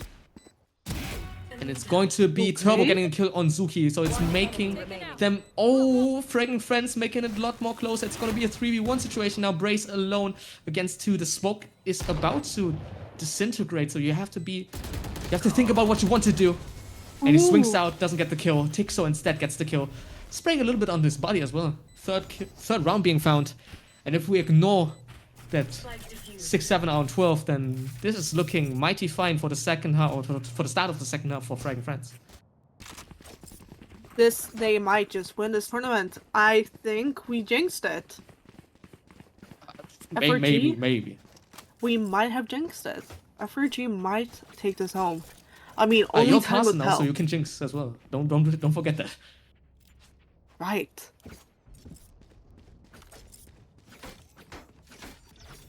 Sorry for the audio bug, by the way, chat. We do have these technical issues sometimes. Unfortunately, it's an OBS thing. Can't do much about it. What we wanted to say was we are able to curse though, since not curse, but we are able to like Curse? give Valorant curse. No, not curse in the sense of like yeah. You know what? Screw it. Going to the next round now. It's going to be 6-7 already getting through that B side, and they're looking for more space towards A. As it's going to be Aspie with the first blood being found, the ultimate going down as well. Lockdown, Killjoy's lockdown going down. Set down a lot there. Embrace getting a kill on Aspie as well, but Tixo gets 2. No trade being found as Zuki tries his best. But he gets disintegrated. He's Stephen Hawking right now. He can't really do anything. They're trying to find him. And find him they do. It's just South left against 3 people. Could be the 4th round here for the FraggingFriends. It's very possible. South. Hand on his heart. Trying his best. Only a stinger in hand. Not much you can really do. If he's able to win this, I mean... Oh my god. Yep. No kill being found at the end. It's gonna be Banker shutting him down. The 4th round being found with a wall bang. I'm hearing some sounds in the background. I don't know what's going on, but yeah. in my head to be fair. I'm hearing No, voices in my head. that wasn't just you. Or maybe that's both of us. We both might be going crazy. Yeah, I mean at this point we might have voices in our head. I mean, wait. Is Haven the most defensive-sided map? Because like currently it is. 16 rounds, all defense. My god. Maybe. I'll find them. I mean, who knows? It might be. I don't know. I do not have that much knowledge. It might have just become the most defensive-sided map because stats-wise, it's definitely not it, which is crazy to say about it. But yeah, the double duelist even not getting a single round as of now against The Viper composition as Aspie gets the first blood against Steph Curry. Ray, also called Turbo. Another one on BSK. And SixSeven, they're not fighting any ground. And Zuki actually gets one through the smoke. That's Benka down now. In a 3v4 situation. They have to recuperate. They're trying to find some space. Actually, they're not trying to find some space. They're still towards that A side. They're not ready to give it up yet. I am really hoping that SixSeven wins this, because then it would be a legendary 5th game. The stakes will be at an all-time high. I mean, if it is over after 4 games, it's still legendary because it would be a 12-0 comeback. Yeah. Which I can't deal with that. In my mind, I can't deal with that. I might lose my mind as Turbo gets a kill down on Brace as well. He gets another one, but Zuki makes a close tick, so shuts them down. 5th round being found. They're one step closer. They only need 7 more rounds in a row if they really want to go overtime, which is it's looking mighty possible, but I wouldn't put my hand on it as Benka is actually 4-14. I might have missed his pie, and I feel like I did as a task manager just opened in my view. Don't worry about that. Yeah, thank you. No, we good. Never mind. Headquarters just told me to shut the fuck up, and I'm sorry about that. FraggingFriends going to this round. Money obviously on their side, even though it seems like 2 people are not buying. I'm pretty sure they are buying. Overlay is just bugging sometimes. As SixSeven only have 1 Bucky, a Stinger, a Ghost Sheriff. That's not a good buy. Oh, look at towards that B side. They're running in already. The ultimate coming through and gets a kill. Turbo being down. First blood being found. But Aspie able to shut him down immediately. That's something that they haven't been doing on that map of Sunset. Aspie getting one on as well. And all of the sudden is just in the hands of Brace. He should be able to do nothing. Or shouldn't be able to do anything. At that case, an Alpha Q shuts him down. 6th round being found. FRG. Half a dozen. Again. They only need to do exactly what they did. 1 more time. Oh, we got an FRG timeout. Yeah, a second one. What do you have to say about this game? Why did... Okay, wait. FRG actually took a timeout even though they were on a run. A momentous run. They have 6 rounds in a row. A timeout might cool them down. This might be detrimental, I think. By the way, it's 6 rounds in a row, defense-wise. Benka is still on 5-14. Nothing against him. I know he's a great player, but he hasn't been there ever since the last map. But his teammates definitely are. Aspie, Turbo, they are fragging it out. They're actually fragging friends right now. They are, definitely. We definitely saw the first 2 games being super strong for FRG, and now this might be the 3rd game that is going to be going very well for FRG. Yeah, all of a sudden, by the way, it started off 12-0, so if we stopped it there, we would have said, it's a terrible moment for the FraggingFriends. Yeah, they've played terrible the last 2 maps, but now we can definitely say that they at least played decent. Like, this came out of nowhere as, SixSeven now looking towards that C side where only the operator of Benka is waiting. Unfortunately, the overlay is still a little bit bugged. Screw you, Spectre. As Zuki gets the first blood against Benka. Oh, and Turbo. Does he check that corner? He doesn't. South gets a kill as well. A 5v3 situation could be done now. Gets another one as well. 30 HP left. Nothing left for him to get, though. All in the hands of Tixo against 5. Hunter's Fury coming out. What the hell? He hit one, but it was behind him somehow. And he dies in the hands of Steph Curry's Hunter's Fury. That is not even a 3-pointer. That was a half-line court shot. 13-6, as the first half was 12-0, by the way. Still somehow got 6.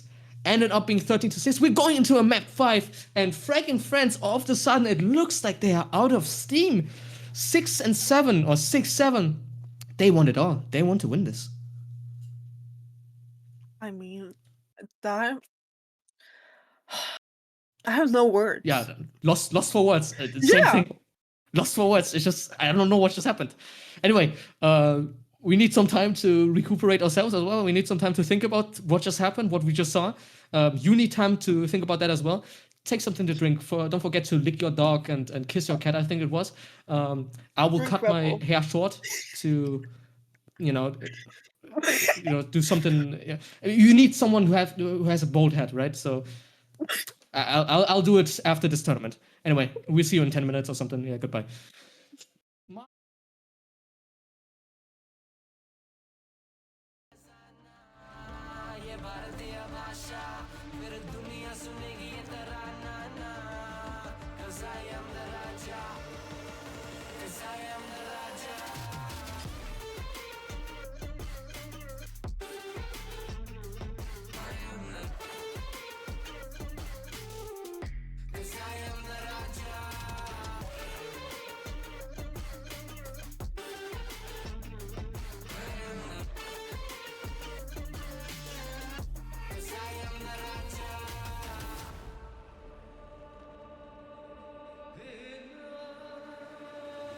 Look in my eyes, what do you see? I'm more than average, man. I'm a maverick, I can grow flowers on a barren land. Break a mountain with my bare hands and step back and cause a literal avalanche. Should've won a while is traveling. अष्टभुजाएं मेरी जैसे मैं टरेंचुला ना है कोई तोड़ मेरा जब से पूर्वजों का ज्ञान मिला मेरे जैसा मिलेगा कोई ना तू और चाहे जो भी था सबकी कबर मैंने खो दिया तुम लगाओगे बोलियां कम पड़े गोलियां चंद्रगुप्त ने मौर्य या किला तू लोरिया come to me and you just gonna die that's really a given I am invincible and you are invisible see that's really a difference get out of my way I'll leave the world the choice is yours I don't kill my enemies I play with them that's what the toys are for from Mumbai to the rest of the world I am the Raja भिड़ेगा तो उठेगा जनाजा ना तू मेरी तरफ आना आ गया तो होगा फिर तनाजा ना ये भारतीय भाषा फिर दुनिया सुनेगी ये तराना ना 'Cause I am the Raja 'Cause I am the Raja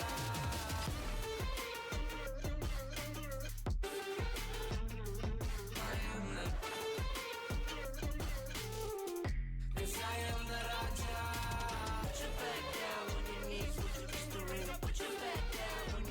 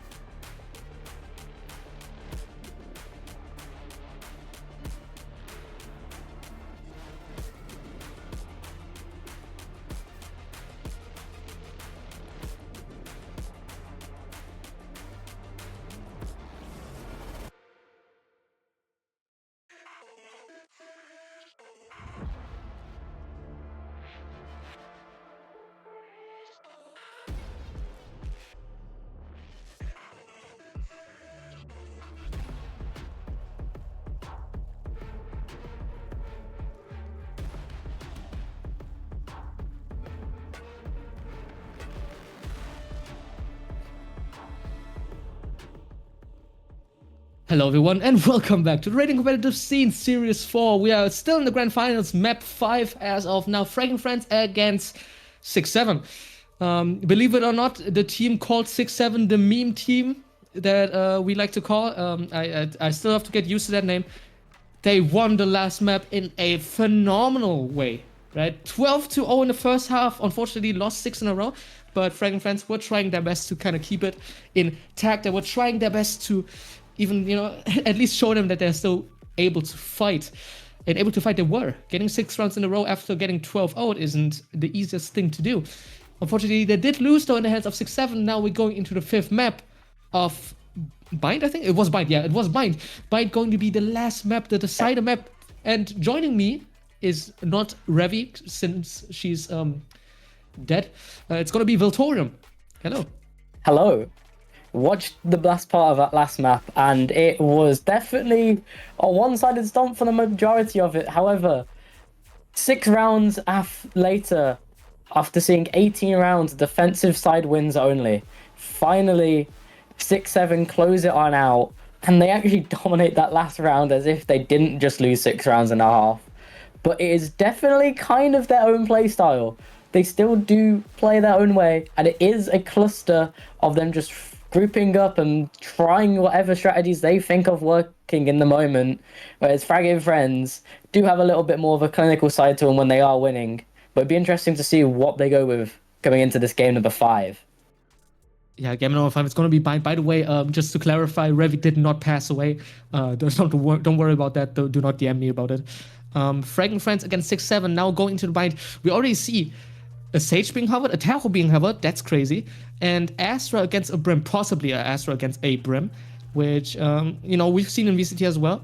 A lot of people want to go with the Astra nowadays, since it has a good combo with Viper, but a lot of other teams say, we stick with the Brim. He has been good on this map ever since the beginning of it. It is also quite possibly the only map where Brim is being played, so you might as well play him here. Yeah. And it is a decider pick, by the way, just to let you guys know. Sorry. Yeah, and we obviously might just see some players who are a little bit less likely to frag out, pick into some comfort picks, like Steph Curry going towards that fade, picks it up very frequently so far in this tournament. Comfort can just be the name of the game in a game number 5. Sometimes being a deciding round doesn't necessarily mean you need to play the most tactical gameplays. You've played 4 other whole maps at this point, and sometimes the wear and tear might just lead to comfort being the way to go through it. But it would be interesting if BSK picks in the sky instead of something more aggressive. The top fragging player in SixSeven definitely going into a more passive role potentially on this map in terms of picks. Meanwhile, FraggingFriends still got some of their key players on those initiations. Yeah, if you had shown me these 2 compositions after map 2 and asked me which composition is from which team, I would have never believed that SixSeven would go for such a experimental composition, kind of, or rather a rank-like composition, a fragging-like composition, as you can maybe say. FraggingFriends for the first time they play with a somewhat standard composition, while SixSeven, they don't even have a Viper. They go with the Sage, they go with double initiator instead. This is something we haven't seen too much in the last couple of 2 years at least. Whilst the sets of FraggingFriends, they're going with something standard. FRG for the first time, he's not playing the Sentinel, he's playing Yoru, he's playing a Duelist. This is going to be an exciting match. They're throwing different angles at each other. This is the last game, they want to try and spice it up. FRG, after that last one, may not feel as confident. They did get 6 rounds, but they might feel like they need to just try something to throw at them, as SixSeven have rattled them in this last half of the series. But SixSeven not coming in this with their kind of standard formula either. And it's going to be interesting to see, can BSK actually start some initiation on such a passive pick like Sky? Definitely, and we're also talking about BSK, talking about Boski. This guy is normally the entry, as FRG gets the first kill on Zuki, who is normally on the initiator. So some role changes as well. Maybe a little bit more comfort on the sense of Zuki being able to play that race alone. It is somewhat awkward, but now Flash coming in. The 4 people of SixSeven already on the site as Steph Curry gets the first kill there. Ray getting down Turbo South as well, getting one on Tixo as Brace gets a third one.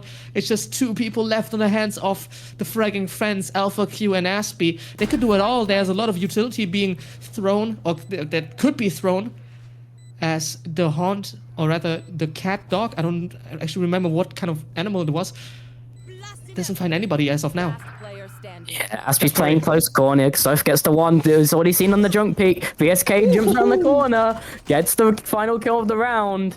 And that's a great start for SixSeven, only losing 1. And that was the first kill of the round as well. Clean after that.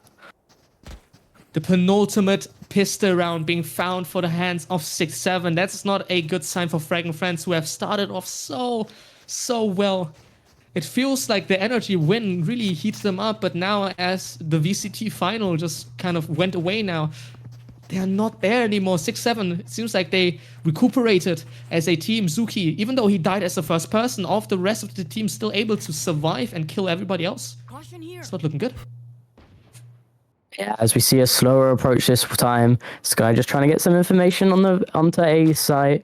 Bomb just in middle. Just prying out the edges and utility early on. They have the gun advantage. They have no reason to play it anywhere near as fast as they've done in previous. A little bit of information found by the Sky. Just going to back up, play it nice and slow. Who's going to make the first initiation as we look into mid? Ooh. Quick peek. Doesn't find the kill onto Steph. Ski also looking down Tixo as well on the alternate flank for B site. Ski doesn't hit the shot on the first one. Tries to just use the utility to bait him out. Bomb slowly ticking over into the middle as they are still yet to find a site that they want to go for. One player left of me. The right is slowly rotating back, but isolated. It's Tixo. Will he be fine in this moment? Jump peek, hit the audio. It's absolutely rocked by Sky. It's all on Turbo. Can he stall out for his team to rotate in? Quick fade away. Into the hands of Steph Curry. Does he go a little bit too quick? Found out by Ski on the back end side. Site secured. 3 people all coming in from their own spawn direction. And this site is so but secured at the moment. How are they going to tackle this one? Damage already coming through with the grenade as well.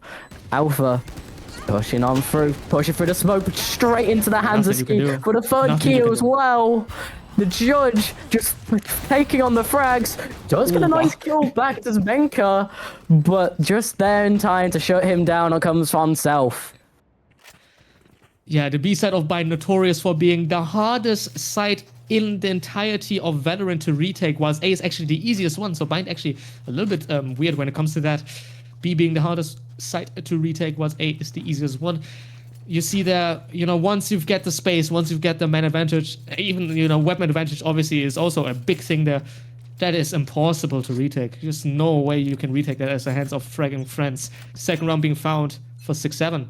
Going to this third round now. For the first time, the bonus round not being bought weirdly by both of the teams. As the audio was broken again, we just muted and unmuted again. Sorry for that, chat, but we will be able to keep casting. At least I hope so. I guess Kumii decides if I'll be able to keep casting or not.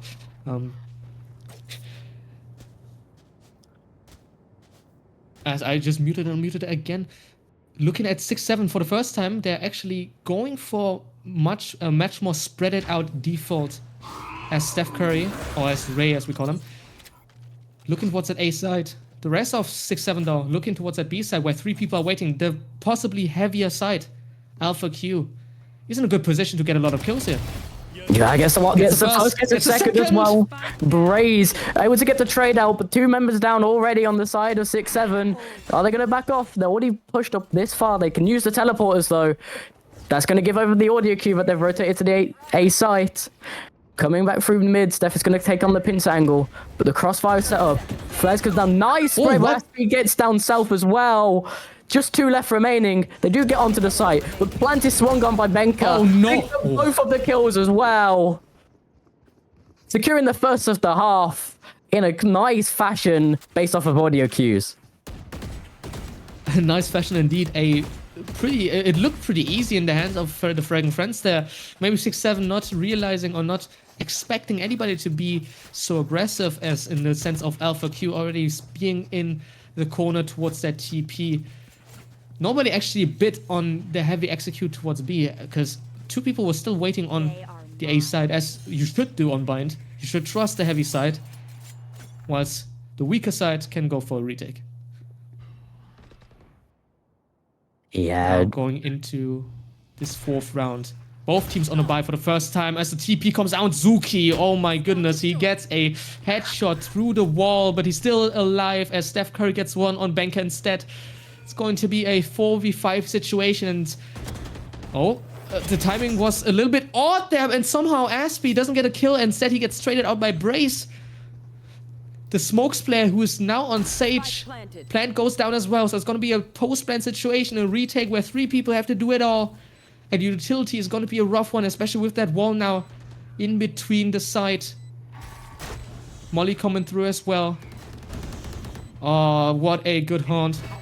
It hits them both. Oh, actually, it only hits one, but still.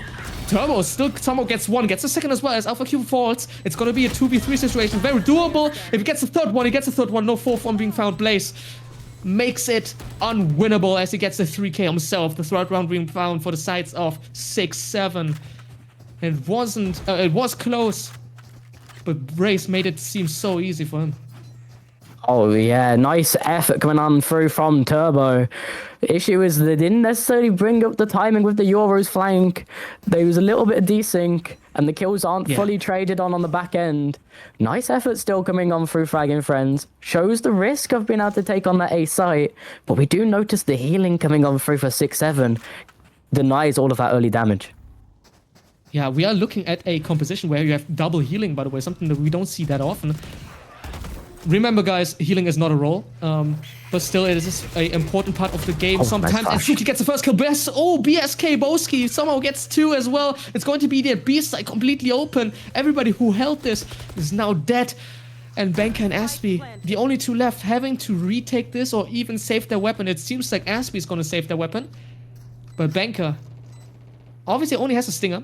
So he's able, rather, he takes the risk of maybe being able to trade out 1 or 2 people and then possibly dying himself, as Brace is still trying to do this jump.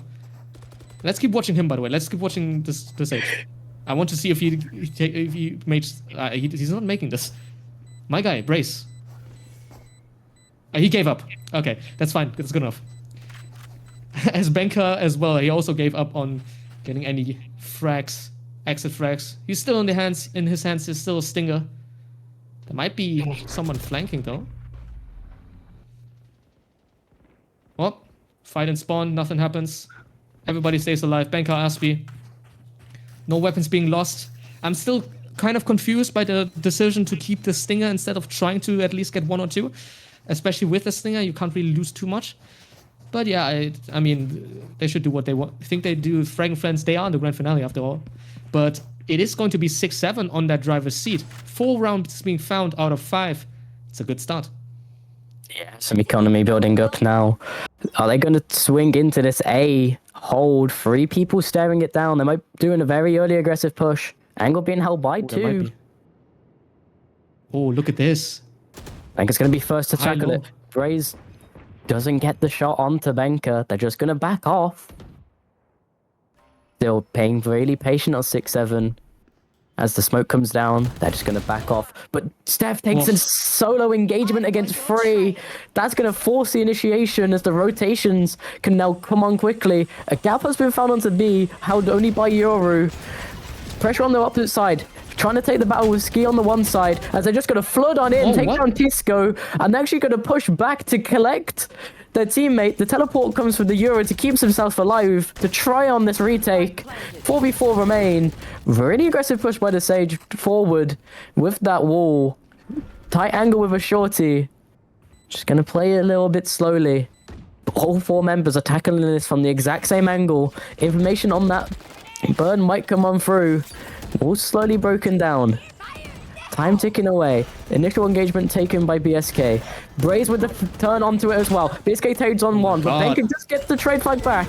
But stuck in the corner, finds enough for one. But to seal the deal, Self takes down Benka and clutches it out as some decent trades do come on through from FraggingFriends, even in that tight situation where they had to go for that one door. Yeah, FraggingFriends, that's what I told about when it comes to B. It's so rough to retake that, and even though they were in the man advantage, it was just too hard to retake against the 4 rifles off the sides of 6-7 towards that B side. Once the spike is down and once you get the side, it's so hard to retake it, as we just seen. They make it close though, almost won that, as Banker, unfortunately for him, doesn't get the last kill. South shuts him down in the end. He's for the first time actually South playing the smoke as far as I know. Operator FRG gets the kill down. That's gonna be Zuki down. That's gonna be the entry down as well. The dog being shot as well. Could count that as a double kill as Zuki, as South is already into that side. Gets a kill on Aspie as well, so it's gonna be a 4v4 situation now. Somehow, Spike probably going down on that B side. And again, we have a situation where it's going to be rough, especially with Zuki being revived. That Sage showing its prowess, which is being possible to have a man advantage back again once and now then. Was the timing going to be found by What Turbo? timing. Yeah, Turbo gets the kill there. He's already flanking. Does anybody call it out though? Looking at the map, we don't really know it. Tixo gets a kill on BSK as well. Steph Curry, that's a kill. And Zuki gets one as well. That's Turbo down. The flank is down as well. Tixo makes it closer. A 1v2 situation. Somehow, he gets all of them. 4K being found. They thought the vulnerable was enough to keep it away. But he actually just swings out and he gets the kill. And out of nowhere, the second round being found for the FraggingFriends. Yeah, Turbo finds that initial kill on that one flank. Tixo then just wins out the Angel, and as Steph Curry is distracted by Benka, Tixo just comes through and picks up the 3rd and the 4th kills to secure himself that quadra kill to get his team the second round. His first 4 kills, by the way, not to mention, amazing 4 kills at that. Let's not understate that. It is an amazing time to maybe get up and going. Especially in a grand finale, last map, possible last map. Oh, well, it is my last map. It's not possible. It is. It's going to be Alpha G getting the first kill once more. It's Ray going down. Steph Curry, no 3-pointer being found. Instead, he misses the free throw. It wasn't that free after all. The operator was holding his angle. Game might be gone. We've seen this position before with 6-7. They lose someone early, back into this chamber, potentially spotted by Benka. The Viper Wall's going to come on through. They're just going to flood on through, but Tixo's on the angle. What is that? Finds the second one as well. Benka takes down Braze on the opposite side as well. Just down to ski left in a 1v5 situation in front of the orb. Gets the 1 kill onto Benka. Then he gets the second back onto Aspie, but he doesn't know that he's going to be getting flanked. Audio Q as well. And Turbo's just going to take it slow and secure the round. 3 on the board and 2 back-to-back. An easy round for the FraggingFriends at that. It looked, at least it looked really easy. Alpha Q getting that first kill towards... I think it was is it called Showers? It's Showers.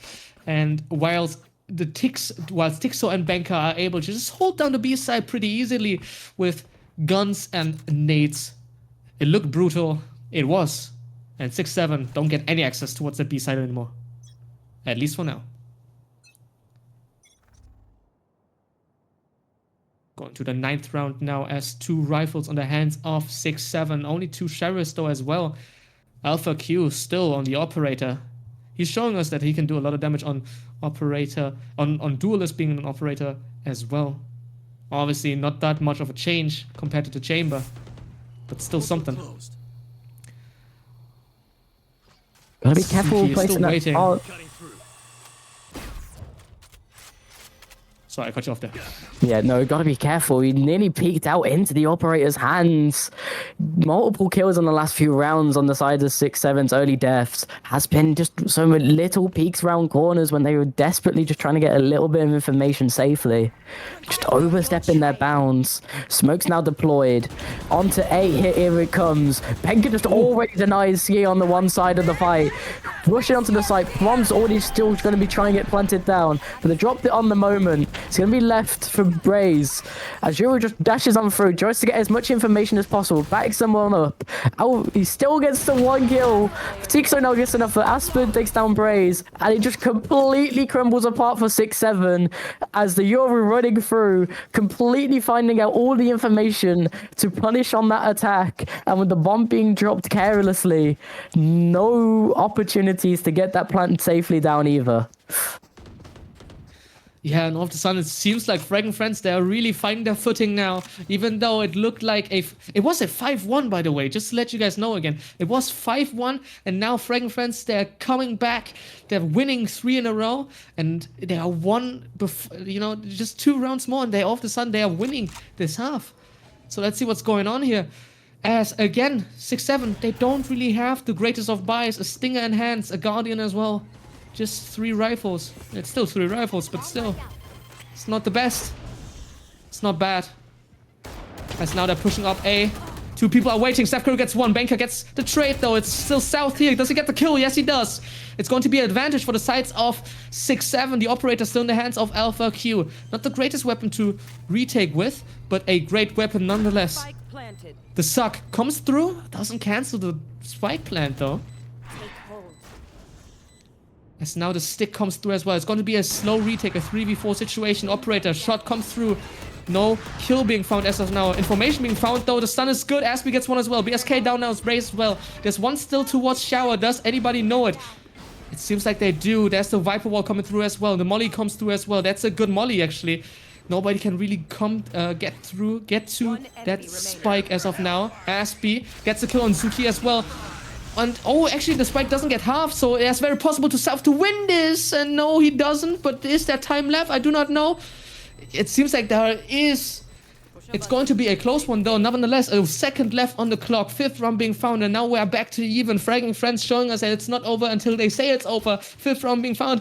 Could this be a closer final? I don't think so.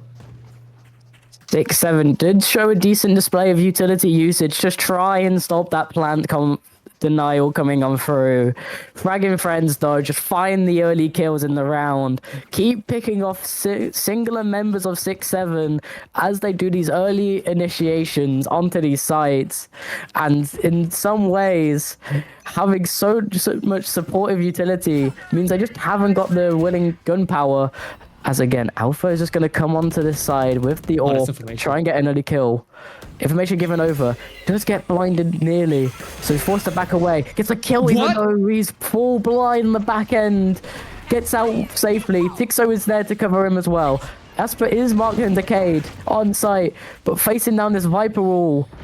They're still going to push through blind. Aspie with the 1 from the shack. Gets a second. No! South does take him down with the Stinger. Sight is now on their hands. But do they know about Tixo being able to come through on that flank as they all crush into the hallway? Spray's coming on through to try and take down any singular members. A couple gun upgrades found as well. Flanks coming on through. The pincers now unavailable. They're going to walk into Tixo as only Steph Curry's left, and he gets taken down on the one side as well. Turbo to take down South End off the round. And that's just enough, a little bit of a fumble and enough early pick for the size of FraggingFriends. Just giving them a mild advantage, but they can play off so well. Last round. It seems like FraggingFriends, for the first time in this entire map, ever since Haven, for the first time they are back in the driver's seat. They are for the first time leading a map since Haven. And for the first time since, or rather, ever since Haven, 5 in a row. 1 more and they even out whatever they did on that defense half of Haven. I sure hope they don't replicate whatever they did on the attack half of Haven, though, since that wasn't the greatest of all time. Let's say it like that. As FraggingFriends, they're actually fragging now. And it seems like it is their round to lose. Oh my god, look at this. Turbo! He pushes up. He gets a kill. What an aggression. Unfortunately, the dog finds him.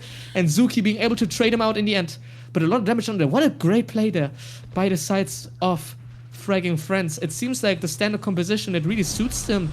Even though that's something that you wouldn't really think about when you talk about FraggingFriends. On the other hand, SixSeven doesn't seem to grab anything as of now. At least never ever since the beginning of the map. It's going to be a 4v4 situation.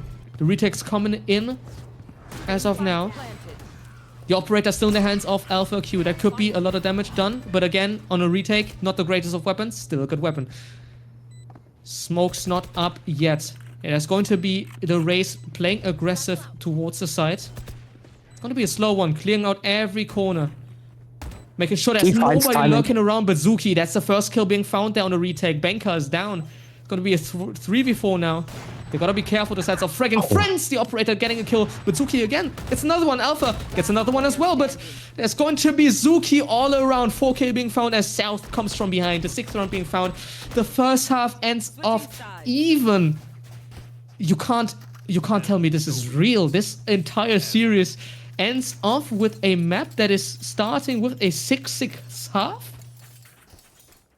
I mean, 6-7, they get it planted on the easier to retake site, but Suki stuck in that corner, still pulls out the frags, finds the timing to get the kill on the back end of Tixo looking away, and then finds the timing to push back into the room, catches him off guard, gets another kill, and that's all going on while Alpha's trading off some of the kills with op kills himself.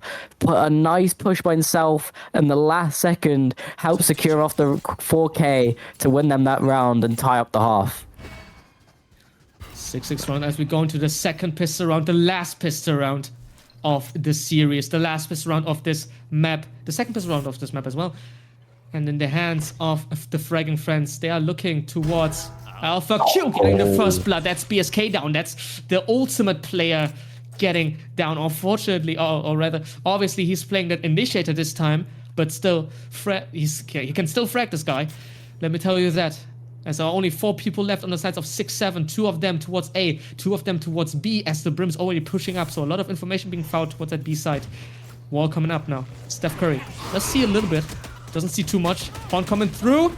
And Zuki gets actually 2 kills as Turbo being able to trade out Steph Curry. It's going to be Zuki left on this side. The Vulnerable does a lot of damage. Only 16 HP left on his hands. Everything could kill him as the heal comes through now. Brace. Nice. Gets one on Turbo as well. That's going to be a 2v3. Now 6-7 back on the driver's seat. As South only has a couple or so HP. Zuki already defusing through. Sticking it. He's sticking it completely. He's just stuck it completely. All right. He just completely. It's 6-7. It's 7-6. It's 7-6 and it's 6. Oh my god. Yes, 6-7. Pull the 7-6 lead in the series. Not having the scoreline match their name in order, but definitely the way around that they prefer to pull off that pistol and just sticking it in the dark, in those smokes. Giving him that time, but again, the healing for Suki coming on through, and although BSK is having a weak game so far, Suki is bringing up some proportions, as Braze is going to get the wall down just in time. It's going to be rushed down to be broken, but that's going to give over a lot of audio information, so Braze is going to back off a little bit, stall out a little bit of time. Slow in hand as well. That's that's more slow towards that shower side. We've seen what a Sage can do. It's so annoying sometimes, especially with the wall. Obviously, haven't seen Sage that much on bind in the last couple of years. BSK, that's Boski getting the first kill on Turbo. The Viper going down. The only character that gets better and better the more time goes by. And boah, what a shot by Banker. He makes it a even trade in the end as South FV, kills Alpha Q. Was trying his... What the hell? Through that smoke, Banker gets the kill on Brace. Just one shot. One shot, one kill. He makes it look amazing for his side. It's going to be a 3v3 situation. Very winnable for the sides of FraggingFriends, especially with the sheriffs like that. Banker gets another one. Flashed out though. No kills being found. BSK makes it even. A 1v1 situation. Nice. And the nade gets the kill. The nade gets the kill. A lot of damage done, but the 8th round still being found by Zuki. Unbelievable. I can't even, like, my mind is blown. My mind is blown. Has been blown for like the past couple of rounds and like still, but like, my goodness, I don't even know what to say. Heroic efforts coming through from Banker on the pistol, getting multiple key kills in key moments. But BSK, as we call him out, finally steps up with some big kills, and none other than Suki to be able to get out the round finish for their team on this map. Early aggression again on the outside of A. Wall again used for information. But Turbo finds the kill onto Ski. Best player down on this map for 6-7 down. Early into the round. B left with only one player left. But the rotation isn't there just yet. Oh, look at how passive the FraggingFriends are playing. Even though they got the first kill, they're still waiting for a little bit of information. They know that the eco, or rather the buy of the sides of 6-7 only gives them so much to play around. So they either expect them to stack up a side or maybe push up for a little bit of information. As now, it seems like BSK actually got a little bit of information with that owl. Sorry, not that owl, with that eagle. As the execution towards B now comes through. It's going to be a fake execution, though, as they are running towards that A side, where only Steph Curry is waiting as of now. We do know how much he can do, though, especially with the Guardian in hand. Not the best weapon in this corner, especially not if you are found out. It wasn't a Guardian, it was actually a Spectre, a Stinger, I mean. So it was a great weapon for that corner, but still, nothing to be found. The util was just too good in this sense. Good molly. And from behind now, BSK gets one. FraggingFriends, yeah, not making it close in the end. It's going to be the 7th round being found for them.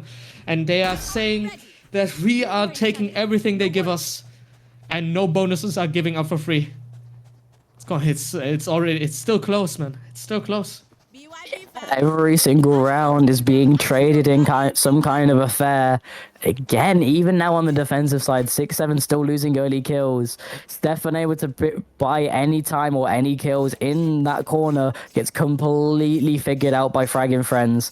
And the fake execution onto B gets him an easy round onto the A site. Definitely, yes. We're now looking at Alpha Q getting the first 2, almost getting the 3rd as well. It's going to be Brace, who is able to hide and go away, but the wall is bad since he has to do it on such a critical situation. A 3v5 situation. As it's only going to be Brace towards this side. He's already there, Turbo, though, being able to trade him out. Not expecting somebody to be that close to that boom bot. Alpha Q still alive with 20 HP as Airspeed goes down. South gets one on Turbo as well, but Banker shuts him down. The 8th round being found. We are back to even 8-8. Oh my goodness, what a final we have. I am actually in lost for words. This is one of a kind so far. Yeah, Banker again, top of the scoreboard for his team, but not to be outdone by Turbo and Alpha Q's having some rounds on their own, as they did in the last map, having a great performance. Banker is paying them their dividends in their desperate attempt on that last one. But Tixo as well found some good rounds. As we're going into this one, is it time that 6-7 need to start relying on some fragging power of their own? Oh, look at that, by the way. The positioning by Turbo already good enough. The Outlaw getting the first kill. It was a great idea, though, by the sides of 6-7. They wanted to go for a little bit more aggression, especially with that Viper wall being there. He gets a second one as well. 2 bullets, 2 kills. Nothing more you can ask for with the Outlaw. Turbo doing so much more than probably people could have asked for. It's going to be the sides of 6-7 being on that. Oh my goodness, what is that positioning? He gets the first one, gets the second as well. No 3rd one being found. Maybe with a different weapon he could have gotten every one of them. As BSK, or Boski, he gets 2 at least. He finds a way into this round as South already gets onto the site with that shotgun in hand. In close quarters, he might be able to pull out something. But it's going to be so much work onto him, as they still don't have the bomb. The bomb's going all the way over to A. He's still found out on B site by Alpha Q, and instantly the rotation routes and the teleporters off this map to get onto the site. Tixo's got to be careful of Braze, but Turbo shuts him down for the triple kill. And for the 9th round for FraggingFriends, this half is starting to steamroll in their favor.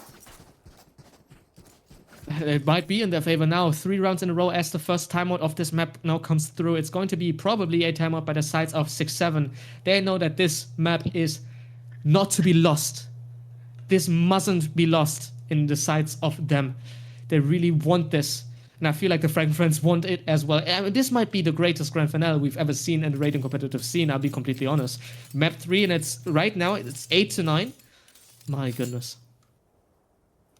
Yeah, BSK has found some critical impact, a nice double kill. So close to being a triple kill. If he got that, it really was going to be in the playable hands position. But FraggingFriends don't get that triple kill onto their heads and just secure the round without any more fatalities. Economy strong on their side. 6-7 got to figure something out in this tactical timeout. Authorize, they are now facing a massive uphill battle.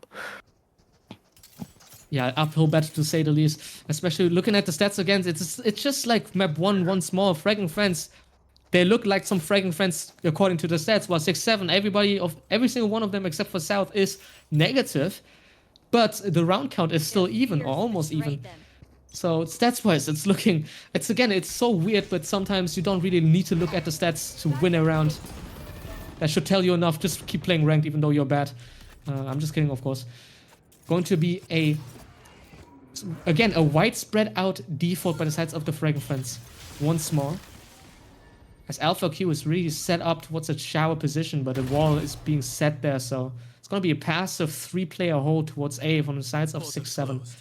Something that we haven't seen from them so far, but they have to switch it up, obviously, after that timeout. Now, the weaker side, for the first time once more, ever since that pistol, B side. It's going to be that B side that's going to be attacked as well, probably. At least that's what it's looked like. There's still an Astra and a Yoru waiting on A, so I wouldn't be too set on that. Zuki, by the way, operator in hand, no shield. Unfortunately, unfortunately, he's the player that the overlay can't show us, apparently. Portal close, and Alpha Q, he thought that place was completely free, but it wasn't, as Brace gets the first kill, first blood being found. 4v5 situation. Now the attackers have to deal with one less player, as the ultimate from Brace comes through as well. Does he decide to shoot it? He shoots it and he gets the kill. Brace goes down, and all of a sudden it's going to be even though South gets a kill as well. Aspie, one more 3v3 situation. Now it's definitely even. Ultimate comes through from above. Aspie gets one on South. Now the defuse comes through as well. 2v... Wait, he could get it all! But no, FraggingFriends, they frag out everyone in the end. Spraying through that Viper's pit. Getting a 10th round. And winning it off. It's gonna be double digits for them. It was a close one, to say the least. BSK finds a gap in that Viper ult and all that utility to nearly stick out that bomb. But it's not enough. FraggingFriends, they capitalize on the kills and an eventual man advantage due to that player being stuck, and they do clear off BSK just in time. If you want 6-7 to win, they're going to start to need the energy from chat at this point, as the energy is in favor of FRG, and Benka and Alpha Q are trying to find some amazing entries for their team. But you got BSK in such a good position in this smoke, but the timing might just catch him out by Alpha Q as well. BSQ down really early on. 2 players outside B. This might lure the attack towards that site, but they've still got to be careful. Joes might just be able to find the information needed to deny this. Benka gets a trade kill onto South, but someone just get one. Suki gets a kill onto Alpha though. Do they know that there's anyone else out there? And the flank is coming on through. But Suki gets a turn. He cased out Benko as well. Steph's going to clear out the way so that he can get out of here on low health. Braze gets the revive onto South as well. Numbers of advantage. 4 versus 2. The rush to A site to try and take a use out of these portals and get that spike down to try and find a way into this round. But it is the easiest site on this map to take the replant. Plant's not stuck the timing. Well. South stuck in a difficult spot, but Braze takes down SP. Bomb now instantly TPing back over to B. But is the timing going to be there for Suki to deny this plant? He does get onto the site. Does make the audio cue. Suki's going to push on through. Timing. And looking the wrong way. Suki does find that timing to find that 9th round for 6-7. When they were starting to lose any kind of momentum, they get ran around the entire map by the bomb and the teleporters. But they find it on round 19. FRG's economy still strong, but 6-7 finally with something behind them. Are you not entertained? This is unbelievable. 6-7 out of nowhere, getting that thrifty win. 9 round now on the case of them. And it's going to be this round 20. Both of the teams on that full buy now. FraggingFriends. This might be... it's not their last buy, actually. They can still buy if they lose this. But still, round 20 could be 10-10. It could be double digits for both. As the Reina, or rather as Banker, is playing Fake Flash, or rather, what is it called? I forgot what it's called. As Alpha Q is already on the side with the ultimate, already running through, sets off to get that side.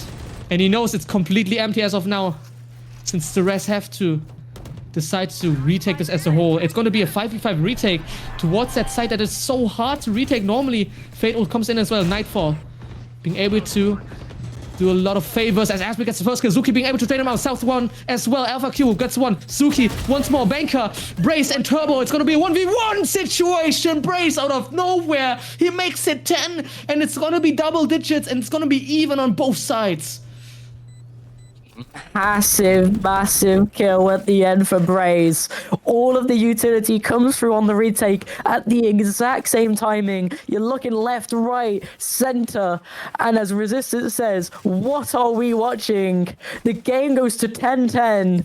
Both teams taking us the full distance at this point. It will be an upset in either fashion if this does not go all the way to overtime. 6-7 find themselves back in this, and Suki trying his damnedest to match Banker in the kill count. Yeah, as you mentioned that, we do have to say that Banker is on 21-12 if I see correctly. This guy is on a run all of a sudden. That race character is really suiting him. We normally see Alpha Q's fragging out, but this time Banker, he's saying that he can do the same. Just put him on the right character. Just put him in the right situations where he can frag. And he shows that he can frag. It's going to be a 10-10 situation here as a lot of info was towards the A side, but it's actually a fake as Yoro TP's over towards B. And there's the first kill being found towards the side. Banker gets one. South gets a second. Oh, actually, South gets two in the end. Alpha Q already ready for Steph Curry there to TP. Going to be a 3v2 situation. And 2 left alive. Zuki, Brace, they are able to do this. But they gotta lock in. It's going to be a hard time. Really Wall comes in as difficult. well. Yeah, definitely difficult to say the least. Especially if everybody is not even remotely towards that side except for Banker. That flash is good. He has to shoot the ultimate now and doesn't find anybody. Again, flash is good, and Brace doesn't get a kill there on Aspie. Aspie gets him instead of a 1v3 situation. Not much you can do. No X-ray for us as well, so no information being found for us. Banker gets his 3k, 11th round being found, and again, it's gonna be the FraggingFriends on the driver's seat. 6-7 pulls something out of somewhere, I don't know. This is do or die. Yeah, completely leave the site. Suki wanted to find something in that round, not given an inch or a mile. Raze gets desperate, wants to find someone quickly, hearing that timer ticking away.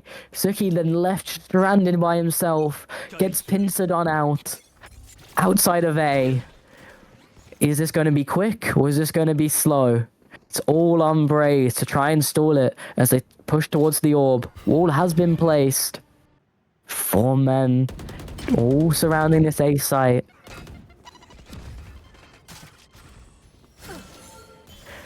Utility Just delay a little bit. Yeah, Utility is good, the a slow little comes more. out as well. They do push on back. The teleporters are in favor of rotating away from B, and information gained that no one is at B just yet. 1 minute left on this clock as the full rotate is finally called. 6-7 still stacked up on A, but a little bit of a mid take potentially coming through from 6-7 as they are stacking up on the boxes. FRG, do they go down through the middle or do they push round through the left? They still got time to make this decision. Utility coming on out. Emptying offer, but they back away. Still got time to go back to A if they want to. But lots of space being taken by Turbo. Got the weapon for the engagement against BSK. As this angle gets shallower though, he does favor BSK a little bit. Doesn't get trapped into by Steph Curry. Found out what teleporter is available. Gets the kill. And Benka on the opposite side takes down Suki as well. But Braze gets a kill back onto Benka. It says Suki's alive, but the kills feed definitely said he died. Turbo finds out Braze now on the back end side. 2 left on the site. Nice kill from himself, but Alpha's instantly there to trade. Wait, no time. They have no time to get the round. The kills do come through, and the opportunity found, but no time to plant down the bomb. No time to find out the last kill as they play hideaway. They get stuck in the middle, and indecision falters them their 11th round for 6-7, even with the frags coming on out. I mean, it's so late, I didn't even realize, but there was no time left for the FraggingFriends. It looked like they were going into that match point, but that ultimate coming through by South cancels the spike plant, and they have no time left, and Steph Curry just hides. That's everything you gotta do, and he does it. 11th round being found, even though they lost every single player. It's gonna be even. Whoever wins this gets to match point. As the sides of 6-7 there towards it. B side, they're pushing out. Zuki gets the first kill. That's the Guardian, by the way, getting the first kill. 1 shot, 1 kill so far. Gonna be a 4v5 situation. 6-7 on that driver's seat. FraggingFriends, you gotta show us everything you got now. Braze just backs off. Doing it slowly. Knows they have numbers advantage. They do give up the site though. Are they all just going to flood on through?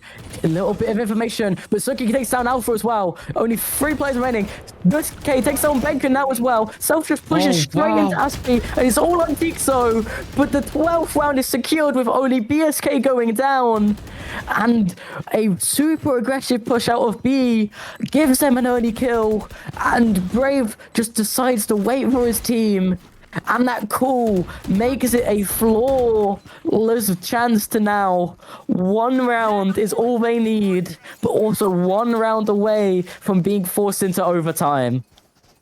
6-7 out of nowhere. They are back on that driver's seat. They are back on that match point. It is all on them now. They either win this now or they have to go into the overtime. FraggingFriends, it is do or die for you guys now. A round that should have been your overtime, or rather your match point, goes into the hands of 6-7. Zuki, he's showing us what he can do. And it is do or die now. It is now or never. The wall comes out immediately. Hold as well. It's still the same play by the sides of the FraggingFriends. Still breaking that wall as fast as they can. Trying to just get a lot of rotations over to A. Obviously, you only get 1 max. Nightfall comes in as well, as the Yoru ultimate gets in as well. So, a lot of information being found. That A side is currently completely empty. They have to. It has to be a 5v5 retake. It couldn't be a better. And ultimate comes out from the sky as well. But the TP now comes in as well. They all know that all 5 people are towards that A side. And now it's about to be a run towards B. Who's the faster one? It's going to be the attacker side. It's going to be the FraggingFriends. 6-7 have to retake once more. But now it's going to be a 5v5 retake towards B. As Tixo is actually already flanking. He's already through to A. That smoke delaying every single player of 6-7. No Flash comes out, knows. stun comes out. Benka gets the first one. There's Benka getting the second. Turbo, Self makes it 2, makes it close. From behind there's still Tixo. He gets one. 1v3 situation. BSK either shuts him down now, but no, it's going to be overtime as Turbo gets the kill with the shorty in hand. FraggingFriends say it's not over until they say it's over every now and then. And now is the best time you can say so. 12-12 overtime. We go into the first round of overtime. It couldn't be any closer. Yeah, you say it best. It is down to the absolute wire. FraggingFriends with the call to rotate to B, the harder site to retake, less opportunity for 6-7 to come back into that round. And Tixo just lurks. He doesn't take the teleporter. He finds the back end of them and denies them any kind of slow play, which pushes them into the open R's of Benka. The carry gets another crazy round, but it is now all or nothing. If you lose, you're out. This is the final game map, final overtime, and neither of these teams will want to make the first desperation move, as that might seal their fate in any of these moments. Definitely so. We see, by the way, the Yoru only pushing out Alpha Q. He gets the first kill. That stuff carry going down. The operator finding its curfew already. It's going to be glass operator, actually. In this case, no shield, no other utility on the hands of the Yoru. Alpha Q already getting the kill. Now, 6-7 on that back seat. 4 people only left for an execution towards that B side, and an operator waiting for them in spawn. Haunt finds information. It's being shot down almost immediately. Oh, there's Alpha Q getting another one. Tixo gets another one as well. Aspie makes it just a 1v5 now. It's going to be Brace against everybody. Can you keep your team alive? No, you can't. It's going to be a 13th round for FraggingFriends. And all of a sudden, match point back in the hands of FraggingFriends. And 6-7 seems to crumble under the pressure. None being found. And a flawless for the first overtime. This could be the last round of the match. Of the whole tournament, actually. Yeah, after not really contributing much for so many rounds, we reach the overtime economy. Alpha Q buys the operator, and he absolutely punishes 6-7 with the big weapon. Now, BSK with the hands of the AWP. Poor map from him so far. Such an amazing player for 6-7 on this run through the finals so far. Can he pull anything out of the bag? It's Steph Curry's iconic Odin. Enough for him to pull anything. Braze, got to be careful on the early aggressive peak. Slow play outside of A at the moment. Utility starting to be used for information. Suki with Steph Curry. Gets a nice spray down early. Takes down Benka. Numbers advantage. Alpha Q forced to dash away, get out of there as well. Little bit of information taken, and enough for a spray through the wall. Doing some little bit more damage. Might be able to heal some of that back. If they can steal away some time, they might be able to deny the suffering of that damage if they make the right call here. But 2 members are still on B with that operator in hand. Turbo, do you peek it or do you waste? BSK looking at the smoke, doesn't get the hit. Oh, Turbo no. takes out BSK. 1 person left to respond. Does get the kill on the jumping for the window. Tixo trades it back on out, but sight is in FRG's hands. This is the B site that has been critical for so many wins in this map. There's 2 people stuck outside the smoke. Suki is still alive. Can the miracle maker for this team on this map?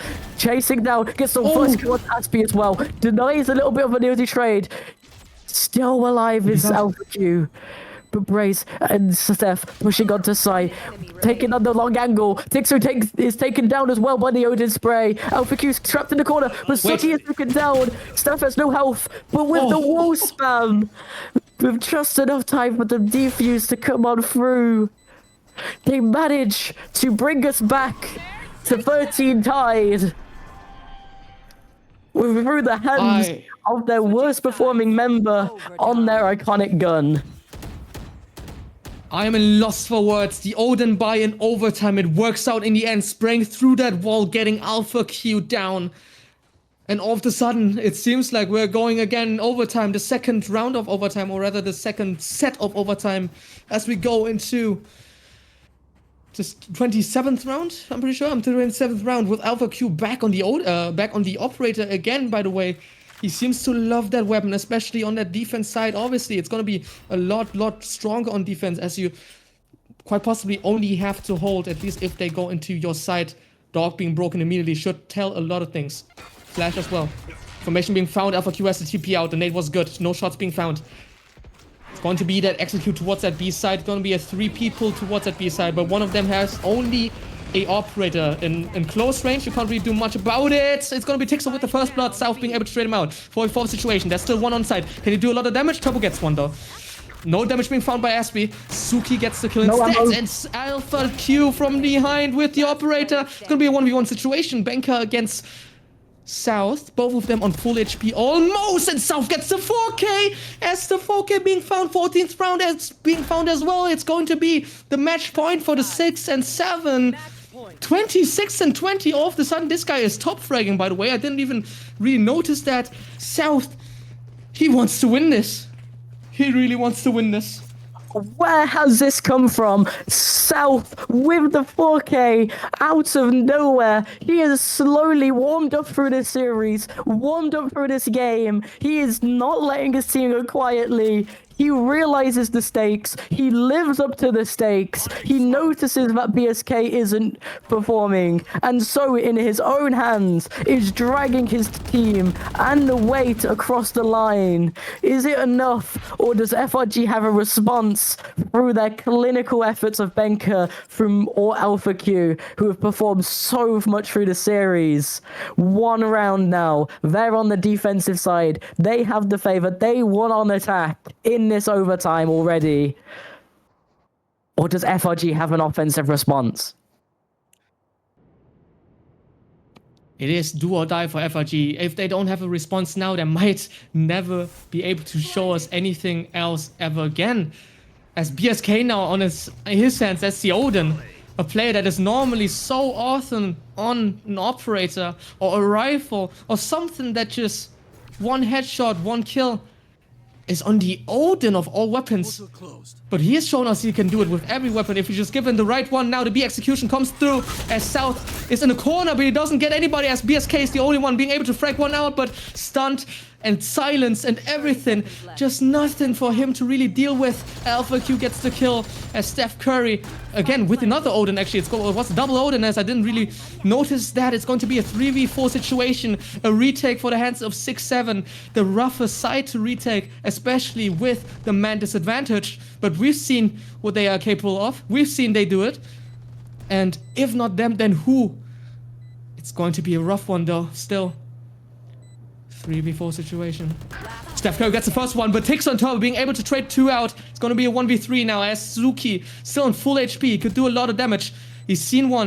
Does he see the second? He doesn't even need to see the second as Benka gets the kill, and it's going to be the 14th round. We're going back to even. Another set of overtime coming through as 14 rounds is not enough to win this. You got to go for 16 at least. Overtime number 3. Kills the name of the game for FraggingFriends. SixSeven, known for their alternate approaches.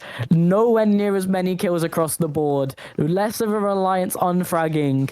But can they muster up the strength to match the prowess of FraggingFriends on the offensive side again?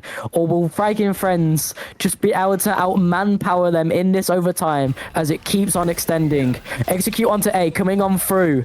Suki leading the charge with BSK. BSK does take the interior fight against Alpha Q. Crossfire trying to be denied, but all of the players now, all of them are on A. This is just going to be a raw gunfight for round 15 on either side. Asper placing down the smokes, but Steph Curry gets the first kill with the Odin on the spray. And the spike is down. Players have backed off, but Double gets a nice kill onto Suki. Does get traded out by BSK. The member you really wanted to perform does find one. Completely unable to see in the room though. Wait. So taken down by Benska. SP and Braze end up trading kills. 2v2 situation. Just gotta stall up the rest of the round. Stunned on out. Diffuse stuck to half. Tixo takes down Brave as well. It's now all on Self. And Aspi denies. My goodness. Round number 15 for FRG on the half stick. And barely any time left. Self unable to stall because of a nice trade out. The 15th round being found and going to round 30. It could end now or never. FraggingFriends, actually Tixo only got through with that defuse with 9 HP. If he died there with the spray down by Brace, it would have looked so much different as South would have had so much more time to play with. But it's going to be match point once more in the hands of the FraggingFriends.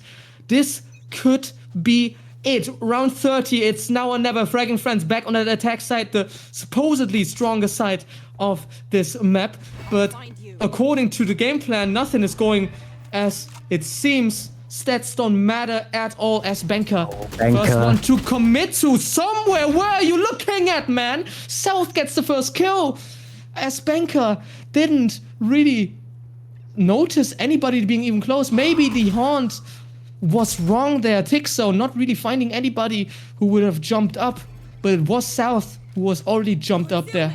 That's the main fragger out. That's the entry out as well, Benka. It's gonna be a rough time for the FraggingFriends now. A 4v5 situation as the wall. This time not being broken, but waited out. Still 5 people off the sides of 6-7 towards that A side. And they know that the teleporter was towards spawn. It's being broken immediately. Oh, look at that. Look at the map, by the way. Why is Viper here? How is Turbo already close? Being shot down by South, though. It doesn't matter. In the end, it's going to be a 3v5 situation towards this B side. FraggingFriends, they have to do it down. With the man disadvantage, especially now as the bomb is down. BSK gets the kill there. And the spike is in the hands of SixSeven, actually. 2 against the world. Oh, well, Alpha gets the first. The second one gets Aspie, but Suki trades out Alpha. It's going to be a 1v3. 1 against the world. Oh, the hold is beautiful. The Odin as well. Actually, it doesn't get him in the end, but South gets his 3k. 15 to 15. 13 rounds, not enough. You gotta go to 17. You've gotta go for more. He keep going. Overtime number 4. South catching up to Benka now. 29 kills to his name. He is trying his absolute damnedest, killing Benka early on, taking down FraggingFriends, best performer on this map. Suki fading away into the limelight now of South. However, he can still perform on that raise. South Alpha Q already TPing back out really early on. Utility being placed on down. Suki going aggressive onto the box. Pushing through. First contact. Stack onto A. Flank coming through as well from Tixo. How much stalled is it going to be? 2 trades. BSK gets the kill onto Benka.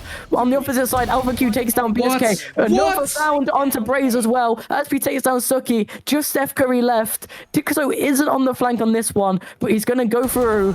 And Alpha Q is going to pick up the triple kill. Take his team to round number 16. You've heard his name on the last map on their 6-round run. And he shows that he is still here to help back up Benka when he is taken out of the game.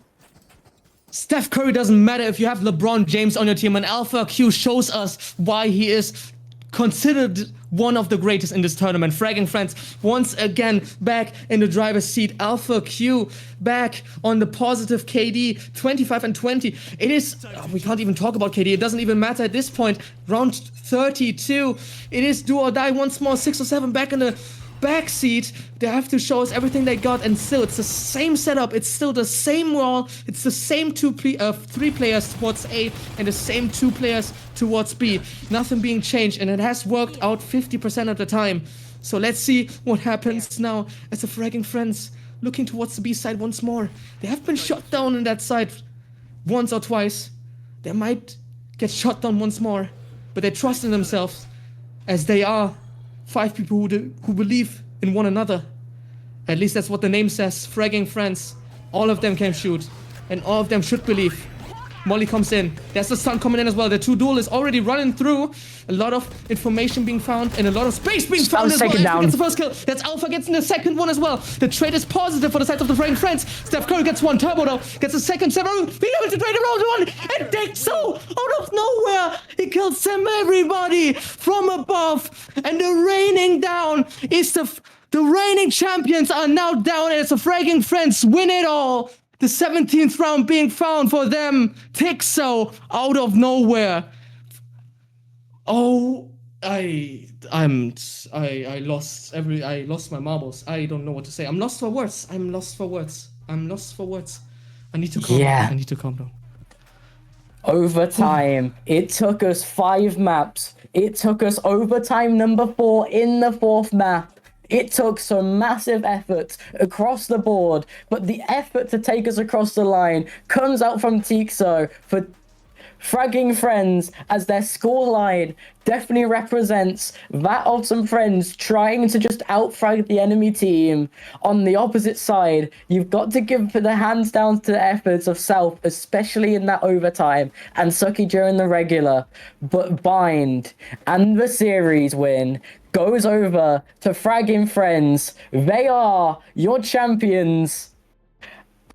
And deservedly so, after a long stretch of games, 2 sets of overtimes, and after a horrendous affair on Haven, where they get absolutely stomped out by 6-7, they compose themselves, they right the ship, and they realize the strategy, and they come together and frag out on Bind. What an amazing series. It begins with an OT. In the middle, we had a 13-0, a roll from both sides. And in the end, it ends with round 32. OT once more, 17-15. FraggingFriends win. They are our champions of Series 4. And they show us once more, sometimes all you need are just a couple of friends. They definitely showed us that. We've seen so much today. We've seen Thanos on both sides. We've seen Alpha Q getting 30 plus. We've seen BDK getting 40 plus. This is one of a kind. This is not something you see every day. This is not something you see yearly even. This was amazing. This is the best grand finale I've watched, and I've watched 2 grand finales today. So oh my goodness, I am grateful for what I've seen. Shoutouts to both teams, by the way. GG's to both teams. GG's to the FraggingFriends. They've won, obviously. Shoutouts to SixSeven. The underdogs, by the way. The clear underdogs coming into this. Map 5 overtime. What was happening? Where did that come from? Nah. I lost for words. Honestly, lost for words. Love to all players. This was amazing. This was an amazing series to cast, and I'm just grateful for it. HQ had some things to tell us, so we might go silent for 1 or 2 seconds. Discount code for £5 for next season. Wait. Is lemons. Okay, remember that, guys. Lemons. Everybody who is here right now, discount code for next season if you want to join with your team. Lemons. 10 teams only. 10 teams only. £5, I think. £5 discount code. Lemons only 10 teams. Remember, there's an S, by the way. It's lemon S, so it's lemons. Yeah, remember that, plural. Second thing, we're looking for observers and broadcasters. We're looking for observers and broadcasters. If you're interested in observing or broadcasting for the rating competitive scene and be able to watch such incredible series. I mean, it's such a shame that I have to use this series for advertisement, but I mean, it is just, it was such a good series. Feel free to join us on Discord and make a ticket, talk to us, DM us, whatever. We have some positions open on the observing team and on the broadcasting team. We would love to have you guys on here. Anything else, HQ? He needs to think. HQ has to think. It's Kumii, by the way, if you guys haven't noticed yet. It's Kumii who's doing the HQ.